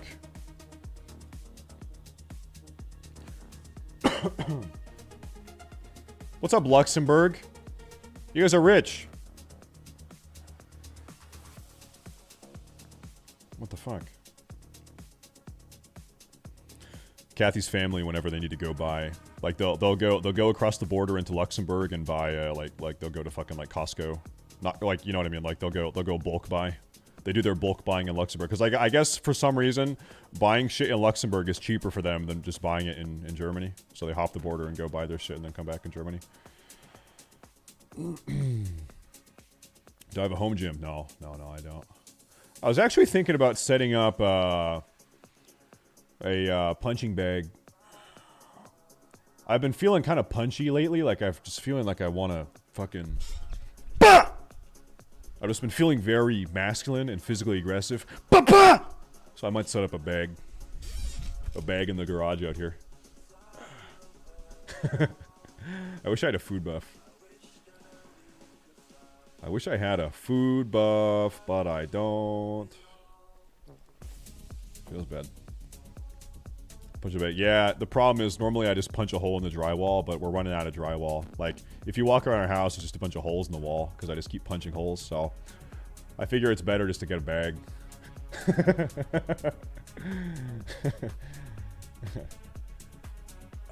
Yeah, it's probably cheaper to just get a bag at this point. Yeah.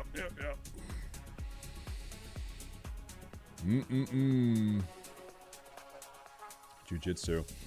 Part of me, like, I would, not part of me, a big part of me would like to take BJJ classes, Brazilian Jiu-Jitsu. Jiu-Jitsu. But, I don't think I have the time.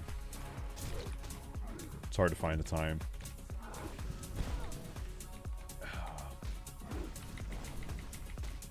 NA house. Bro, it doesn't matter what it is or what I say, what the topic is.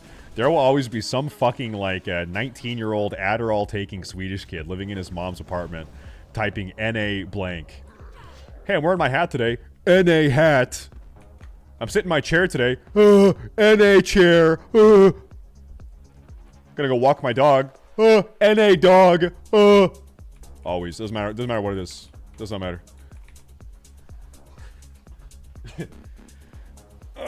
Oh, there he is. There's one of the guys. Yeah, that's him.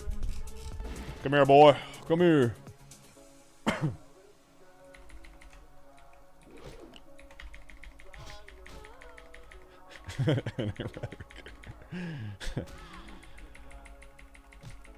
There, now I have the rage. Now I'm raging out.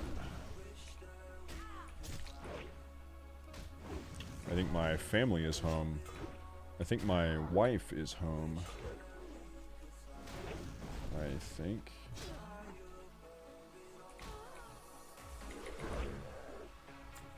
There we go. NA wife. Actually, not NA wife. EU wife. EU wife. Sorry.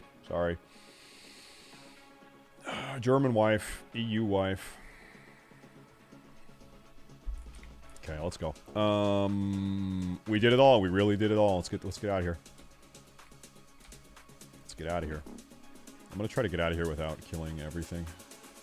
We're going a sneaky way. Should I just run? Should I just make a run for it? Man, like, I don't want to have to kill every fucking thing to get out of here, dude. Dude. Oh, I can't see. We're gonna have made it.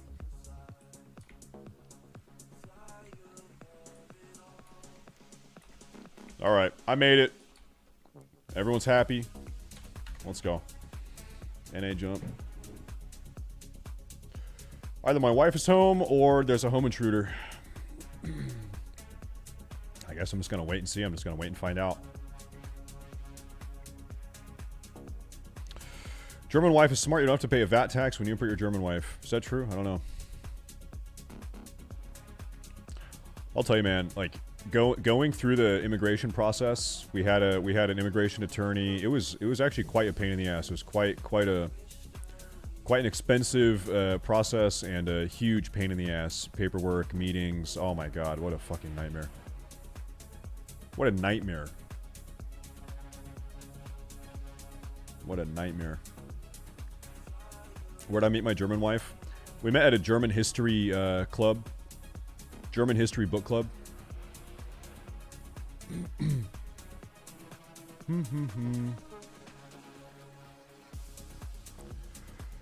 Ba, ba, ba, ba. Bargelson. Hey, Bargelson. Keep on bargling, brother. Keep on bargling. Oh yeah, I need to get the bottle of disease. Let's get the disease. Did we have to do the whole proving the relationship is real? Yeah, we had to submit like joint bank accounts. We had to submit if we had like a magazine subscription. Like we went and got a Costco membership together to prove that, like we had to have like 15 different verifications that we were actually living together, that we were actually married, that we're actually in this for the long haul. Yeah, we had to prove it to him. Yeah, we had a Costco membership. We had joint bank account. We had all types of shit. I don't know.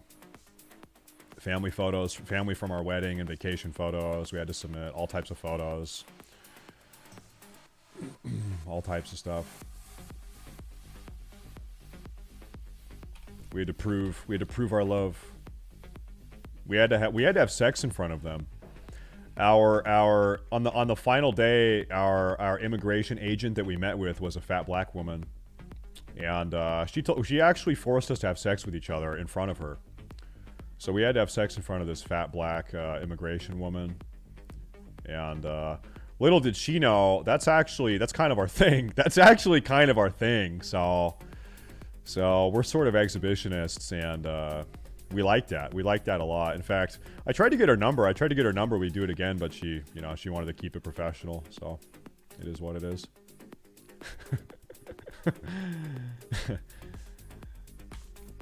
Oh boy. Oh boy. Oh boy.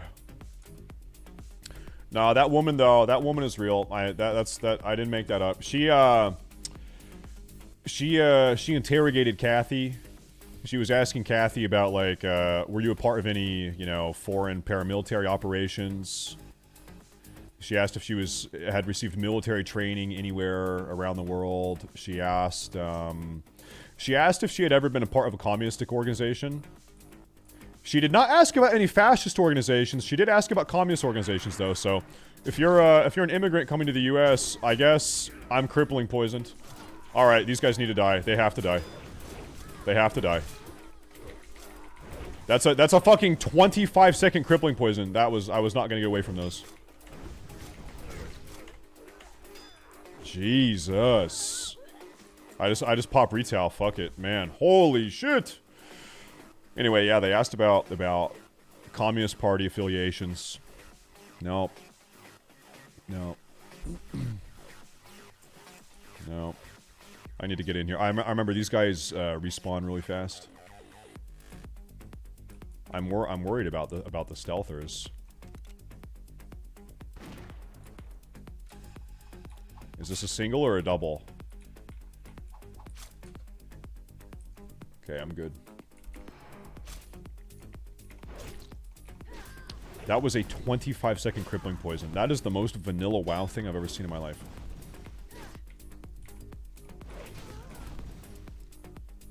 Fucking vanilla WoW, man.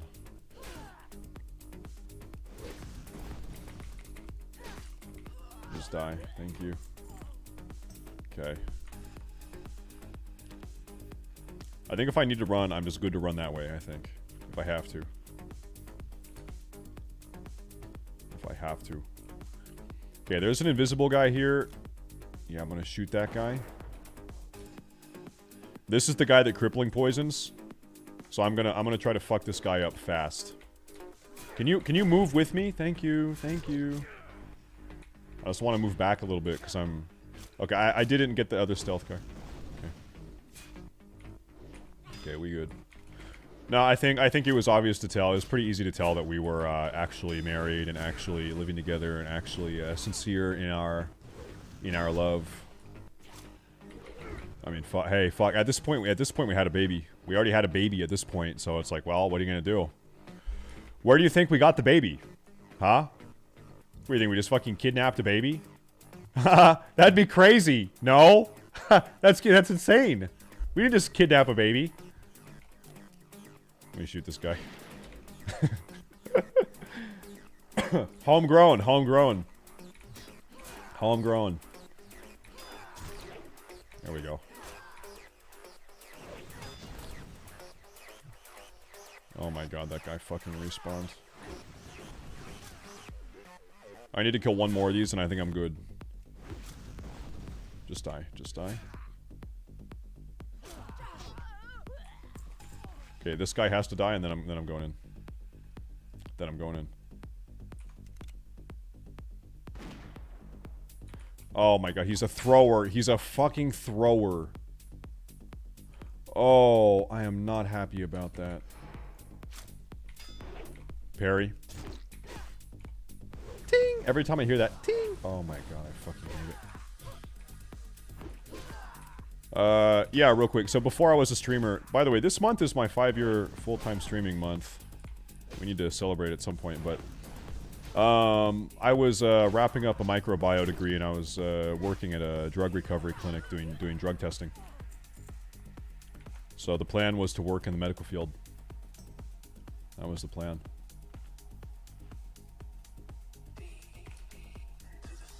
There's an alternate timeline where I don't become a streamer, and I'm working at a hospital right now, and I get COVID and die. So really, because you guys are watching me on Twitch, you maybe saved my life. I might have gotten COVID at a hospital and died. So you guys really saved me. Maybe. Laser Hermit? Yeah, I do. I do have it. Am I gonna give it to you? No. No. Sorry. Can I prescribe you steroids? No. Sorry. Don't do that. Shouldn't do that. What is this thing? I don't know if I've ever done this. This, free the highborn soul at night run. Okay. I'm gonna try to go up there and get that, I guess. I don't know. I've never been up there. I wanna say hi to Kathy. I think my dad is here. Give me 90 seconds. Hopefully nothing bad happens.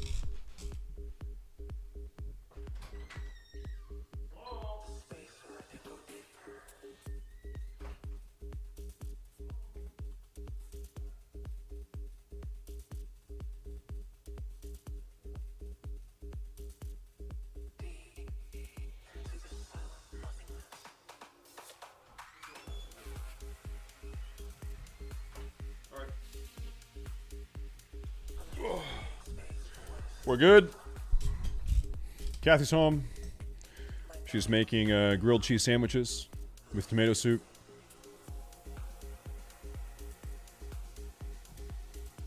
With tomato soup. Ba, ba, ba, ba, ba.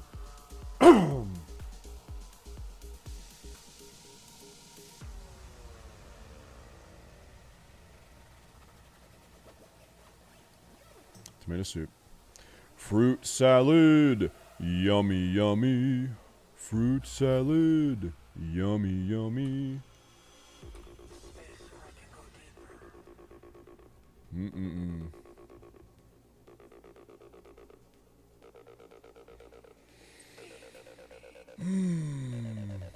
My arms are... I'm playing arms. Playing arms.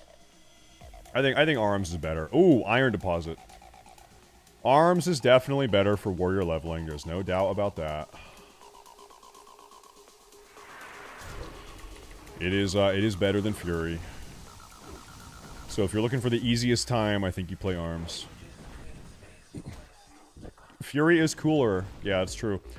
Guys, in about, I don't know, probably 5-10 minutes, we're gonna have some food. I guess we'll do like a 5 to 10 minute food break here. Where's the iron? Where's the iron deposit?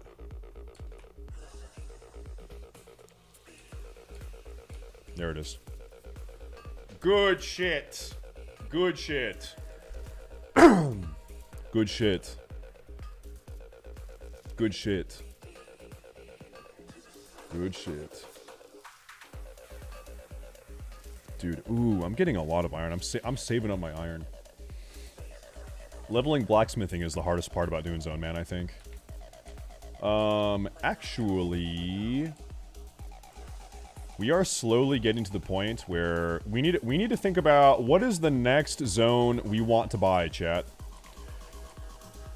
If we want to continue leveling First Aid and start using our Silk Cloth, we need to unlock Arathi Highlands. You know, I think we actually try to commit. I think we try to do Arathi Highlands and Hillspread Foothills. I think we unlock both of those zones. We unlock those zones. There are a lot of quests in those zones. And I think we try to do those. I think that's what we do. Ooh, what is ST Stranglethorn Veil? Is that iron? Tin. I'll get that. I'll get that.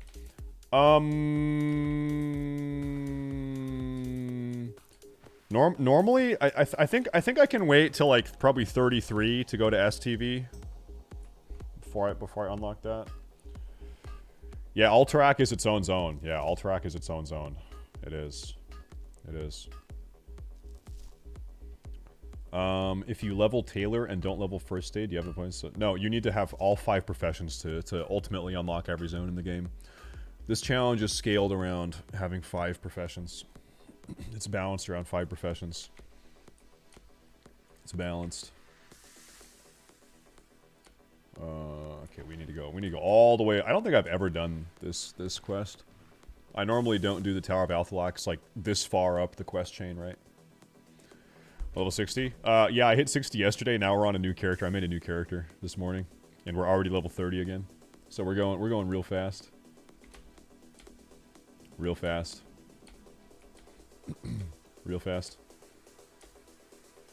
How do you purchase the zone? Your map is like this, and you click on the zone. I need to reload, but kind of bugged out. But if I want to buy a Wrathy, there it is. And then if I have the points, I can purchase the thing, the zone. Dude, I should grind on these bears because I need a ton of bear meat. I have no food buff, and yeah, I should grind. I should grind because the bear just healed. I should grind bear meat for cooking. That's what I should do. Grind on him. Are these guys dropping bear meat though? I just want to make sure they are. The Tower of Althlax. I think I can charge that. I think we're good. Regal! Yo, dude. Chat. Regal, you've reminded me. Regal, there might be people here right now that have a Twitch Prime that haven't even used it. There might be primers in the chat right now that they don't even know about it, bro. They don't even know that they have it. They are clueless. And so, hey, it's worth checking, probably. Probably. Can this bear fucking die? Thank you. These bears are very annoying to kill. Maybe I don't grind on these. Very annoying. Whoop. SLR. SLR. I want you guys to know something. Last Mandalore. If you guys ever sub and I don't verbally thank you, it's because I'm trying out a new psychic technique. There are some of my viewers I have identified as psychers. Sort of like from Warhammer 40k. I myself am a psyker. And sometimes I speculate that some of my viewers are psychers as well. So, if you sub and I don't thank you, it's because I sent the message, but you didn't receive it because I was wrong about you. You're not a psyker. So, I guess I was wrong about you. Very disappointing. Very disappointing. I don't know. Let's see how many psychers we have. Chat, have any of you received my thank yous? Have any of you guys ever actually heard me when I psychically speak to you? You have? Yep, there it is. It's that easy. Oh, the guy's already dead. I just have to get the thing. Okay. Let's hope a bunch of monsters don't spawn on me as I do this. That would be very bad. No respawns, no respawns, no respawns, no respawns, no respawns. Got it, bitch. Bitch, you know I got it. Okay, I guess I'm gonna go turn this in. So, this is where I would love to use the flight path to fly back over, but I can't. I'm not gonna buy Ashenvale. What am I gonna do? Fucking buy Ashenvale at level 30? No. No. Last Mandalore! Crunch Wrap! HD! HD! HD! Thank you. Thank you. Thank you. Thank you very much. Big money, big money, big money, big money. We do need to get to a resting place, though. Because food is almost ready. Can I just go around this guy? Can I just like jump down the mountain? Can I scale the mountain? There's a guy I went to elementary school. Let me tell you guys kind of a weird story. There's a guy I went to elementary school with who, like, I know his family wasn't rich. Like, he doesn't have a rich family. And I've got him on Instagram. I see what he's doing. And he is his entire adult life, he is traveling always. Like, he's going on fucking African safaris, he's climbing Mount fucking Kilimanjaro. Always he is somewhere and he's traveling somehow. And I'm like, how is he getting the money? Where'd the money come from? Because he's never nice. He's never not. And so I'm thinking, is this guy having Saudi Arabian men shit on him and piss on him? Is he doing that thing? Is he having Saudi Arabian men shit on him? Probably. I hate to jump to conclusions, but probably. Saudi Arabian women? No, I think the Saudi Arabian women are not doing that. They're it's weird. You never hear about. You never even see them. You never even see a Saudi Arabian woman. It's almost like they don't even have women in that country. You literally never see them or hear about them. That's weird, huh? Never even see them or hear about them. I guess this will be our like resting spot. Curious and curiouser. And then the inverse is American women. You never don't hear them. You're never not hearing about American women. Literally, you're never not. Which is good, and I believe in that. I love that. I believe in that. Bzoing! And here's why that's a good thing. Is that iron? Copper. Don't care. Don't care. Don't care. Oh, I'm getting real hungry, dude. I love a grilled cheese sandwich and a tomato soup dip. The problem is that's a good way to get fat. If you're having grilled cheese every day, you're fat. You're fat. You are fat. You're going to be fat. You are fat. You're gonna be fat. So the point is you're gonna get fat. Is the point. If you're doing that, so you don't want to do that every day. Ooh. Whoa, whoa, whoa, whoa, whoa, whoa, whoa, whoa, whoa, whoa, whoa, whoa, whoa, whoa, whoa, whoa. My obese, yeah. The whole like fat American thing, it doesn't bother me because I'm not fat. You know, if I was a big fatty, like maybe it would bother me. But if you're like, oh, Americans are so fat. I'm like, yeah, they are. Yeah, Americans are too fucking fat. You're right about that, man. I'm almost 30. I have been hearing my entire life that I'm going to get fat. Every adult in my entire life in this country has always said, oh, just wait till you're 20. Just wait till you go to college. You might be thin now, but you're going to get fat. And it's always fat adult Americans. Just wait till you're 20. Go to college. Wait till you're 25. It hits when you're 25. Wait till you get married. Wait till you buy a house. Oh, wait till you have a kid. Oh, you're fat. You're going to get fat just like me. And now it's like, okay, I'm married. I've got a kid, another kid on the way. I'm turning 30 later this year. When am I fat? When am I Maybe it's not as simple as that. Maybe it's just you just stop eating. Maybe. I think the baby's sleeping. My wife is going to get mad at me in 3, 2. The baby's sleeping. Maybe just stop eating. Maybe. It's weird. You don't see fucking fat Ethiopians. That's weird.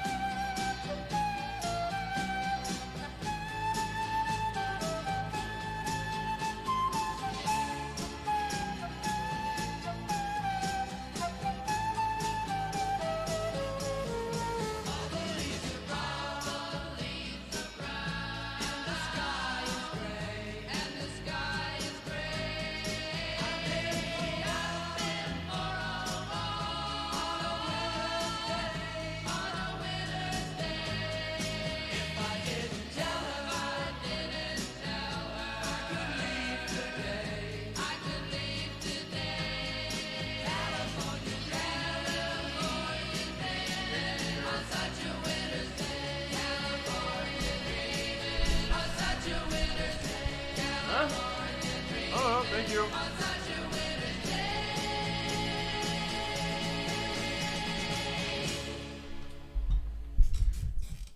She will like talk to me. You know that feeling when your wife talks. Oh God! Just kidding. Okay. Let's go. We ready? She made a delicious what is this called? Cheese whatever. I don't know. I'm hungry. I don't care. Cheese thing. It's a cheese sandwich. Grilled cheese is what it's called. Grilled cheese and some soup. Tomato soup. Okay.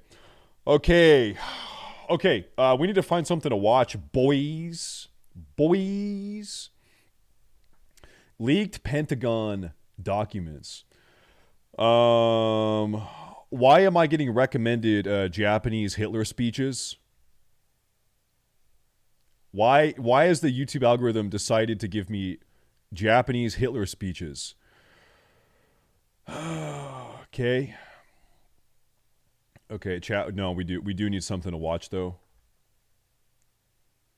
Moist hypocritical can't stop lying. Holy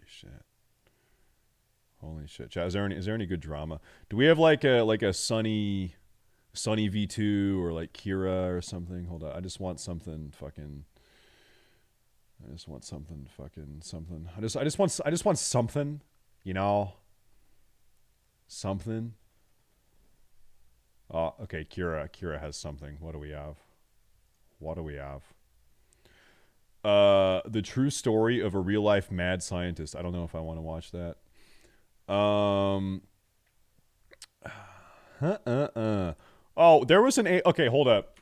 Aiden Ross. There was a video called here. Okay. Will Aiden Ross... No. Aiden Ross will never change. Uh-oh. Okay, here we go. Aiden Ross is one of the biggest live streamers of the past 2 years who recently got a massive payout that is potentially worth tens of millions of dollars to abandon Twitch and move to a new live streaming platform called Kick. Ever since this move, he has been on a tirade of shock value content, saying and doing whatever he wants to go viral, and it's working. Kick has an extremely lenient terms of service. Chat, what can I do to go viral? I need to go viral right now. Right now, I want to go viral. What do? I stream porn. We just start porn. I just stream the Pain Olympics. Yeah, put on an SS uniform. Okay. Show cock. Okay. It seems like this is a lot of work. Service. So he now has the comfortability to speak his mind freely without potentially losing his money. And these days, he is not holding back. Now, it's not like Aiden had a squeaky clean reputation. When I documented his come up 2 years ago, I covered all of his major controversies as well as the genuine hard work it took to reach the top of the live streaming industry. At that point, he was definitely an edgy kid, but it seemed like his heart was in the right place. I'm gonna be honest. Before the Andrew Tate thing, where Aiden Ross started fucking with Andrew Tate, I thought Aiden was gay. That was my take. I just thought he was a gay guy. Aiden Ross gave me big time gay vibes. But then I think he's kind of changed his behavior a little bit, so I don't really get those vibes from him anymore. But there was a long time where oh, he's probably gay. He's gay. He's a gay. These days, his intentions are unclear. So let's take a look at what happened to Aiden Ross. From streaming with every major rapper in the industry, losing his girlfriend, making extremely down bad content, meeting Andrew Tate, and changing his entire online persona forever. The top Picking G! up where we left off around May of 2021, Aiden was on top of the world. He was one of the top 5 most subscribed and most viewed streamers on Twitch, averaging around 100,000 viewers per stream. He just reached 1 million subscribers on his Aiden Live YouTube channel, which he treats like his main channel. And he did a collaboration stream with just about every mainstream rapper in the industry. It was very clear he was here to stay, and some people didn't like that. Those people were known as the Poggers community, or as Aiden called them, the L Nerds. This community is basically true. I'm not even a I'm not even a member of the W community, but yeah, it's true. L nerd, composed true. of all the top streamers on Twitch who helped build the platform's foundation years before Twitch was as popular as it is today. Poggers isn't. Am I a part of the Poggers community? No, I'm a part of the based. I'm a part of the base community, which is actually just us. We are the only based people on this platform, probably. So we are the community. An emote that people spam in the chat when something good or funny happens. Aiden's community is known as the W and L community. That community is composed of Aiden's friends and the new wave of Twitch streamers. And instead of spamming Poggers, the commenters will spam W or L. A couple of top streamers in the Poggers community threw some shade at Aiden and his viewers. His viewers are like the kids in high school who want to be cool. You know, like, oh, like, I like rap, I like, you know, like this sort of stuff. Like, kind of like hype beast-ish. Yeah, they're all very you know, hype beast-ish. Like they think, like, if Supreme was cool, they think it would be cool, sort of thing. Dude, I go in there and I literally have fun in Aiden Ross's stream because I don't watch it, but I'm literally just spamming letters. You're like, yeah, I'm included. W. I just spam W nerd. He said spam W. Aiden responded. His viewers are like the kids in high school who want to be cool. Don't disrespect my viewers like that. You guys literally have fucking Hall of Fame nerds, Hall of Fame threats in your chat that spam Poggers, Omegalo the entire stream, bro. You guys are unfunny streamers. You guys are not funny, bro. Omegalo. You guys are not funny at all. Fat, pimple-faced, four-eyed people with social problems. Damn. Watch you guys, bro. I don't call you guys fans. What kind of conversation do you guys think that they have? You guys think they just look at each other and say Poggers, Omegalo, shove an Omegalo in my ass? Like, they're weird, bro. They're weird. Followed by a tweet that Aiden sent to Ludwig. You really are sad for coming at me and my community. L nerd. L nerd, go play your violin, band geek. Imagine a guy like Aiden Ross trying to bully anyone. Like, are you like 5'6"? Go play your violin, band geek. From there, Aiden's audience went and attacked Ludwig, sending death threats to him and his girlfriend QT Cinderella. This beef was really silly and definitely overblown. It was solved very quickly when Aiden and Ludwig both apologized to each other, but it set the standard of how powerful Aiden's audience is, that he could militarize and accelerate his audience to defend him in any beef. But one day, they would eventually turn on him. Bro. You gotta be careful. This looks like the beginning of a fucking World Star Hip Hop video. You gotta be careful, bro. You gotta turn off the stream, bro. Any beef, but one day they would eventually turn on him. In the meantime, Aiden was making an insane amount of money, specifically from gambling. His top sponsor was a company called Roobet, an online crypto casino that was paying him at least $1 million per month, according to a private conversation that Aiden leaked himself. So the sponsor, Wait, hold on. How much were they paying him?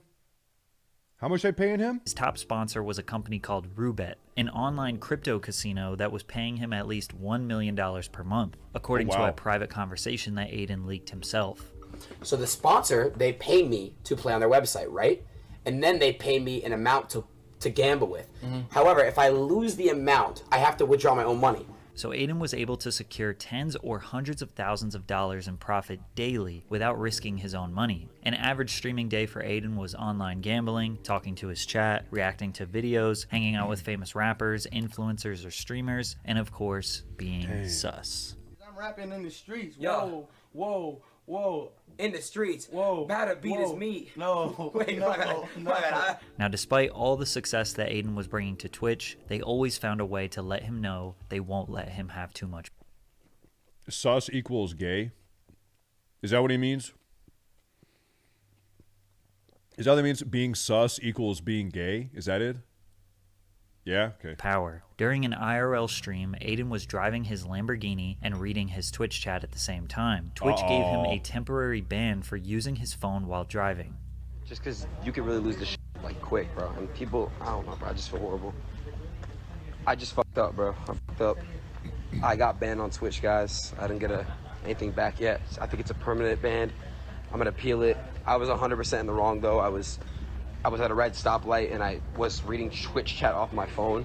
Aiden realized that his career, his relevance, his freedom was always going to be at the mercy of Twitch and following their rules, something that he would ultimately grow tired of. As you can imagine, streaming for 5 to 8 hours per day can be extremely repetitive, and having over 100,000 live viewers expecting you to bring something fresh and exciting every day is a lot of pressure. An easy way to take up some time is with drama. He started a fake beef with Rice Gum to prank their viewers. Open up now. You want to talk all that shit on Twitch shit? Open up. Fake beef or not, this shit is entertaining. Just a week after this, Aiden played another prank on his viewers. He did an IRL stream where he met up with his fans, and the cops were called due to how much chaos there was on Melrose in Los Angeles. Aiden and his team set up a fake arrest to fool his viewers, but the next day he let everybody know that it was just a prank. His fans were not happy. He's just starting to fake everything now, when the initial reason why people were drawn to him was because he was genuine. Aiden's focus has shifted from being a Twitch streamer to being this viral internet sensation. The whole point of Twitch is that it's raw and organic, but he's bringing this weird YouTube element to it. If this is really the direction he wants to go for money and attention, so be it, but he has to learn to embrace the hate that comes with it. His viewers were...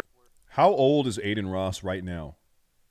He's probably like 22, 20. He's very young. 22, 23 probably? There's no way he's older than 25.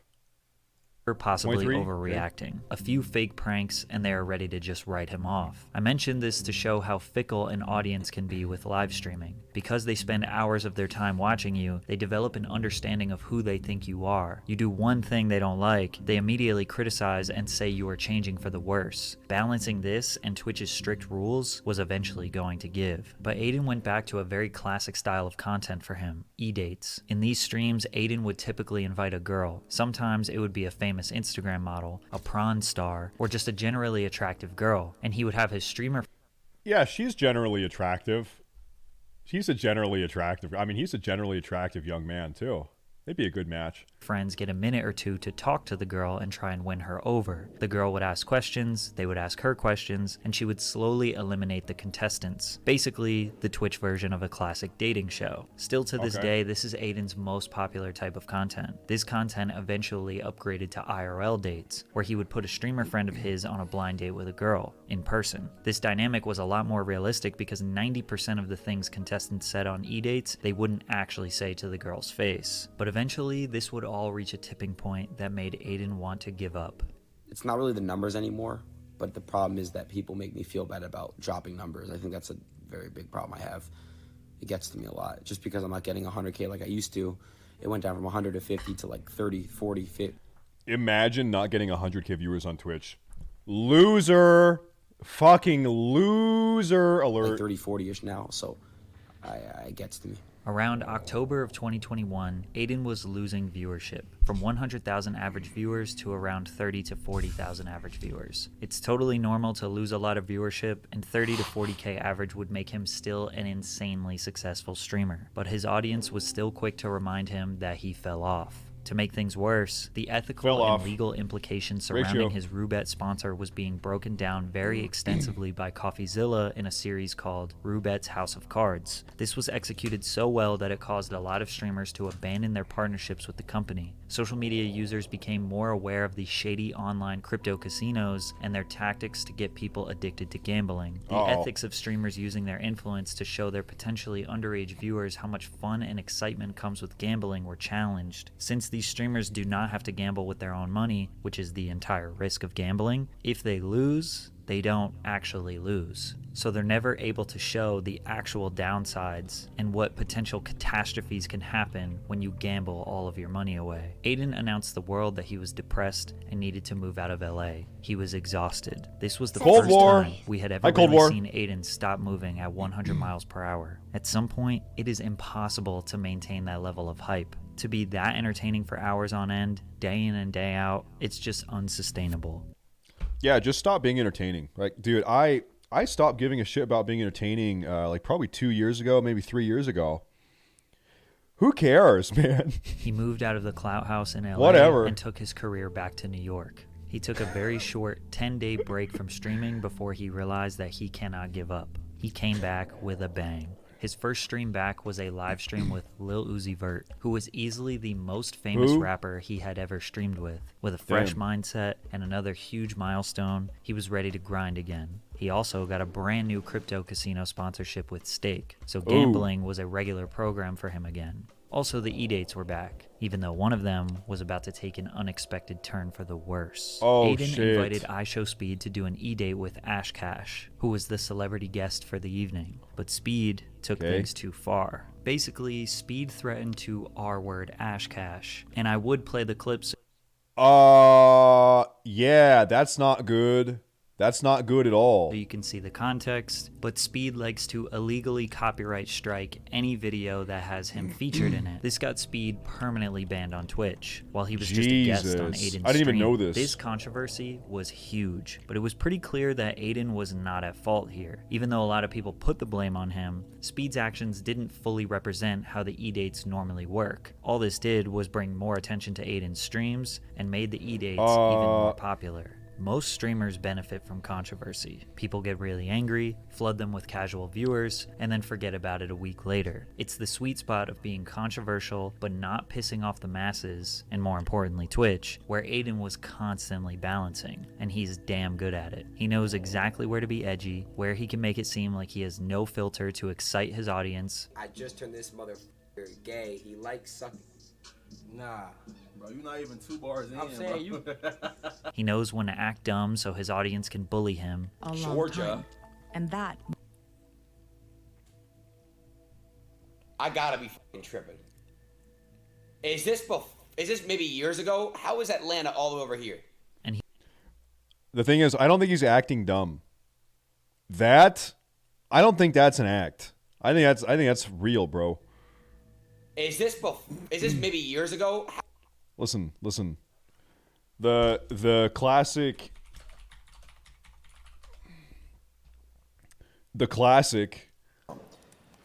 What does a fascist mean?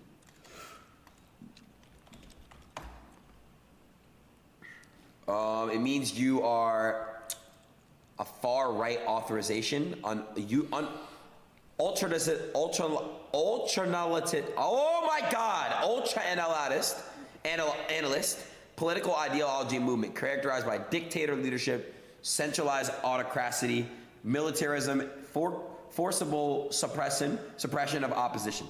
So I don't know what that means, bro. I swear to God. I don't know what the fuck a fascism is. I don't know what the fuck that is. Benito Mussolini and Giviante Gentile and Jason Stanley. Like, who the fuck are these people, bro? Never heard of my fucking life. What is an example of a fascist? Yo!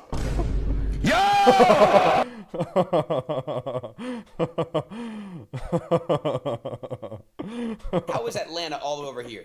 And he is an absolute mastermind when it comes to virality. However, one of his beefs, he almost took it too far. That was with the rapper NBA Youngboy, which started when a Youngboy He's my favorite rapper. liked a photo that Aiden's girlfriend Pammy posted. Aiden didn't believe it was real. He spent 2 minutes in straight silence staring at this, wondering why NBA Youngboy could be potentially romanticizing his girlfriend. His audience convinced him that it was real, even though it wasn't. So Aiden conducted a master plan that involved setting up one of his friends with NBA Youngboy's ex, Okay, this is the friend of yours you pick for your master plan. This guy looks like a human herpes sore.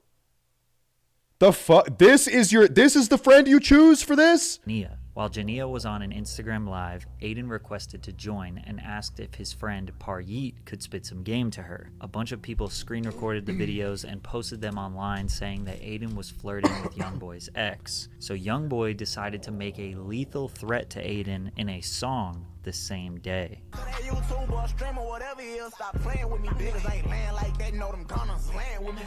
Aiden responded to the diss track with a fake apology and a meme, before quickly realizing the next day what type of beef he was truly getting into. Aiden is obviously not from the streets, doesn't live a dangerous life, and probably knew deep down that no real gangster is going to hurt him. But still, he knew he couldn't poke the bear too much, because with Youngboy's reputation, it wasn't worth it for Aiden to take any chances and eventually he NBA apologized and Youngboy. stopped trolling the rapper. Young It was boy either this NBA. beef that went too far or just him Jamail. feeling generally exhausted again. Jamail. But around the end of 2021 Jay. and beginning of 2022, Aiden slowed down a bit. Every month in 2022, his views just kept dropping. Even though he was streaming pretty consistently, sticking to his gambling, reactions, and e-dates, he wasn't doing any viral stunts nor getting into unnecessary controversy, just satisfying his fans and chilling like every other streamer. Despite his more relaxed approach to Twitch, in April of 2022, he found himself in another big controversy. Aiden was becoming a victim of DDoS attacks. These attacks can occur when a hacker gets his IP address, either by knowing where he lives in real life, or potentially if Aiden leaked that information, then the hackers have the ability to overload his internet so much that his stream lags and makes him unable to stream. Aiden was trying to fulfill his online gambling requirements one day when a hacker kept taking down his stream.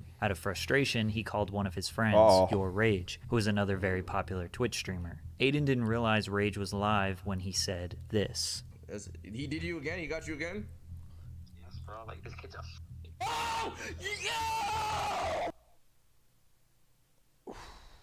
Can't say that. You can't say that. I censored the word, but he said the homophobic F slur. Don't Aiden say was that. not making fun of a gay person. He was angry at someone who was hacking him, but the context did not matter, and Aiden was about to get banned. At first, Your Rage tried to say that it was his friend from high school that said the slur and not Aiden. And still to this day, they never fully admit that it was Aiden. This is all alleged. After all we really have is That's just fair. that audio. But there isn't a real reason to believe it wasn't Aiden. And after the clip was blown up on Twitter by Jake Lucky, Aiden received his longest ban of all time. Over 40 days, Aiden was banned from Twitch. Funny enough, this Damn. actually wasn't huge news. Aiden had been banned many times before, and nobody knew how long this would be. And most people just took his side because they didn't think he had any true bad intentions. Usually, Aiden comments on his bans, but this time, he just kind of disappeared for 6 weeks. When he returned to streaming after his long ban in June, It was he probably had good about for him. 70,000 average viewers. The long Twitch ban did not blew hurt him his up. numbers at all. In fact, it probably helped him. Giving the fans a break allowed them to be hungry for more content. As if things couldn't get any better, he got Chat, should I disappear for 6 weeks so that you guys can start to miss me, so that I can come back and it's going to be insane? Would you guys miss me? Oh man, that's a blessed with a whole new content lane. Maybe that I he could treat you guys too capitalize nice. on. I need to Andrew abuse you guys Tate. a little bit more. Andrew Tate was the most The top searched G! for man in the world in July of 2022. Basically, overnight, this man was everywhere. Clips of him that were causing controversy were at the top of everyone's algorithm on every social media platform. Despite Tate being everywhere, there was still a large mystery to him. Was he just a character? Was this just a meme? Is he actually filthy rich? Is he a criminal? With massive streamers like Hasanabi and XQC denouncing Tate's ideals, Aiden was the largest streamer willing to talk to him. Andrew Tate and Aiden's collab stream would become Aiden's most popular stream in his whole career. Well, at least in terms of YouTube views. Every single person on the internet was talking about Tate. Most people were bashing his worldviews, but Aiden's community loved him, and Aiden took a liking to Tate as well. In the beginning, Tate was mostly farming Aiden's viewers to promote his Hustlers University course, and Aiden was just picking his brain for the content. But Andrew quickly realized that Aiden was reluctant to say how he truly felt on certain subjects, citing that Aiden was afraid The Matrix would cancel him, which to some degree is true. All content creators need to abide by censorship standards, which can be dangerous to break. I'm personally really lucky that I don't have any opinions or beliefs or statements that are in conflict with the Twitch terms of service. I've never really had to bite my tongue on anything or censor myself ever, really, because everything I think and feel is totally in accordance with the Twitch TOS. I get tired of censoring myself. They streamed together often after the first couple were a success, and Tate became somewhat of a mentor to Aiden. Bro, you got like the best fucking mentality, like brain, like ethic I've ever seen in my fucking life. What the everything you're saying is just like that you said is literally facts. I agree with like 100% of everything. However, it wasn't long before Andrew Tate was banned from almost every social media platform, which was when Aiden needed him the most. As of right now, guys, I am no longer in a relationship. Damn. I'm single. Aiden and his longtime girlfriend Pammy broke up. This affected him tremendously, and he didn't talk about the details too much publicly, but just said they decided to go their separate ways. Immediately after, he started doing e-dates where he was the one that a bunch of women were trying to get a date with. Every day, he had OnlyFans models and women fawning over him to boost his Look what she's doing. Like, I'm just, everyone talks about freedom of sexuality and freedom of expression. And I'm like, I want freedom from expression. I want freedom from sexuality. Get this away from me. I'm so sick of everything being so sexual everywhere you go. Give me freedom from sexuality. Give me freedom from your expression, because I'm sick of it. Also, L-Dog, Law Dog with the T1. With the T1. Thank you very much. His fans loved it, and they saw a new spark in Aiden. Thank you. Single Aiden's content is 10 times better. Not even just for the content with girls, but he just seems more energetic and Hey, thank fun you, in dude. general. Thank you. Pammy was really holding Listen, Aiden back. you can't It's say crazy that. how great his content. Can you guys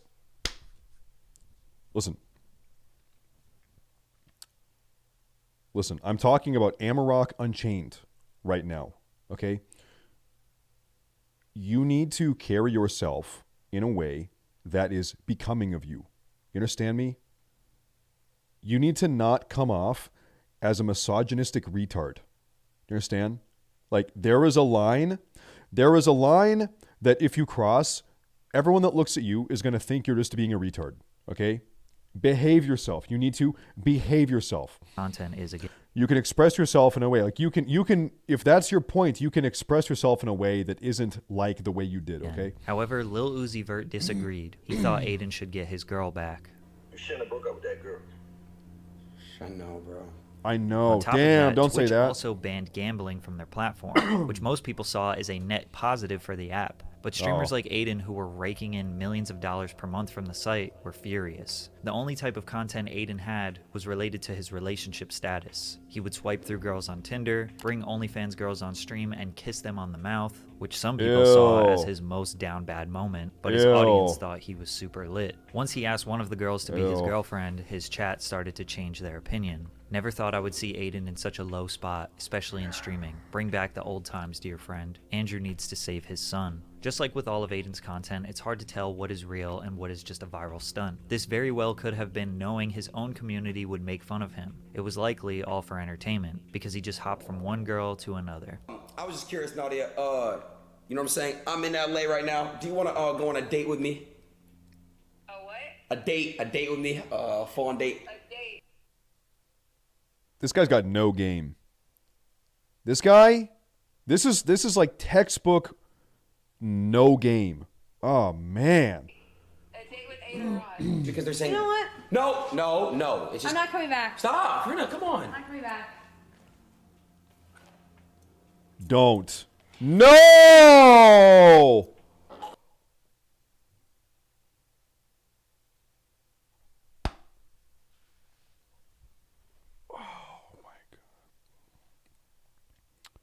That is a fucking L. That is L. That is a big fucking L. However, something that was very real was his ex-girlfriend starting an OnlyFans. Oh, yikes. I did this because I wanted to deal with it. Yeah. Which obviously bothered him. Yikes. It kind of seemed like they were both battling to make each other jealous. Aiden's fans were saying that she hit rock bottom, but they were just trying to protect Aiden's feelings, because I'm sure he wasn't excited about her new career. And just when Aiden needed him the most... Wait, what did that say? Cursed. All of Aiden Ross's exes have made an OnlyFans right after a breakup, including his sister.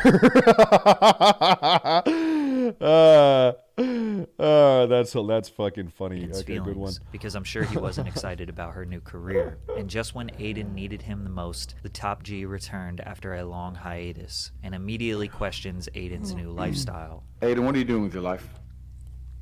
Come on, bro. Already off the jump? You don't want to catch up? Hey, how's it going? What's the point in catching up? What's the point in catching up with you when I basically know the answer? You're sitting in Miami doing hedonistic bull.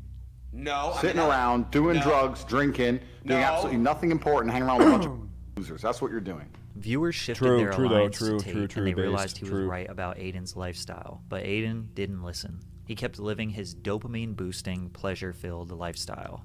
Eventually, he would fly to Dubai to meet Andrew Tate in person, which seemed to be the catalyst to some real change. Aiden did his classic performative suspect humor. Do not! But Tate convinced Aiden to get into shape and try to make better.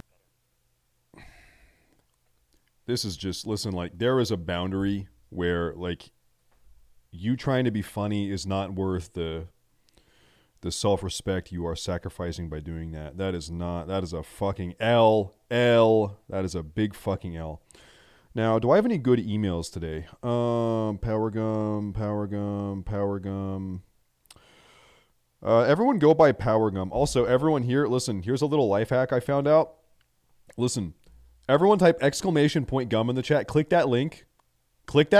Because if you're on this page browsing Power Gum, then you can also watch my stream, and then I get double the Twitch viewers, okay? So go do that. Everyone, just open this. Just open this up, and you can be browsing Power Gum as much as you want, and you can have that tab open, and open the tab, and open that tab right up, open it up, and let's get back to it. Open that tab, though. Open it. Their life choices. He came back to the USA on a mission, now turning his body transformation into content. They made a deal that if Tate could do 150 push-ups in 5 minutes, Aiden had to shave his head bald. Then after Andrew did it with ease, Aiden asked for redemption. If he did 30 push-ups in a row, he could keep his hair. These were the push-ups. Come on. You are kidding me. Come on. Hey, come on. It looks like you're trying to fuck your pillow. He's trying to, like, fuck a pillow. What the fuck is this? The fuck? Even though it took him 3 weeks, he eventually shaved his head bald. Just a couple days before he did it, Andrew Tate got arrested in Romania after being investigated for potential human trafficking crimes. Aiden stood his ground and said that he supports Andrew Tate and does not believe he is guilty, whereas the entirety of the internet celebrated Andrew Tate's imprisonment. But just 1 week into his bald new year, he randomly got a 7-day ban on Twitch. Again, not really clear as to why. If you haven't noticed by now, Twitch often doesn't state why people get banned. They just remind those creators, don't get too comfortable. I just got banned on Twitch. I'm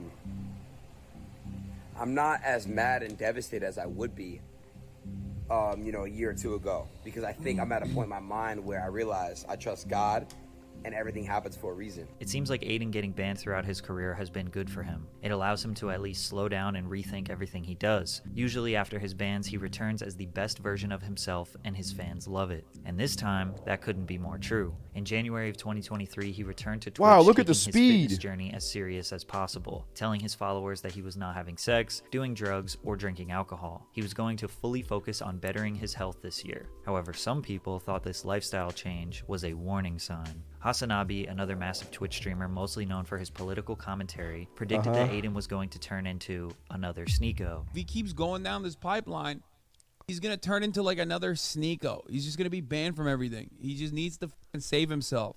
It's good that he's working out. It's good that he's like bettering himself. These are concepts that I'm on board with. But this like no-fap, weird right-wing shit is not good. Hassan clearly believes that working out and pushing a positive and healthy lifestyle is good, but he predicted that Aiden would take it too far, that this red pill nonsense typically leads young men to spiral into far right-wing belief systems that he thinks are generally bad. This was definitely an aggressive take, and was probably based on the fact that Andrew Tate was Aiden's mentor. In fact, Tate announced that Aiden will be one of his 5 allowed visitors to prison. However, Aiden disappeared. I basically got a call. I'm not gonna say specifically who it was, but you know who you are. And you basically said, hey man, if you keep doing controversial stuff, and you keep saying certain things, and you keep basically, promoting certain things on your stream, we're gonna have to take you down indefinitely. Aiden believes that his new lifestyle choices. He's actually trying so hard to be Andrew Tate, but you're like have zero muscle and you're pudgy. You should not have taken this photo. You should not have taken this photo. Jesus Christ, you should not have taken this photo. Okay, so I'm pretty sure that this phone call that he got was right after he announced that he would be having Nick Fuentes and Kanye West on his stream.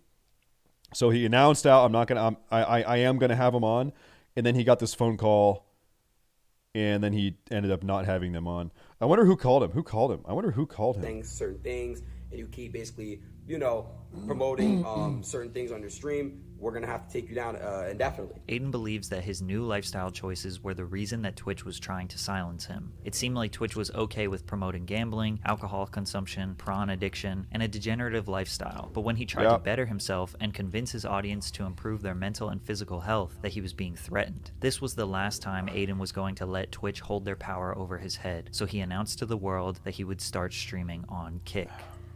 So guys, I'm not permanently full-time going there. I want to feel it out, and I want to make sure my community f***s with it too. So I'll still stream on Twitch if that's what you guys want. But what I will say is this. I'm going to Kick this week.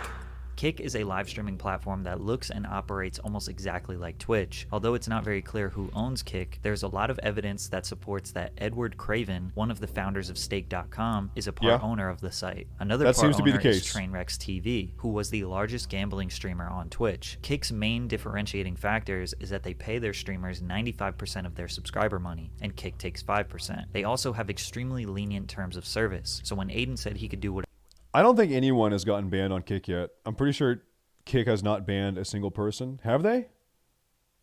Has Kick banned anyone yet? Have they? Who did they ban that I would know about? Oh, Aiden got banned on Kick for a little while. Did he? Suspendas? That's the guy that was doing coke.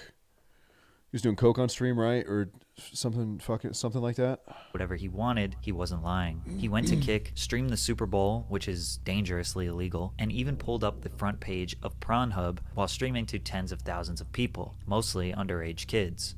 Oh, the kill/them thing got him banned on Kick. How long was that banned? Because that's pretty bad to say that. I'm gonna be honest. Aiden Ross on Kick said in regards to trans people that his pronouns are kill/them. And yeah, that's pretty bad.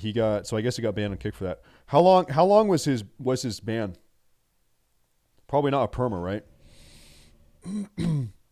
Tech savvy, 7 months. Thank you, Techie. Thank you, Techie. As if it couldn't get any worse, the know. chat is totally unfiltered, so the comment section is flooded with just about every racial slur you could. W Jew. Yeah. So Aiden Ross is Jewish. Could ever imagine. The stream was clipped and went extremely viral on Twitter. Everyone agreed that this was a stupid decision, and Aiden ultimately apologized for it, citing his own hypocrisy since he no longer watches prawn and thinks it's very unhealthy. Plus, he's been profiting off prawn stars and OF models for years now. He went back and forth from streaming on Twitch, then back to Kick for about 10 days in February. It was during this time where he was negotiating an extremely large exclusive deal with Kick, similar to when Ninja signed to the Microsoft-owned Mixer streaming platform for between $20 to $30 million in 2019. And they're giving me tens of M's if I go full time. If you guys, you know, if I go full time, and equity. Trainwreck said that Aiden's deal is complicated and has a bundle of things in his contract that isn't just a streaming deal, but he did confirm that the dollar amount is the largest streaming deal of all time, which would mean that Aiden's take-home payout would have to be at a minimum of $30 million. Once he secured this deal, he was permanently banned on Twitch forever. He was given a reason that he did not make public, but he hinted that it could have been related to things he was doing on his Kick live streams. Aiden would not be the first example of an unfair ban or an unknown permanent ban, and since this was his 8th time being banned in total, I don't think anyone was really. So part of the Twitch TOS is that, let's say let's say I'm a streamer. I'm a streamer. If Twitch catches me doing anything breaking Twitch TOS outside of Twitch. In my Discord, if I break Twitch behavioral code of conduct in my Discord or on someone else's stream or in real life, let's say I'm at a restaurant and someone records me secretly and I'm saying some bad things, and then it goes public, I can get banned on Twitch. I could get banned on Twitch for a conversation that was recorded of me at a restaurant where let's say I'm saying some slur or something like that. If that was sent to Twitch, they could ban me for that. So there's like a total lifestyle comprehensive behavioral code of conduct that Twitch enforces. I have to be above the board at all times.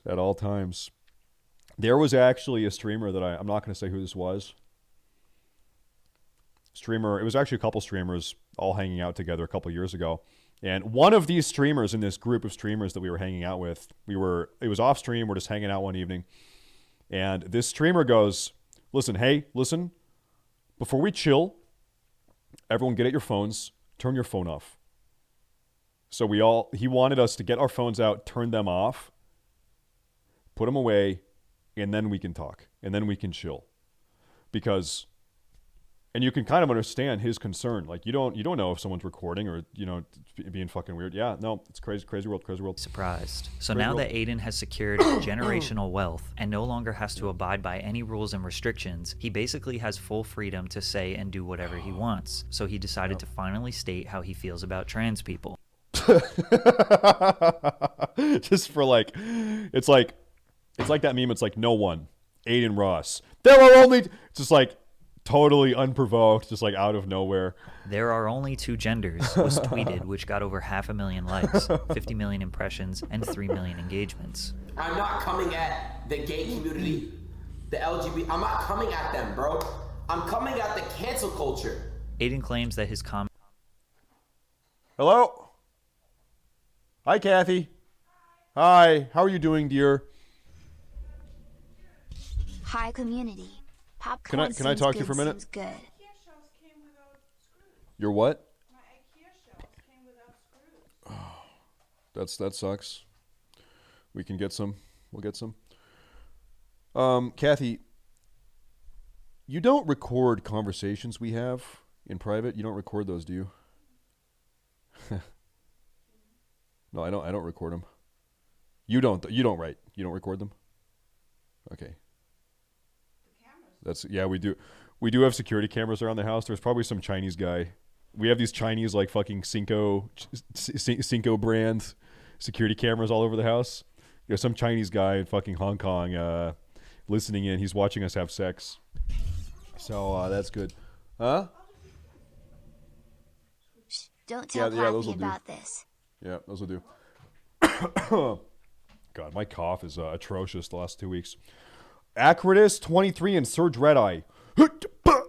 Thank you guys. Thank you very much. Thank you. Comment was not transphobic. Hi, everyone. He was using this Hi. as an example of how cancel culture will try to take you down if Laura you say Lang. something they disagree with. His comment was not very edgy, but he knew people would freak out, and they did. He then attacked other streamers. And all you fucking streamers I'm gonna clap back and respond to. Stop this fucking cat, bro. You don't give a fuck. You are signed under Twitch contract. To which XQC replied the best. That's like going to a spot, like going to a church full of people that are praying and be like, God isn't real. God, no gods are here. Lol. What? Total insanity. Total insanity with the tier 1 sub. Actually, your name is kind of relevant. You know, XQC's analogy here is actually totally true. Saying that there are only two genders on Twitter is literally exactly the same as going into a church saying God doesn't exist. Actually, literally true. That's the best analogy you could have made. What are you guys doing? True. Gods aren't there. Lol. And then you say, am I wrong? Am I wrong though? It doesn't really make sense why Aiden is doing political hot takes. He has no intention of doing actual research or trying to attack any complicated problem. His biggest rebuttal is that people on the internet need to go outside because their reality cannot simply be the same reality he is living in. His next hot take was... So all you guys that get to pick your pronouns, my pronouns is kill/them, okay? Which was followed by an apology. Yeah, you should not. That's one you shouldn't have said there. Shouldn't have said that, buddy. Should not have said that one, buddy. And I just wanted from the bottom of my heart apologize for absolutely fucking nothing. Okay? I'm Aiden Ross, and Aiden Ross is saying what the fuck he says. Which was followed by this statement a few days later. I just don't fuck. The only thing I don't like about this community is you guys are homophobic and transphobic. I don't fuck with that because y'all don't know what it's like. You know, you just don't know what it's like. You're not in their shoes. So basically, it's tough to know how he really feels about anything. So think to yourself, is Aiden's behavior on Kick really all that different from the stuff we showed in the beginning and throughout this video? His whole rise to fame was because he is an edgy That was teenager. a good laugh. All of his success came from him being edgy, toxic, or playing dumb. He hasn't changed. He's just 22 now, more popular, and extremely rich. It's understandable why people get angry at him, but his behavior shouldn't be unexpected. He is constantly contradicting himself. Last week, Aiden Ross called on Twitch to ban hot tub streams, claiming they are promoting poison. So, true, Literally true, but you know, there's some hypocrisy of that coming from Aiden. When he spent two or 3 years like you know, networking or socializing with OnlyFans girls. That was a big part of his content, right? So, but yeah, no, true. It's true. It's true. It's true. You know what I'll say to that though? Listen, Aiden, I'm going to defend you on this one, okay? If you are looking to hear about how bad heroin is, who do you go to? A recovered heroin addict. Okay, if a recovered heroin addict tells you how bad heroin is, you don't say, well, who are you to tell me that? You used to do heroin. No, it's like, oh yeah, you probably know what you're talking about because you used to do it. You used to be addicted to it, and now you got over it. You had some introspection, and so in Aiden Ross's defense, he can say, you know what, I used to be a Coomer, and I was deep in the Coomer rabbit hole, the OnlyFans stuff, and I've gotten out of that, and I've recovered, and now in hindsight, I can look back on that, and I can say, yeah, this is bad. This is a poison. Yes. And I was afflicted by it. I was poisoned, and now I'm not, and I'm trying to spread the message. This is a poison. Okay? That's the intellectual take here. I don't think Aiden Ross is going to... That's not going to be the Aiden Ross take, but that's probably the best. That's probably the best take you could have. Himself, pretending to be dumber than he is, walking back on things that he says, telling people to not take him seriously, and that everything he does is just jokes. And it's probably all just because he is bored. His streams consist of him reacting to stuff on the internet, talking to girls with their chests exposed, playing video games, and gambling. Even though he will tell you that you need to go outside, get off the internet, OnlyFans girls are poison, and gambling is an addictive habit. He likely gets bored in his mansion, and when he's bored, he'll say something to get a rise out of people, play it off like it's just a joke, apologize, and then rinse and repeat. He is never going to be canceled, he is never going to be deplatformed, and he has made enough money that he doesn't actually have to... I mean, he's already one step of the way towards being deplatformed, though. Like, he's already permanently banned on Twitch. I imagine if he fucks up on Kick again, he might be just banned on Kick. I wouldn't say he could not be deplatformed. I think he actually anyone could at any point anyone could work another day. Yeah, or if Kick goes out of business, I guess he would have to stream on YouTube. So he's got Kick now, he's got YouTube as a backup. But then I don't know. In his life, he is going to do whatever he wants, and it's up for you to decide if you want to give him any more of your attention. Can you be banned on Kick? I don't know. Someone on Kick should try to read off every single slur in existence and see what happens. I'm kidding. Don't do that. That's bad. But it is curious. What would you have to do to be permanently banned? What would you have to do to be permanently banned on Kick? I don't know, because there's already been some bad shit. There's already been some bad shit on there. Though, listen, I'm gonna double back again. Okay, I'm gonna play both sides here. There's been some bad shit on Twitch. Okay. People have streamed fucking school shootings on Twitch, okay? And Twitch is still here. Twitch has not been taken down. So if you're like, oh, well, if something bad enough happens on Kick, then maybe Kick goes under. Maybe Kick goes out of business. There's been some real bad shit on Twitch. And Twitch is still here. Crazy. Okay, I'm thinking about my raid. Okay, I need to get a hold of my raid leader. Give me a minute before I decide what I'm going to do for the day. Chat, the thing is, okay, I really need to edit this video. I really need to continue editing ZONEMAN. So, fuck. No, the thing is, like, let me tell you the ultimatum here, okay? I'm going to message my raid leader and say, hey, listen, I can come to one of the two raids, today or tomorrow. Which one do you want me for? The today or tomorrow? If he says today, then I guess I will keep streaming until the raid starts, then go offline. If he says we'd rather have you tomorrow, then I probably go offline within the next hour or so, and then spend all evening editing tonight. So let me. There's no raid tomorrow. Oh shit.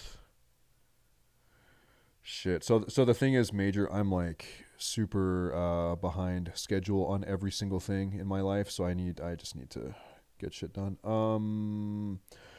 One night clear tonight. Okay, is anyone on the bench? On standby. Okay, chat tonight they have 3 DPS on standby. It would be really smart of me to to skip out on the raid, end my stream an hour from now, and then edit all night. That's the smartest thing I could do. That's the smartest thing I could do. And I don't even feel that bad because I don't miss raids. I never miss raids. I'm never missing raids. This would be the first time. So, yeah, I need to do this. Yeah, I think it would be different if I was like sitting here streaming, doing hardcore leveling instead of raiding, but I'm gonna go offline and do video editing. Yeah, let me DM Tierbert here. Let me see, stream to edit. Oh, you guys probably don't want that. It's actually gonna be a bunch of script writing. I need to spend like 3 hours writing video scripts, and then editing. It's a pain in the ass. Pain in the ass. Okay. Hello, Mr. Tierbert. Is it a big deal if I sit out tonight? Just swamped with some stuff I need to get done.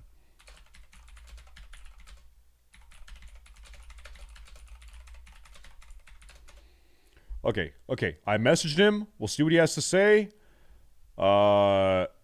Hopefully he says I'm good to skip the raid. And then we will wrap up the stream probably within 45 minutes. Let me minimize that. So for now though, let's keep on doing ZONEMAN. Let's keep on doing ZONEMAN. For now, let me find some music. Music. There we go. There we go. Oh, good. Oh, so good. As a reminder, today is a good day to follow. It's a good day to follow my Twitch stream using pirated 7-year-old editing tool. It's not pirated, man. I have it on Steam. I purchased it on fucking Steam. Library. See? Steam. It's a Steam purchase. Maybe it's not, what is it, Sony Vegas 14? I don't know. That's what I bought. That's what I got. What am I supposed to buy a new Sony Vegas every year? Like, you want me to buy a new fucking $250 Sony Vegas every year? Yeah, get out of town. Fuck that. Fuck that. Let's go. Fuck no, man. Fuck no. How much is a Sony Vegas store? A new one. Why if I type in Sony Veg, it gives me a bunch of anime games? White Wings? Why is this what it... Sony Vegas. That's not even a... Oh, I said song. My bad. Sony. No? Oh, no, that's the recommended song Vegas. No, I don't know what the fuck the problem is. My bad. I don't know, dude. I don't fucking know, bruh. My bruh. Oh, he responded. Okay, plus was TY. Okay, chat. I'm out of the raid. I'm on the bench. I'm actually not. I'm in the parking lot. I'm in the parking lot. I'm at the tailgate in the parking lot. All right, let's go turn this stuff in. Let's go. Oh, we have some big fatty turn-ins. We have a lot of shit to turn in right now. Good, go. Yeah, you know what I do? Listen, off stream, I sit here and I edit videos and I listen to funk music. This is me. This is me tonight. That's me. Okay, let's go. Oh, watch out for that guy.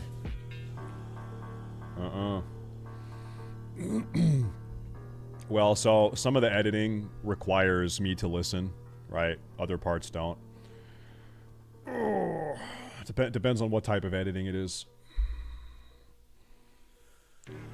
I'll say most video editing you have to listen if you're trying to line up audio with video footage, which sucks because, like, with a lot of work you can do with the computer, you can have a podcast on or have a Twitch stream open.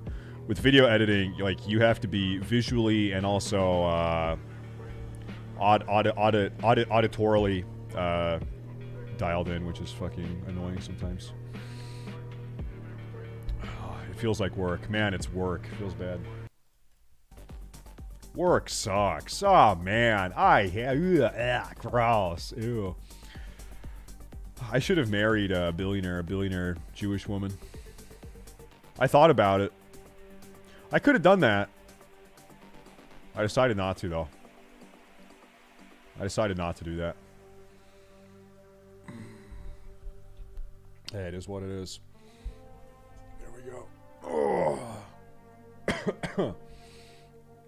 Instead, I married a humble country German woman. Humble country German woman. Ba ba ba ba ba ba. Ba ba ba. I don't think these are gonna ding me, but I'll tell you what, it's gonna be close. I'll tell you what right now, it's gonna be close. It's gonna be close. Listen, those milkers, I know the milkers you're talking about, I don't think they're worth it. I know the milkers you're talking about, and I don't think those milkers are worth it. I don't think it's not worth it. No, they're not. You do. No, you don't. No. No. I'm also going to say something that might be controversial, but is literally 100% true. Abby Shapiro, people act like she's just super hot, 10 out of 10. Abby Shapiro is not even attractive. She's totally... I don't get the Abby Shapiro thing. Sorry. Never have got it. Never gonna get it. Never gonna get it. Mid. I wouldn't get it. I think I actually... Oh, shit!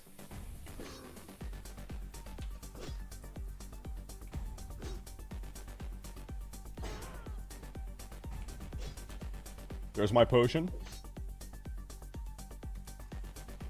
It's not even close. It's literally not even close.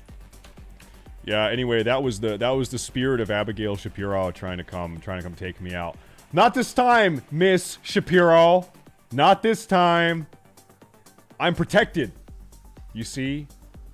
I'm protected by ancient magic that I won't get. I'm not going to get into details, but I am protected. Okay, let's continue on. Ancient, very ancient magic.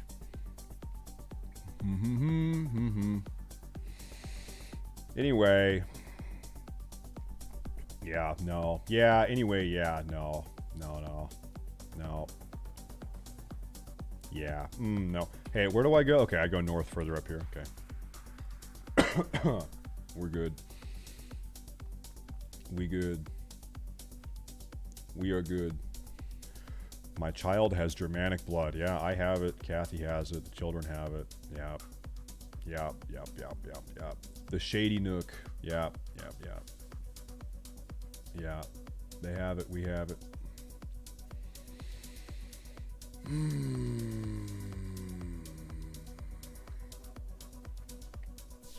They've got it.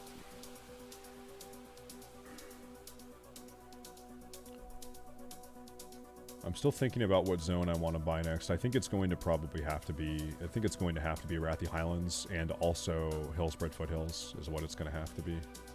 Need to buy both of those zones at the same time, probably. Both of those zones, we can get a little bit of XP in both of those. Mr. Zandrooks with the 32, with the tier 1. Thank you, Zandy. We can get some XP in both of those zones now that we're in the 30s. And also... we need to get Tack Mastery soon, but I'm gonna finish up probably Cruelty first. In Hillspread Foothills... Sorry, no. In Arathi Highlands, I need to go there so I can train First Aid past 150. Actually, just by unlocking Arathi Highlands and getting First Aid beyond 150, I can make a ton of silk bandages. I've been saving silk. So just by spending those points on Arathi, I'm gonna like get a ton of points also. I'm gonna get a ton of profession levels by making silk bandages. I've got a ton of silk in the bank. I've been banking it. I've been banking on it. Banking on it. High beacon. Let's go. How hard is Rogue compared to Warrior? Easier. Probably easier. I think Warrior's the hardest. What do you think? Like, you know, I should actually, on these level 23 animals, I should kill these. What's my? Oh, I don't think I have a. Okay, whatever. Yeah, Warrior's harder. Warrior's harder.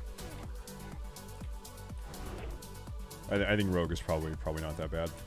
You've got a lot of escape. You've got a lot of survivability tools. You have evasion. You have vanish. You have sprint. You have stealth. Like, Rogue has a lot of survivability. A lot of survive. As a warrior, like, you just have to fucking deal with everything. You just have to deal with it. You just have to deal with it. I'm killing these to try to get some food buff items. Some cooking mats.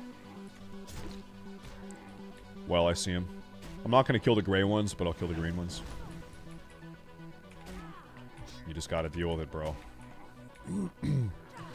It's crazy to think that we're actually getting back to the point where my other warrior died. Appeal Man died at 38, 37, I think 37. Yeah. We're already almost back there. We're coming up fast. Coming up real fast. One goal for this character, I really, really want to have a mount. I really want to have a mount the second I hit 40. So probably at level 39, I might just do a ton of mob grinding. I might just, like, industrially grind gold at level 39 to make sure I have my mount. Mr. Bishop! Yo, dude. Yo, man. Bishop HC. You guys all probably saw about the hardcore Nefarian kill yesterday. That was pretty cool. I was watching Calamity do hardcore Blackwing Lair. They did a full clear. They killed Nefarian. It's the world first hardcore Blackwing Lair. And no one died. No one died at all. At all. Hardcore BWL. They did a full clear. Thanks, Rainy. Thanks. Uh-huh. No, so I think what they were talking about on the stream yesterday is I think they're going to be skipping hardcore AQ, and I think they're going to be moving right on into Nax. I think they're just doing Nax. 44 months, and many more to come. And it makes sense because AQ40 is like really... A lot can go wrong in AQ40. A lot can go wrong in AQ40. Rogue immediates with the 44 months. Thank you, dude. Thank you. Thank you. Thank you. Thank you. Thank you. Yeah, I do think AQ40 is scarier than Nax. Maybe not all of Nax, but a lot of Nax. Like you could do Spider Wing and Nax really, really easily. There are a lot of trash, like trash drops in Nax that you could get that are pretty good. Gwenta! Hey, dude. Gwenter? Hi. Hello. Yeah, Toki, every death equals delete. Doesn't matter where you die. Raid, dungeon, doesn't matter. You still delete. Every single death. Guten Tag. Every single death equals delete. Every single one. Every single one. So you could imagine, like, if they're doing a 40-man raid boss, there is a chance that all 40 of them die. Can you imagine that? Imagine you had a 40-man raid wipe. Ooh. Could happen. Could happen. Oh, I should have turned that in. Fuck, whatever. I'll just go turn these in. I'm gonna turn these in.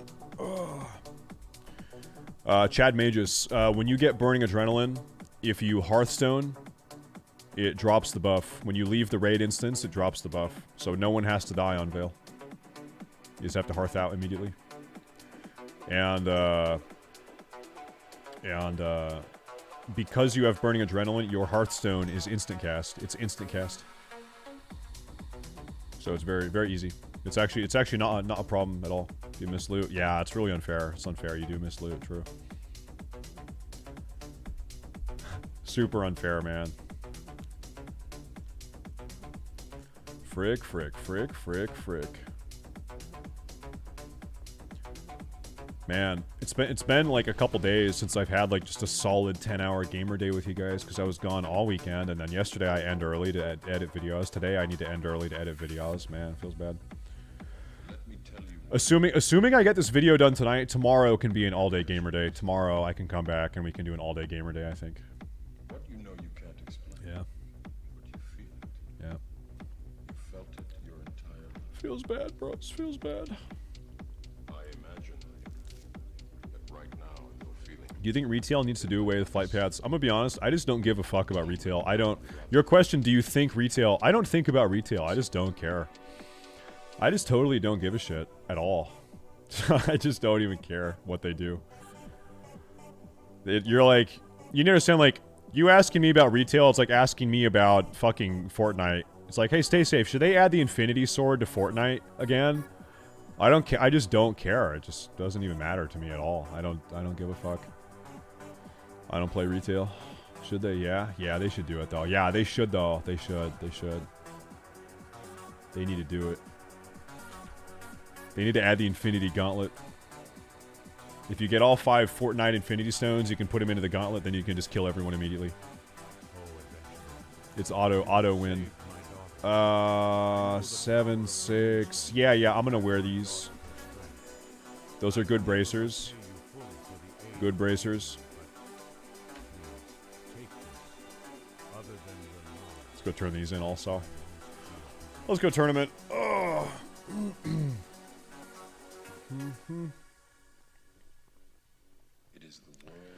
Yeah, I remember like in the past I used to spend time kind of like, oh man, retail would be so fun if they did this. If they changed retail this way and that way and this way and this way. Oh man, like they could totally fix it. That was like that was optimistic me like 4 years ago. At this point, Blizzard has completely killed any optimism ever I have for retail. I have completely written retail off. I just, at a basic level, I don't care. I just do not care. I just don't care. They killed it. They killed it for me. They killed it for me. I don't. It's like so dead. I care so little about it that I don't even care to have like the hypothetical conversations about what they could do to fix it. Because I know they're not. I just.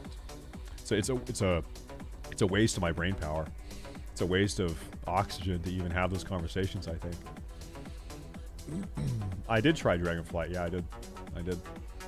I'll tell you though, if I wasn't a streamer, I would not have tried Dragonflight. I would not have played it. That was just like 10 days of content, pretty much. 10 days of fun content. Fun content. Ooh. Super fun. So fun. I think dragon riding is probably a good change. It makes you think though. This is something that they should have added like a decade ago. That's my big thought with dragon riding. It's like why are we getting this just in 2023? Like why did we not have this 10 years ago? It seems like Blizzard has like really lost the ability to innovate. At least with World of Warcraft, they don't do anything innovative anymore. Really, like they're not defining the meta. They're not defining the video game meta. They're following and copying metas from other games, whereas they used to really be meta definers. And it seems like they're kind of like following in the footsteps of others rather than leading you down the trail. You get this these days. Ah, the Great Outdoors. That's a really good belt. God damn, that's a good belt. Satyr horns. Yeah, I can turn those in. I can do this. Where'd that belt go? There it is. That's a good fucking belt. Dude, my Night Elf here is fucking geared. I am juiced. Keep in mind, okay, listen, this is a minute ago. I pulled that skulled out Horde guard. He was skulled, okay? I tanked like probably 6 auto attacks from him. He only got me down to 75% HP before I potted. Think about that. He didn't even hit me that hard. I am tanky. I am beefy. I am juicy. I have a ton of HP. I have a ton of armor. Hell yeah. I need to get a helmet. I'm gonna get my first helmet when I kill the guy in the house in Duskwood, whatever the fuck that guy's name is. Morbid Fell. Morbid Fell gives a good helmet. Good shit. Good shit. Good shit. What a nice day. What a great day. What a nice day.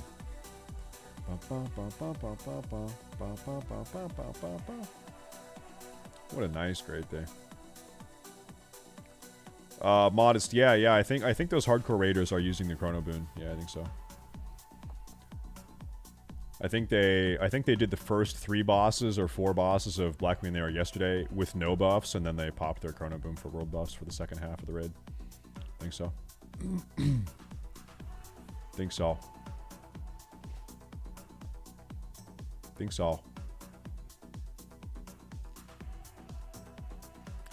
Keep the conversation about retail, StaysafeTV. What can make the game great again? Did you miss the part of the conversation where I said I don't even care? Like, no, I'm not. No. Perhaps the satyrs have been. Did you miss the entire point of that conversation, bro? Before confronting Athricus, it would probably. What am I doing? Oh, that's a Satyr Horns thing. Okay. Where's my Hearthstone? I'm gonna hearth here.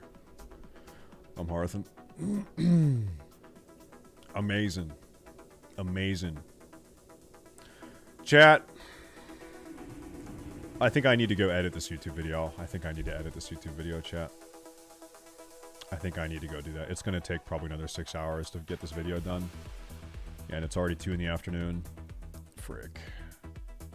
Frick. I need to do it. It must be done. I need to do it. I have to do it. Gotta do it. Guys, thank you very much for watching. Thank you. Today's a good day. Today's a great day. I think that if I can get this video done today, then tomorrow is going to be a big time stream day. Big time stream day. If you are new, please follow. If you are new, you should follow. Any single new viewers should hit the follow button. The follow button is free. Thank you very much. Thank you. I appreciate all the subs, all the love today. Thank you. I'll be back tomorrow. Tomorrow, like I said, I think is going to be more of a big time gamer day, but today I just have to get this video taken care of. Thank you guys. Thank you. I will see you then. I'll see you then, and I'll probably see you in Discord tonight also.